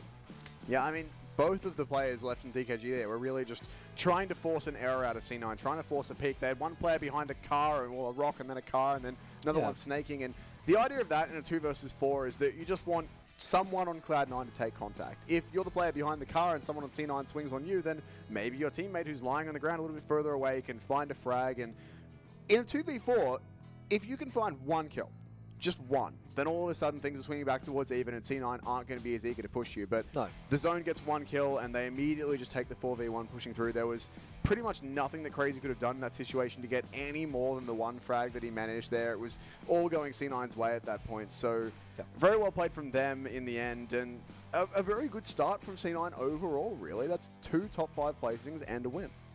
Well, they got a 3rd, a 2nd, and a 1st. I believe. I think it was 2nd, 3rd, 1st, but yes. Well, one of each. Either way, they're doing pretty well for themselves. Yeah. I think they'll be happy with their results on day 1 so far. There's still 1 more game to come, of course. So, but they don't have a shocker in that one. I think they'll be very happy with their day 1 results coming into this. So these teams that are coming in, international teams, they haven't really had the best preparations, but they are showing up pretty well, and it shows that you can swing it with the big boys. Now, teams that unfortunately aren't having such a good of a time, we do have to mention it, unfortunately, as much as it does feel like kicking a mile they're down, Omen, 1 point again, unfortunately. They get to have a donut. They've at least managed 1. Oh, that's good. They've managed at least 1 frag for the games that they've gone out in 13th to 15th, but they're right down the bottom there as well. There you can see it, 3 points in total, 1 placement, 2 elims. Team Soul, Fnatic, Orange, all down the bottom there as well, and all of them on less than 10 points after 3 games. Queso had a decent game considering their starts. They're getting 7 points. I believe 5 of those were some kills. But this is how the moves at the top have made out. So, yeah, we have a lot of ties going on. We have 1 point separating Cloud9 and the leaders at the moment, as 4AM dropped out pretty early. Big comeback from that. That is a scary top 3 to go through. DKG are within swinging distance, but Tempo Storm start to fall off there. That's when it starts to get a little difficult. 19 points between Tempo Storm and Cloud9. I believe, by the way, I'll have to have a quick look, but I'm pretty sure this was the exact top 5 we had after scrims, with the exception of we had Mega in place of C9. Other than that, it was the 3 Chinese teams who all got wins, and then Tempo Storm without a win but hanging on in 5th position. It's uneven here with the pink hair on your screens, who is the MVP. 3 elims, 8 knocks, 460 damage, and a 36% crit ratio. That's the highest crit ratio we've seen on our MVP so far, so pretty decent stuff there from Uneven. I'm sure that new haircut is doing him wonders. I wish I could colour my hair that colour and get away with it, but unfortunately I can't do it. I'm sure you could, mate. No, I'd look like an absolute goose if I did, but he's pulling it off. Same as the other NA boys that managed to get it done. Coming tomorrow. Smash with pink hair. Absolutely not. It is a good start, though. Being 1 point away from those 2 Chinese juggernauts, as we mentioned, XQF and 4AM, they'll be very pleased with that. And maybe this gives them the confidence that they can hang with the big boys and they start playing more aggressive. They start trying to go for more of these duels because they have been a little bit reserved compared to the other Chinese teams. They've been very aggressive, the Chinese teams. They've been very willing to take fights, willing to take 4v4s, willing to use their utility as well, where we've seen the North American teams play a little bit more of a passive route, try and scout things out, play more of the numbers, the odds. So it was pretty good start, though, all in all. Yeah, a very good start indeed. So we now do have one more game remaining for the day. Once more into the deserts, once more onto Miramar, and we'll see if any teams can manage a repeat victory, or if we will have a new winner. We don't know, but we are all done until we get to that fourth game. So we'll be back after some replays in just a second with our final game for day one of PEC.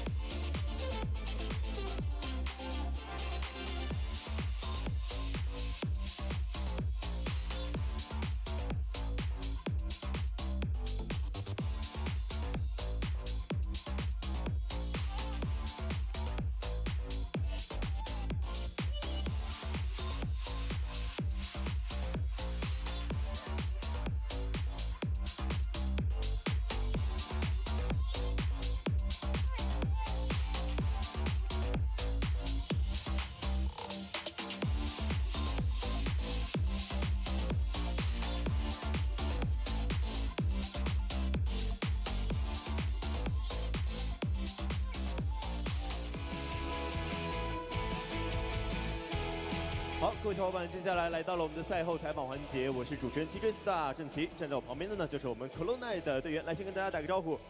So just say hello to the viewers. Hello. 看得出来，我们现场的观众都非常的热情啊！吃下了这样的一局蛋糕以后，心情如何 So what's your mood after you get the first place? It feels insane. I mean, we're the first North American team to ever win at an international event, and we're so proud to have that title. So proud. Ivan 说我们很骄傲，能代表北美队伍拿下第一支全球邀请赛上获得第一次胜利。哎，对，刚才通过我们这个刚刚结束的画面，刚刚给到他们的时候，也看到我们 Colonai 的队员每一位都非常非常的激动。那么还有一个问题啊，就是在最后的一个决赛圈，当决赛圈你们拉出来的时候，其实你们是一个1打2的状态，对吧？当时你们是怎么做出这个决策的呢？为什么会打得这么大胆？ So why you guys do make a decision when you facing two teams and in the final circle? So what do you think when you do that decision? Right. So we knew we wanted to get as center as possible because it was going to be the last circle, which closes in towards the center. So we just made the call to get out of the house and find a spot where no one can see us and be more center them, so they have to push us. Ivan 说，在当时的那个情况下，他们是提前叫了一个队友在楼上架枪，并且他们知道他们要去的前面的那个坡是最后一个圈的梅花桩，那他们想拿到那个坡之后，就可以更好的去打掉剩下的对手。哎，所以说是整个对于地理位置的一个了解，可以说是非常的透彻。与此同时呢，对旁边的战术信息的把握也是非常的到位。那么还有啊，就是我们的 Colonai 在这几局看下来，经常出现在我们的决赛圈。 觉得自己是在哪方面做得非常好呢？所以说才会有这样好的一个成绩。So why you guys can always survive until the final circle? So we pride ourselves on having really good macro play, which is we have really strong rotations. We know how to move around the zones and take very logical decisions to avoid bad situations. And so that's why what we need to work on is our kills. But that's what we're trying to work on. Yeah. OK. 伊文刚说就是他非常感谢他们的指挥，是他们的指挥就是可以选很好的，就是选一些特别好的位置的点位，然后他们就先运营。虽然说他们的击杀不是很多，但是他们会在以后的比赛里面去争取更多的击杀。但是前期先把运营做好，才能带队伍走向更美好的比赛以后。哎，前期先把运营做好，所以说也算是一个大后期打法。前期先好好的打好自己的运营，在之后呢再全力出击。好，与此同时呢，也让我们再一次感谢 Colonai， 同时也让我们预祝 Colonai 在之后的比赛中同样可以取得一个非常优秀的成绩。再次感谢你们。好，那么接下来呢，让我们稍事休息，精彩比赛马上回来。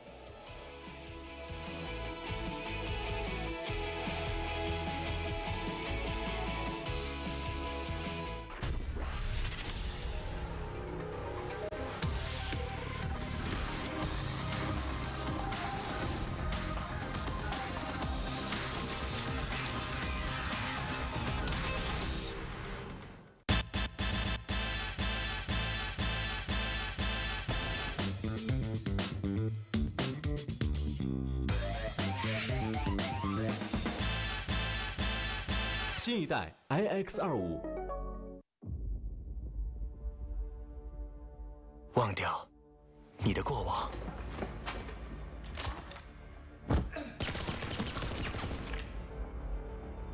忘掉昨日的荣光，忘掉情绪，忘掉呼吸，忘掉曾经的伤痛。你要记住，倒下不是结束。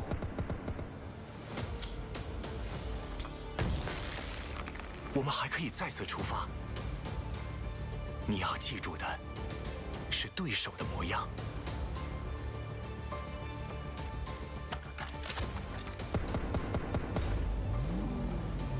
你要记住的是山川。你要记住的是海洋。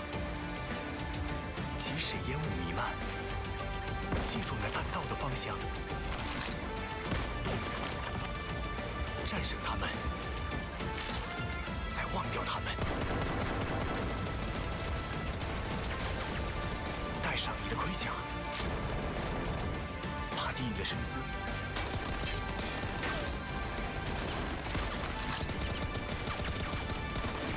直到你以黑马的姿态统治这场比赛。赛场冲破边界，挑战从未停息。我们忘掉的这一切，是因为真正的精英无需旁证。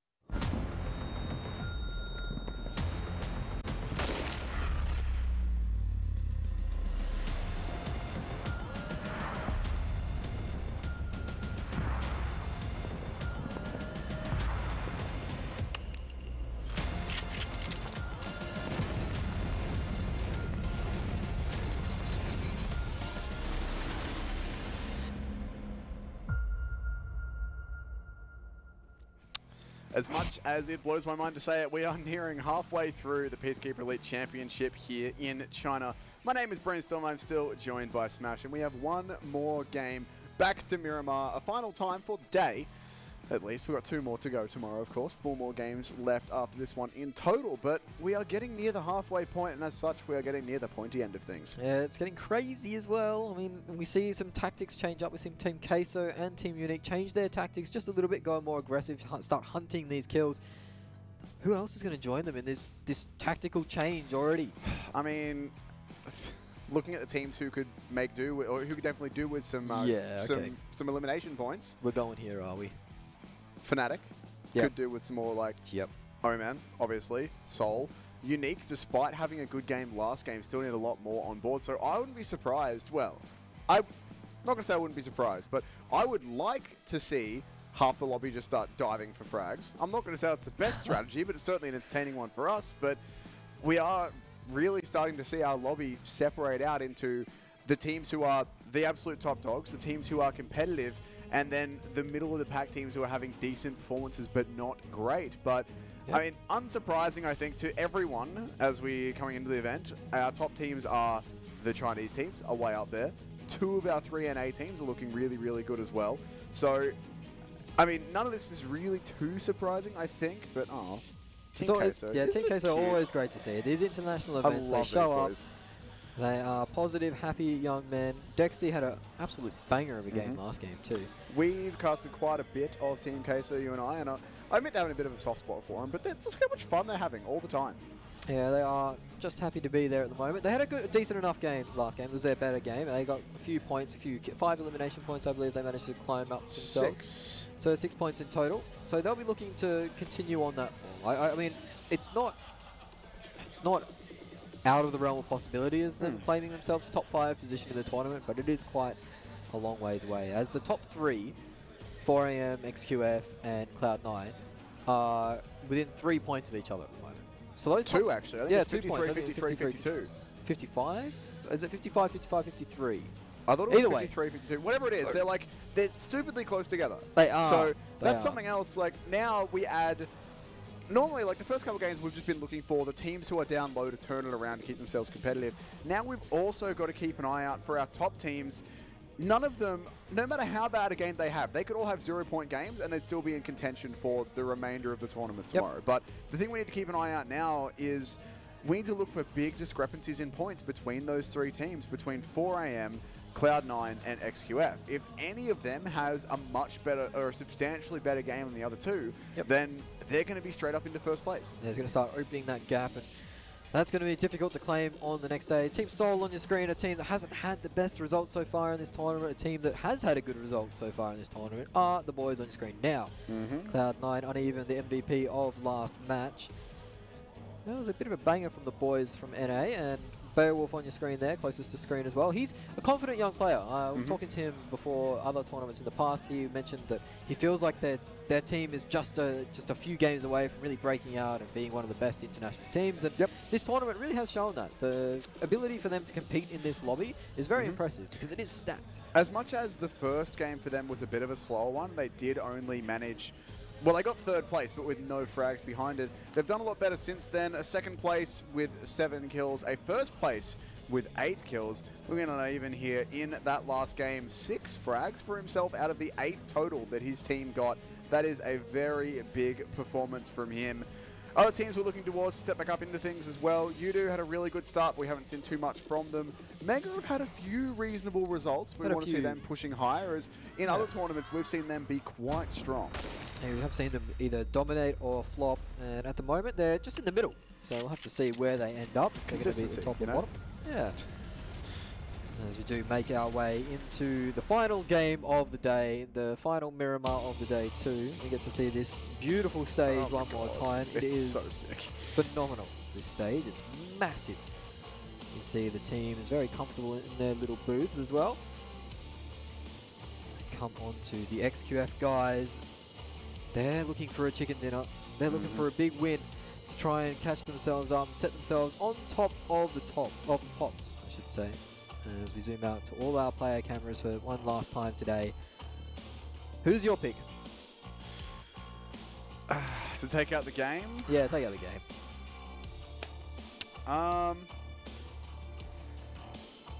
It's a hard one, isn't it? There's so really many hard. teams. There are so many teams that I could make the argument for. I'm going to go snap decision. There we go. I'm going 4AM. 4 AM, you reckon they're going to get the second one of the day? For knee-jerk reasons, there's any of like 5 teams I could have gone for and probably justified.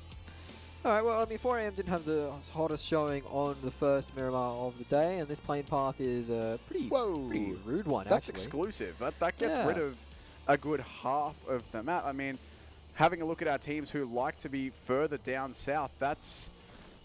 well, like half the lobby, really. Mega in particular, they like to loot down at Puerto Paraiso. That's where they were last game, then moved up the coast. They've got quite a hike to get there. Look, I don't think they'll be going there. And if they are, they're going to need to have a few gas tank surely they will absolutely go somewhere else. They've got to have a secondary loot location they can go to. As we see the XQF fans. club. I'm going for XQF. If you're going for 4 AM, I think XQF are going to take the last game of the day. So to clue you in on my internal sort of discussion with myself there. Well, it wasn't really a thought process as much. I did knee-jerk it, but I was tossing up 4 AM, XQF, and then Tempo purely because I want them to get a win. They've had some consistent results, not as good as Cloud9, but they've been up there, and I would like to see them get a win, but that is a really we'll see. cool I was skin. just about to say, that's, I'm That is very actually very distracted cool. by the Batwing suit. That's And of course, it is the star player Paraboy that has it. Paraboy and the parachute. Yeah, well, I'll give you that one. Managed to land on the roof, do a little tuck and roll. And look at that. Our elimination leaders, he sits 1 clear at the moment. There are a bit of a theme amongst those players, I believe. Yep. Yes, indeed. They are all from our Chinese teams. Yep, 3 of them. And in fact, from 3 of 4 is 4 AM. Yeah. That's ridiculous. And you know what else is ridiculous? Yeah. I reckon this circle might be a bit of a rude one. Not only is like a third of it water, some of it is physically You know, out of the bounds of the map. What was even worse, what makes this circle worse is the plane path. The plane path was cutting the northern side of the map, right? I don't even think the plane path would have touched this circle. No, it didn't. It didn't at all. Nowhere near it. So this circle is a rude one to end the day. How will our players adapt to it? It looks like Mega in the cars are in a decent spot to go down and get the loot they want, but my word, we are going to see some shenanigans early on here. So Unique are on your screens here in El Pozo. If you were listening in earlier, we pointed out that this used to be, up until apparently very recently, as in 2 days ago, this was C9's loot spot and Unique forced him out. C9 got forced up to Tierra Bronca and Campo Militar, like way up in the northeast. This circle is just about as far from them as it could possibly be. It could go a little bit further west, focus over the prison island a little bit more, but other than that, it's about as far from C9 as it could possibly be. Our winners of the last game, they're going to need to loot and get a move on pretty quickly here. Having a look at Omen as well. They're another one of our teams who does need to pick it up just a bit, going out around the water treatment plant. So clean water guaranteed, but they'll need some guns and some gear as well. And Fnatic are actually going to take a bit of a gamble on the prison island too. Yeah, I don't think that's a bad shout. It should be in for the first few circles. And I mean, looking at how the circle as well. Yeah, how the circle is pulling up, I reckon not a bad shout for a Los Leones finish here, which would definitely be one of the ways that I'd like to end my day. People can keep their utility going into that. It can be quite exciting. This is Picardo, and we find Tempo Storm occupying that. Orange have found themselves a little bit of breathing room on that eastern coast as well, up near, well, Al Azahar. I think the Orange are a team that could play spoiler. We saw them get involved in an altercation with 4 AM last game. Didn't have a too bad a result. Team Queso spread out, getting their loot, getting into their work. Team Sol have been one of those teams that had a lot of hype and a lot of fan base behind them, a lot of support coming out of India, and I think they haven't reached. Well, obviously they haven't reached their mark just yet. They've had a pretty poor tournament to start, but they do have the capability and the players to really turn it around. And would be a good story to see them finish off the day with the top 2, top 3 finish. Of course, Jimmy, the XQF's best snake. Yeah, he was the savior of Game 2 for them as they lost 3 players very early, and Jimmy stayed alive all the way to a 3rd place, I believe. Only the 4 frags, but with the 10 placements, that gains them 14. So pretty decent thing to recover when you lose all of your friends very, very early. Yeah, I think he did a fantastic job. Absolutely did. Now, Fnatic, by the way, they've sent Scout over onto the prison island hanging out. The rest of them are actually going to be edge guarding that bridge and also looting up the town there of Valdemar. So if anyone else goes for the same sort of play that they might attempt, they will be able to lock it out, and they get a bit of extra time to loot there as well. So I like what they're going for. They're certainly a team who does need to pick up some placement points and some kill points as well. So I like to see them changing things up. Tempo are very split right now. Nico has got himself the basics, the bare necessities, and he is sent it towards the center of the circle. He is the IGL. He'll be scouting out, making sure he can find himself a decent compound for his team, and the rest of the boys are, well, following up now. Getting out of Picardo nice and early is always nice, because around Picardo, there's not much cover to get out of there. Of course, there's the hills to the southeast, but usually you're running into waiting arms if you leave it too late to get out of there. So good move from Tempo Storm, and on board with Nico now as he's trying to find himself a new home. He's in the Ute, as it's known in Australia. Yeah, yep, ute is what it's called in Australia, but I believe in Truck America it's everywhere called a else. truck or a pickup truck or something like that. Truck. Pickup truck. I don't know. Yeah, It's the terrible worst American accent accent of all time. Probably. Yeah, it'd be top 5. Orange Boys on the move here as well. Heading down the eastern coast towards Impala. Got a whole bunch of privacy to work Don't you with. do it. Omen going to be splitting up into the combi. Look. What's the bet Carnage gets picked out of? Or Zute gets picked out of this convertible because he's had a real problem with getting picked off solo. Zuto's been pretty unlucky when it comes to running into it's absolutely a luck thing. That's not common in anything else, but yeah. He's been pretty unlucky when he's been running into the loving arms of other teams. As Seoul are starting to take shots at Team Queso. Team Queso immediately hop out of their vehicles and start to return fire because they are very angry at the moment, Team Queso. They want to chase some eliminations, I believe. They are outgunned at the moment. There is a 2-2 split from both teams, in fact, so the angle comes across and Viper's going to get the first knock. That's onto Marco. Now, they're going to start to use the high ground here, Team Seoul. This is going to be very beneficial as Marco and Ayala might not be sure about this flank coming in. Viper and Regaltos, they're in a very good position. If they can manage to get themselves up onto this higher location, I don't think you can jump up there just yet. Yeah, not quite from there. I think you have to go up a little bit further over when it's a bit Aman less has been steep. answered though. So it is a 1-for-1 trade. It looks like the Marco has been picked up and Mortal will try and pick up Aman. Tate was the man to find that knock on the flank, on the rotate. He's poking out wider.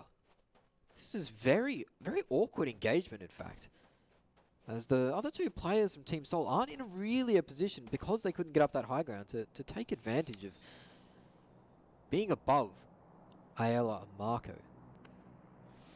As much as they would like to get themselves some early damage across here, Tate going to cop a few bullets at range there and can't quite find the cover that he needs just yet. Playing some very risky business around the tree. Not sure exactly where he's being shot from and can't figure out where to hide, but has found some cover just in time. The tree's Viper unable to land the shots, unfortunately, given the time that he had. Needs to be careful as well, as there is other Team Queso members very close by. I've lost track of this fourth player, Regaltos. I've lost track of him at the moment. I'm not sure where he is, but... he's in a car going on a real big flank. He is too. Real big flank. He's actually gone all the way around. Huh. We'll have to tune into that soon, because I think that might be a little bit of action. Are Seoul making a play to try and remove Team Queso entirely? I think they might be. They kind of have to. The zone is coming in and they are outside the zone. So that fight's going to kick off eventually. As we are on board with Cloud9, our previous winners. They're on the rotate. 4 AM, another big team sitting up the top. They are looking for a new home themselves. There's plenty of property down this way and it's a decent location. You can see it's overlooking the river that splits the military island or the prison island. But this is back on board. This is the Regaltos flank. He's right behind Tate at the moment. And Dexy. He might be in a prime position here. He has to be patient and he has to get 2. If he gets traded here, there's no way they're going to be able to pick him up. Yeah, I mean, even if he only gets 1, as long as he stays alive, that's the big one. If he can just make himself known, put the pressure towards Team Queso and stay alive, that's the big thing. But they may have just found him out there. I think he spotted Tate. I don't think Tate saw him. Yeah, Tate's not playing like he's spotted him. Regaltos definitely spotted Tate. But I don't think he's... He doesn't want to move too early. I don't think he's aware that needs Tate's his doubled team back. to be able to help him. Now he is. He can't really take this engagement solo. He goes for the spray. Doesn't manage to connect either, so now the jig is up. Tate knows and he returns fire onto Regaltos. The Molotov comes out, but that's not going to do a lot of damage. Regaltos has been picked off. Greedy from Regaltos, and that's going to be his demise, leaving Seoul with 3 players remaining. The idea wasn't bad. The execution was a little to be left desired. Or left a little to be desired even. Tempo Storm, they moved very early days and find themselves in a fantastic position on the south. They will be greeted by 4 AM soon. As we see Savano now equaling up the tally, I believe, as Team Queso have all piled in. And now they're getting aggressive onto Seoul, knowing that there's only 3 players remaining. Now 2. Death rolls in. Yeah, that was the combi of death as Dexy is added to his kill tally. He must be getting up there too. I believe he got 3 or 4 last game. So, oh no, Hikasi now being chased out by Team Unique as well. So these teams are starting to get a lot more aggressive. especially Team Queso and Team Unique. The double nade from Hasaki, though, that's going to be an interesting way of starting this fight. Rogue tries to pull up as well, but this car isn't moving very quickly. And now 4AM are going to pounce all over this, the double nade. They know they can get some easy points here. Old boy gets knocked out as well. And this might be the end. That's the cleanup on that double nade, actually, as Rogue jumps out of the car on a slither of HP. Kitsune in the background. Not. He's managed to dodge all those bullets. Kitsune is on full HP, so he will be able to get out of there, you'd imagine, as Hasaki's actually found Rogue from an angle and a half. How on earth has he managed to land that shot uphill? Mate, if I could tell you, I'd give you something useful. Zone about to move. Most of our teams are now inside it. Synergy out to the east. A couple of Omen's players as well. That is a shift. Still a bunch of water in that circle too as it goes to the south. And all of our teams going to continue their rotates pretty much. Tempo, XQF, Orange, Mega already inside the zone. 4AM not too far away, but edge guarding DKG just a bit. Need to be careful with that one. As DKG do come down off the hill as well. Kitsune is the last man standing. He's going to have to play patient here for sure. Don't think he was spotted actually by that rotation. If he was, then DKG weren't keen to get into the mix. They are outside the circle. DKG is now just moved inside. 4AM have to join them inside now. Fnatic actually have managed to push themselves over the water into the southern side of the circle. So that's not a bad shout from them. Teams that are looking pretty central will be, of course, XQF. Tempo Storm have a decent position, but it's a little bit to the south for my liking, as we are on board with them now. Finally, the finish does come out onto Rogue, so there will be one player from Team Unique left in this game. And it has been the teams that have been struggling, continue to struggle here, as Team Soul are down to 2, Fnatic are down to 3. So unfortunately, they haven't been able to turn around their fortunes just yet. 4AM already with the 4 kills so far. Once again, off to a pretty hot start here, as they will be able to grab some looting onto the players that they dropped earlier on. Mega are a bit split up, but so far not really under too much pressure.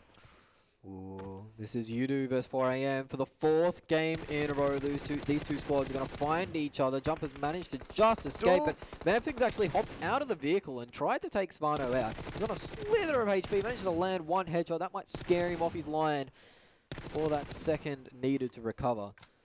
He's got the high ground friend in Jinhee, just waiting for the peak to come out. Yudu are in a decent position here, and Svano's actually stuck on that road. The smokes are going to have to come out for sure.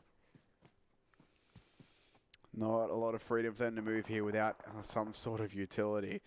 Saki has gone for the big rotate, the big pin down to try and lock these players down at long range. It is a pretty substantial range for an AR to hit, but certainly doable with the spray. And Yudo here, I mean, they've got one player separated from the others, but look at this pinch coming in from 4AM. They are completely surrounding Yudo here. They really want these kills, and Manpring's going to get sprayed down again. Oh no, they're very aware of Yudu's positioning, stuck under this bridge now. This is dangerous times if you're a Yudu player, because they are aiming at you, and it's 4AM, a team that does not miss too often. Drax on the combi van, trying to go for a run for it. One of the better vehicles, I guess, in that situation is this flat land. Fredo and Jumper joining in on the transit as well. No way they're getting out of this. They are quite a while away. Fredo does jump out of his vehicle as it starts to light on fire. He's not keen on that, and he's been spotted though. Surely Svano does. Yep, he's knocked another kill to his tally. And he will regain the kill leader position, I believe, after that one. If not, he's very, very close. I do like, though, as much as it's ambitious as all heck, the combi going out first draws so much fire before the other two vehicles with players in and make a run for it. It works. I mean, sacrifice one player to get away with 3.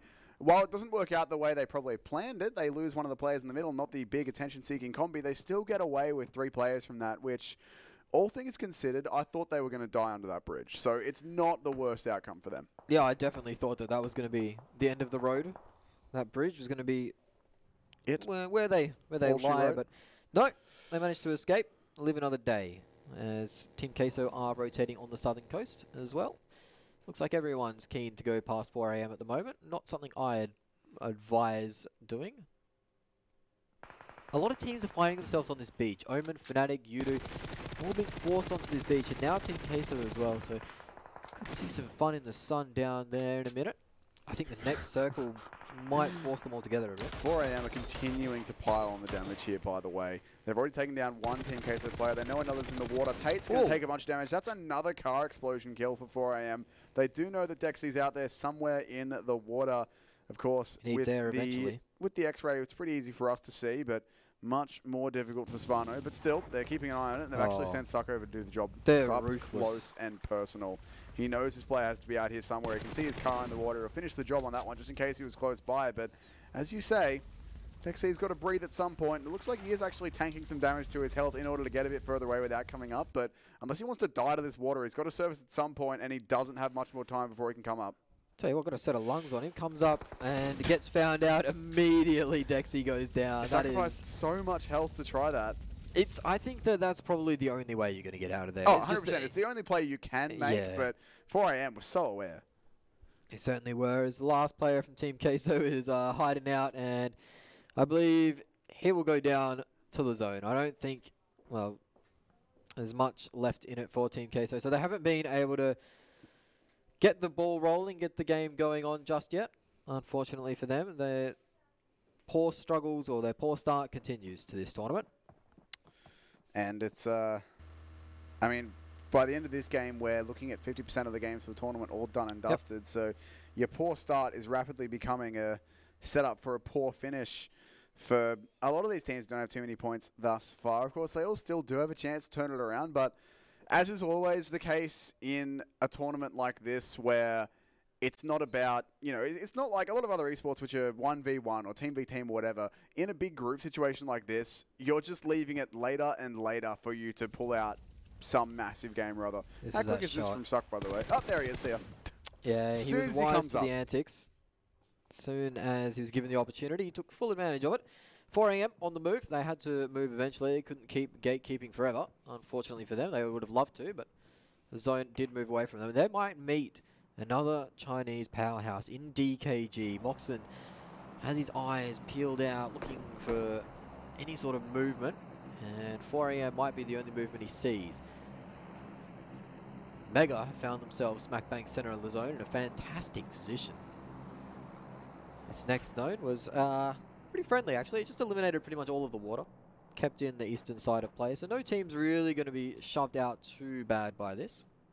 Los Leones has been eliminated from the circle as well. So we're not going to see a city finish to end the day, unfortunately. No, we're looking at pretty much essentially just an open, like a hilltop finish somewhere, potentially. There is a crate dropping right onto FFQ, so that's a bit of a gimme, but they've also got XQF on the other side of the road, Mega not too far away as well, so they don't want to be too keen in charging out into the open to try and loot that one. Synergy, a couple of their players coming up onto this orange compound. They want to be careful, as it is only the two players here. They're in a little bit of a 2-2, separated by a couple hundred meters, several hundred meters. 4AM, by the way, are looking like they might crash into Yudo again. Yeah, these two just can't leave each other alone. Looks like Yudo hasn't pulled the trigger at all and just letting them drive past. Fnatic are the next ones. That will be greeted by 4AM's convoy, and they managed to get a knock as Svano's actually jumped out of the vehicle. That's not the way you want to be playing. It looks like 4AM will pull up to try and save their star player at the moment. Fnatic are only 3 strong, as Ronak has taken a fall by the wayside. This would be big for the whole tournament if Fnatic can manage to pick up 1 or 2 kills here. Yeah, if Fnatic can deal with or mostly deal with a team like 4AM, then they're not going to put themselves towards winning the tournament, but they're certainly going to open it up for other teams. As, like we said at the start of this, what we're looking for this game is not so much who wins it, but the difference in placings between our top 3. We're looking at 4AM, we're looking at XQF, and we're looking at Cloud9. Those are the 3 teams that if there's any substantial point differences between them, then that'll be a new leader. We have 10 kills being collected this game so far, and 8 of them are on 4AM, by the way. So that is an ominous sign, as they had that game 2 win with 23 eliminations, I believe. So yep, 23, that's correct. 39 points in total. So that is scary signs if they continue on that form. They have been forced into a lot of engagements early on here, and they've got a few teams around them at the moment that they probably wouldn't be too scared of. Omen and Fnatic. haven't had the best results so far in this tournament. 4 AM are off to a hot start. This is the last player from Team Queso who's managed to find himself a spot inside the zone for now. I thought he was definitely going to go down there as SGE are taking big shots from Orange. Synergy haven't had an amazing start either. In fact, all of the Southeast Asian teams have really been struggling on day one. They really have. I mean, Synergy, we're looking at 8th in game 1 with 7 points. 8th again and then 11th, so it's not been too great for them, and they will lose a player here to Orange as well. Yeah, Austin. Circle shifts north too. Austin manages to find one, and that's a good shift for FFQ. They really needed a bit of help. The first 2 games, they had some of the longest rotations I've seen in quite a while. This game, they seem to be gifted a little bit. So what comes around, well, goes back around. Yeah. Comes back around, yeah. Nice little overview too, actually. Not a bad little property, that. Probably fetch a pretty penny. Pretty cute little farm. Could belong in Australia, but it's a little bit too hilly. We don't have too much of that here. 1 kill does come out there from Orange onto a player that I couldn't see because his name was in the way. I think that was Austin getting confirmed from Synergy. Yeah, they're down to 3 now, so a couple of our teams have lost some players. Looks like we still have about 10 rosters that are full strength, but Tempo and C9, as soon as I say it, both North American players lose 1, and Rain's going to get confirmed for Tempo as well. And guess what? It's Paraboy. It was Paraboy that actually stole that kill, by the way. It was a knock by FFQ. Rain came up to see if anyone was home in this lovely property that was mentioned before. Turns out FFQ were home, knocked him down, and then Paraboy on the angle managed to claim the point. So that's Paraboy stealing another point away from a team. That's been a common theme of the day as well. He's managed to pinch a few for XQF. Percasas is being knocked out by 4 AM. So if you're Cloud9, now you know where 4 AM is.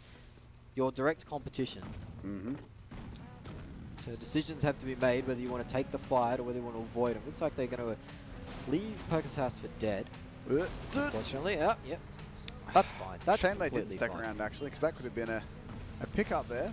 But, yeah, they will be leaving Percasas to go down as he's trying to hope that Svano won't spot him. Weave. But, yeah, duck and weave. But I don't think he's going to get away with it somehow. Good night, sweet prince. There it is. So Percasas will be falling. C9 will drop a player there. And now Udo and Fnatic and XQF are all in a very close sort of area. As XQF are basically going to let these two fight and then try and steal whatever kills they can. Yeah, it looks like Jimmy's got the line onto a waste. I think if that vehicle blows up, he might collect a double there. Yeah, I wonder if he'll just go for the sprayer. Coolboy's actually very close as well. Marco, the last player from Team Queso, getting lit up by a jumper from Yudu. Would be sad to see Marco go out in such fashion, but it looks like he doesn't have much shield left either, so Oasis does get finished off, leaving Fnatic with, I believe, 2. That nade is centimeter perfect. Marco is... Goodness me, that was... Pretty mad about that one. That was a dunk. That certainly was. That one. So Team Queso will go out 15th, unfortunately for them. It was perfect to a T, as we see a perfect circle almost come out. A little donut to end the day. And FFQ are still in prime position. Cloud9 found themselves inside the circle too. That's the only teams with positions inside at the moment. 4 AM, though, are coming in on the flank, and they're coming in behind C9. But before they can even get towards C9, they've got to deal with Orange, who are pushing them. And again, C9 are praying for Orange in this fight. They're thoroughly on their side at this point, hoping that they can help them clean up 4 AM. Because if 4 AM go out here in 14th place, that's either C9 or XQF pretty much guaranteed into the lead, depending on how well the teams in 4th and 5th. Now, we saw Orange get a knock last game and start pushing aggressively, and they're doing the same once more. It is a 2-for-2 trade, I believe. 4 AM are going to be very confident as they start to crest the ridge line. It is 4 AM with the advantage in this fight. It's down to a 1v1. Pop doesn't know where the player is, though. He does get the advantage in this fight. He drops to the ground, but it's not going to be enough. And 4 AM, they will be able to retain all 4 players and eliminate Orange. Guess how many eliminations they're up to now, Tim? Approximately too many. Too many is definitely the 13. answer. They're up to 13 elimination points already for 4 AM, and there are 35 in the lobby. And we lost a Unique and Fnatic, so the circle is starting to close in, and teams are starting to get pushed together. Omen and Tempo are so close to each other as Wi-Fi is being knocked out. Carnage has a nade on the way, but it's not going to collect him. Sixless and Carnage playing very, very patiently at the moment, as it looks like Omen have lost Zute, and Tempo gatekeeping their North American brethren at the moment, as Jimmy's actually been popping off, and that's going to be Yudu knocked out. Tucker's managed to claim a knock onto one of the 4 AM players as well, so all of the top teams are getting involved. Cloud9 at the moment, they'll be rubbing their hands together watching this all unfold. XQF sitting with 5 points. 4 AM with 13. 13, and we've barely even done anything yet. Like, we're at 10 teams and 34 players, so we've still got over half two-thirds of the team and over two-thirds of the teams and over half the field still alive in terms of individual players. And 4 AM are already chilling out here with 13 elims, so living the dream. If they can continue this, then it's looking to be another very high kill chicken win for them. But it's not all said and done just yet. There's a lot of teams standing between them and that victory. So a lot of work still to be done for the 4 AM guys. It certainly started off the right way as the circle is just about to move. Let's have a look where it's going. Ooh. Just below dead center, and it centers up on FFQ once again. This is going to force 4 AM and Cloud9 together. Unless 4 AM have done the research, done the reconnaissance, and have found where Cloud9 are, they just might have. But this might force them together, and that surely 4 AM can't win these fights back to back to back all the time. Surely they're running out of meds, the armor, the nades. You do this to them. They have to at some point. They're not invincible. You don't do it, Ben. Just don't. You know how this works. You're a caster. You understand caster's curse. You'll make them do it. XQF, though, are here still with 4 players as well, and they have been looking sharp so far, so they're certainly still a force to be reckoned with here. They have some of the remnants of Omen hanging around, I think. Tempo as well in the neighborhood. Down on that southern side of the circle, you can hear the shots and the nades right now. It looks like Tempo are getting aggressed upon already. Omen are actually making the play here to try and catch out their North American brethren. Chica's going to take a lot of damage. Nico's in the open there as well, and Carnage does need to get inside, free from the zone, and just about avoids that last Tempo player. Sixless, as you can see there, is over the far side as well, maneuvering his way in. Could go for a bit of a backstab, but he's still a little way off. They've got to buy some time for him. In the meantime, we say goodbye to Team Soul. Yeah, we might be saying goodbye to Omen. It is Sixless in the dirt with an Uzi. That's not where you want to be. Carnage does get taken out by XQF. Paraboy cleans that kill up, adding to his tally. More and more kills for Paraboy. Tempo now starting to push up towards XQF.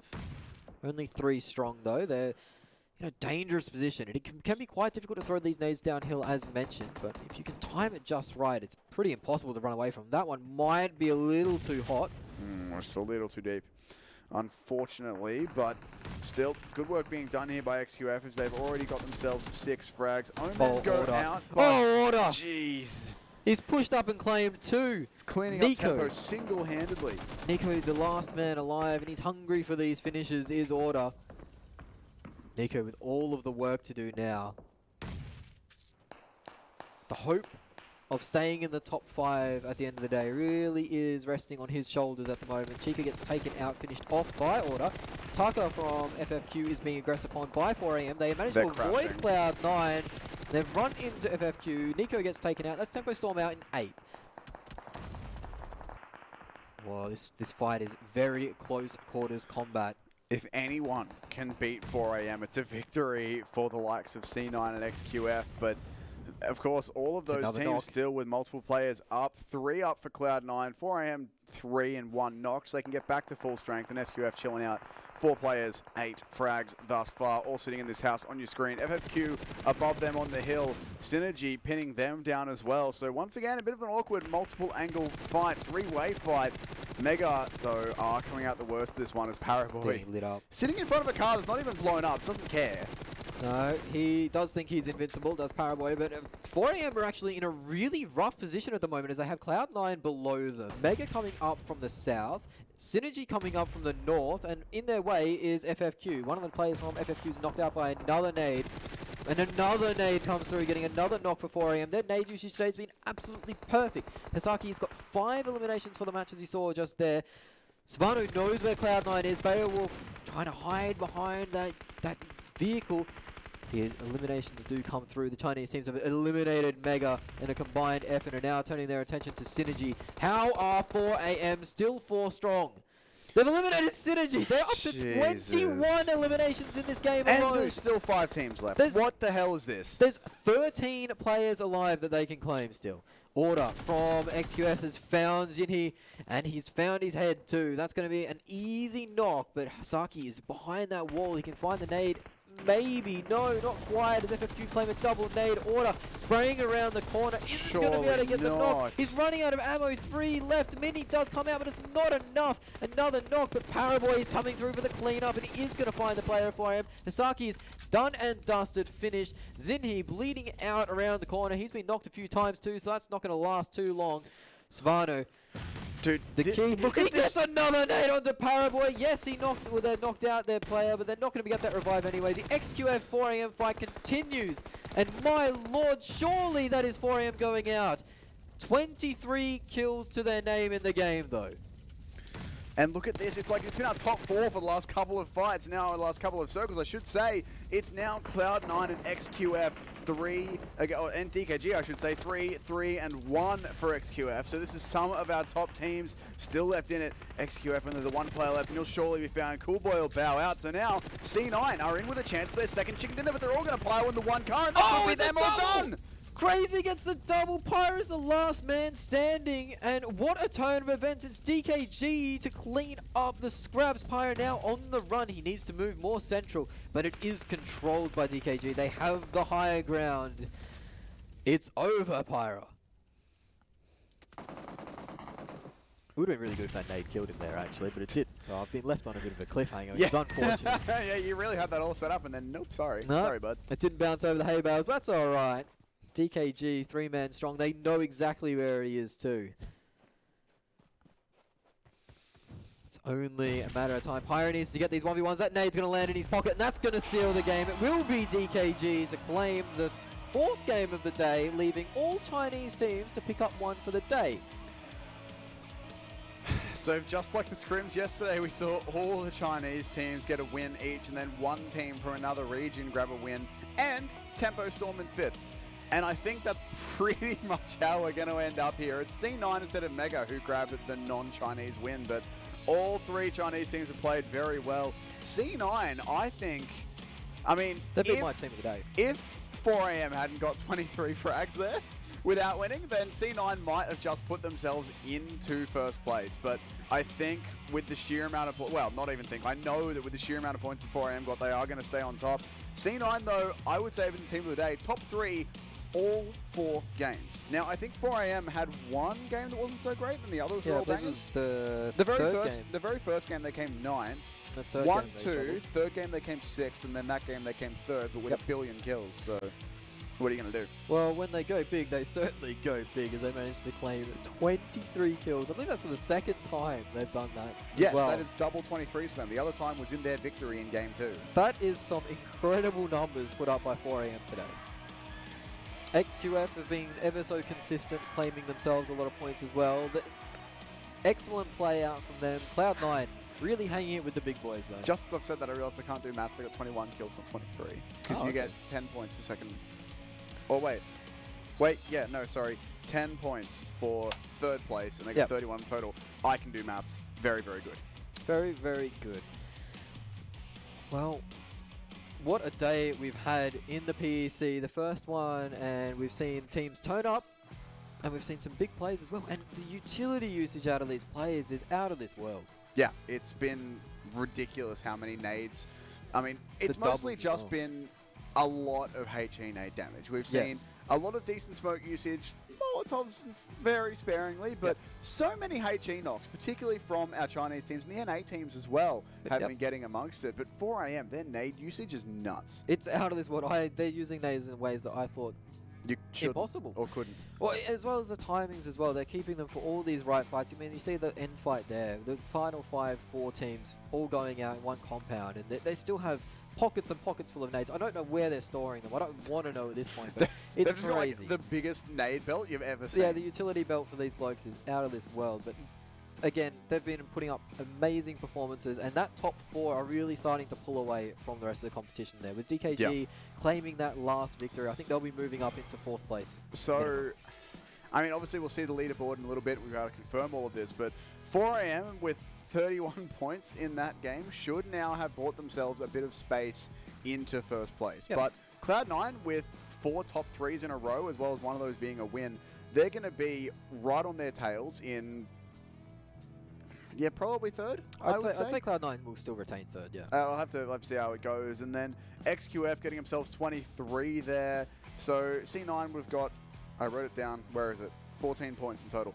So it should be like 10-ish points between 4AM and XQF, and then somewhere like that for C9. But it's going to be real close, I think, in the top 5. And the gap now between the top 5 and the bottom 10, I think, is going to really start to spread apart in this next scoreboard update. I think that's definitely going to start to open up a lot. And it's going to be those bottom 10 teams starting to fight each other for that increased prizing. I think the top 5 are well and truly pulling away with Tempo Storm and DKG, really the 4th and 5th place teams. Tempo Storm might be dropping off a little bit, but I think they're still within shouting distance. If they are in that 5th position, it's still within a shout going into day number 2.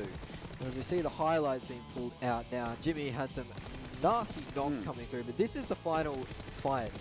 And you see these players going at it. It is Moxon pushing around. This was finishing off Cool Boy. Yeah. This is the car explosion. Yeah, like, I mean, I love this from C9 in terms of the concept. Like, if they could have pulled off that car rotate, then they get multiple players into a completely different position on the battlefield that DKG may not have been ready for. That could have allowed them to potentially surprise them, maybe win that fight. But as it is, that's always the risk when you get into a car in like a squad v squad, 1v1 type situation, is that you can get sprayed down and lose multiple players, and it backfires with C9 this time. Nonetheless, they've got, what, 1/3, 2 seconds and a 1st, I think. So they're going to be very happy with their day, as are the guys on 4AM. Despite not getting a win that game, getting 21 eliminations out of it. It's crazy. I mean, do you really care about the 6 additional placement points at that point? I don't think so. Oh, I think you're pretty happy with what you've got. But especially because tiebreakers are decided kill point first. Yeah, like living the dream. I do feel for Cloud9 though. Going into the later stages of that game, the last circle that they did play in, they were forced into the position of going underneath 4AM essentially, because the ground, the terrain that they were greeted with wasn't very friendly. You saw Beowulf hiding, cowering under a truck almost, because he was getting shot at above by 4AM. Thankfully for Cloud9, the fight broke out on the high ground, which distracted things a little bit away, took the pressure away, and they managed to sneak into 2nd, but they weren't able to get the huge fights and the huge kill points they would have liked. Still 2nd place is a lot of points, but I think that if they want to challenge the top 2 tomorrow, they're going to need to start upping the kill game in the middle to late game sections. Yeah, absolutely. And there's obviously a lot of teams that we would like to see doing doing better tomorrow, I think we should say. But I think the interesting thing tomorrow for me now is going to be, obviously, we've got our top 5. I'm not going to say set in stone because things can change, but not only are our top 5 going to be, in terms of the points, leaps and bounds ahead, but they've all been very consistent. 4AM have had 2 quieter games, but they've had 1 win and 2 massive, massive kill games, a 23 and a 21. C9 have been top 3 all day. XQF have been top 5 all day. I'm pretty sure they've been up there every single time. DKG with that win will secure themselves some solid points as well. So it's not just one really big win that's carrying our top teams right now. It's consistent results across all of the games. So I think the thing that'll be fun for me is seeing as any of the teams lower down will start, I mean, not really putting their tournament lives on the line because there's not too much they can really do at this point to catch up. But if they'll just say, all right, this game, we tank our normal strategy and we hot drop insert team. Yeah, I think that could be some fun things to see tomorrow if some of the teams start to adapt that way. By the way, how unlucky are you if you're Cloud9, right? If you show up to a tournament and I say to you, congratulations, first 4 games, halfway through the tournament, you'd place top 3 in all of them, you'd be like, I'll take that. That would be first place for me. Thank you very much. But they've shown up to this tournament and XQF and 4AM have blown everyone out the water. And now they're sitting in third after finishing top 3 in every game. That's ridiculous. The thing that just hurts my brain is 4AM getting 21 kills on a game they don't win. That's the thing for me that's just nuts. All right, so we're looking at a spread from 5 to 26th for 15 to 6th place. So that's what, 21 points. That's very doable for any team in that. That's doable for any team. But the really big one, I mean, no real massive changes there, by the way, just to mention Synergy moves up a little bit, you know, still a pretty small one, but here is the big one. 26 points, 38 in 5th, 66th for 4th, 67 third, 76, 84. So DKG actually do just sneak past C9 by 1 point. But, I mean, this is very similar to what we saw in the scrims, is that there was one team up around the 80-point mark. I think the team after 4 scrims who were up in first might even have had exactly 84. No, it was 82, never mind. So 4AM have actually outperformed XQF's performance in scrims. But, like, being that high up is just nuts. And then Tempo Storm, I mean, barely holding on without a chicken dinner. They're still doing, without a win even. They're still doing pretty well to be this high up in the standings. But the top 4 are doing so well. I mean, look at these average ranks. For C9, average rank of 2. And then for 4AM, sure, their average rank is lower. But look at the average elims. It's the best in the tournament for Cloud9, and they're sitting in 4th position. Oh, I feel for them. I really do. But 4AM, they are nuts, and this bloke has been the one to lead it all. How's this an MVP not from the winning team? It's crazy to think about. He's been on fire all day. He got I think it was a 13-kill game or something by himself, and now he's eliminated. Look at this. He's got 20 eliminations for the tournament so far. 17 for Paraboy. And Paraboy, it's worth noting, more damage. Look, 4 of the top 5 are 4AM. Like the entirety of 4AM. The entirety of the team is on the first thing that amazes me, though, look at for Paraboy, he's actually done more damage than either of the top 2. And while that's, I mean, he's not getting all of the elims, he's getting a lot of them. That just speaks to the amount of knocks and damage he's putting out. Like his first game was what, 8 elims and 14 knocks or something? Yeah. So he's doing big damage. But the big one for me is that the entirety of 4AM is in the 5, like the top 5 kill leaders. 4 of them are just all of 4AM. Yeah, I think the lowest is 11 or something. And if you're last player, if you're, you know, your least performing player is still averaging over 2 kills a game, you're pretty happy. He's almost averaging 3 kills a game. That's really, really good stuff in 4AM. You're absolutely living the dream. Either way, that's going to do it for day 1 of PEC. We're halfway through. We've got 4 more games tomorrow to decide who's going to walk away with the lion's share of the 3 million yuan prize pool. But before all of that, we've got some more content for you. We've got an interview. We're going to go back to the arena and look at all of that, and we will see you again tomorrow.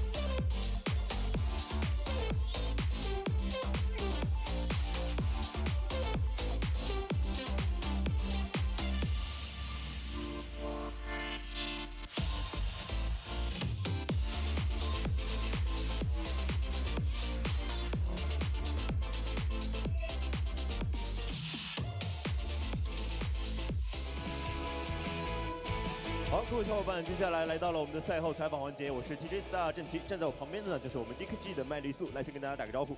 Hello， 大家好，我是 DKG 的麦绿素。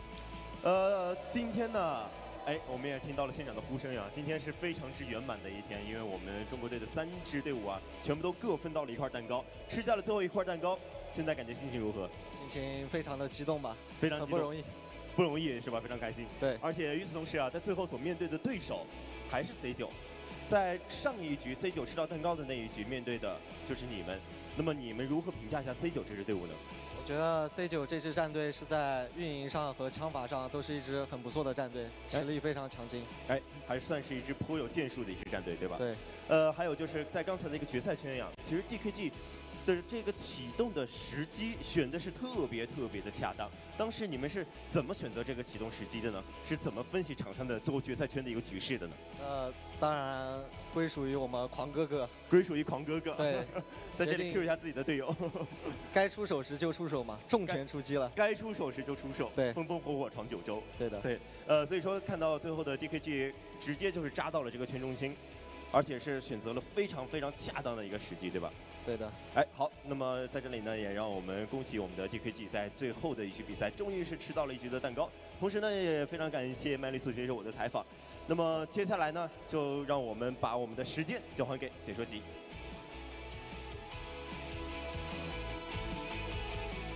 All right, we're back actually because we need to tell you about what's happening tomorrow. We do have 4 more games coming up. We've got 2 more on Erangel, 2 more on Miramar. And with that, we will decide who's going to be taking out, well, the entirety of the Peacekeeper Elite Championship here in China. So the very first one, exactly that. So there is a lot on the line for all of our teams. I'm just going to check to make sure I had that number right, but I'm reasonably certain. It's about 420 or 436,000 USD, I believe. It's an astronomical number. 3 million Chinese yuan. So that is a lot of dollars. It is. It's a much more impressive number as yuan because, you know, you get a millionaire, yeah, but still it's a lot of money to play for. And just to give you a quick idea as well, I'll do it in USD just to give you a rough sort of idea. But first place is around 160, second is 85, third is around 60, fourth and fifth both get around 15. So it's just like the placement points, change. It drops off pretty quick. Yeah, I mean, that's often the way, but that's still a fair chunk of change for these Absolutely. players. And it's fantastic experience as well. You've seen the stage, you've seen the environment they're playing. It is incredible to think that these players are up on that stage, giving it their all and really doing everyone proud. 4 more games tomorrow to decide, though, who's going to be walking away with the lion's share of that money. Yeah, and at the minute, it looks like we do have a top 5 pretty much locked in, being the 3 Chinese teams, C9 and then Tempo Storm are just hanging in there as well. And doing well to be in 5th place on, I think they're on 33 from memory, which... Considering that they are yet to get themselves a win, yet to get that 16 placement point boost to their standings, they're doing pretty well to be hanging in there, but they'll need to put in some more work tomorrow. By the way, in the little break there, we did a quick bit of maths. So 4am are sitting at 84 points currently, of which 52 of those, over half, are eliminations. Yeah, it's a lot to think about, really. When you have these tournaments, you usually think about the elimination points are going to take up about 66%, about 2/3 of your points. And then 50-50 if you're really good. If you're really good and you're really getting a lot of kills. But they're having an almost 60-40 split with placement eliminations points. To being like the big insane. ones. Yeah. It's insane numbers, really. And they haven't been taking an overly aggressive amount of risks either. They've been taking a lot of fights, yeah, but the way they've been trading and backing each other up, they've really been sensible about it, right? Like except for game 1, they were very sensible there. But you obviously have to be pretty aggressive to end up with like 23 or 21 frags in a game, but they have been overall pretty smart about it. Either way, this time we are actually done. We will be back this time, or same time again, same start time again tomorrow for the last 4 games to decide the winner of the Peacekeeper Elite Championship. Make sure you don't miss it. 4 more action-packed games. We'll see you then.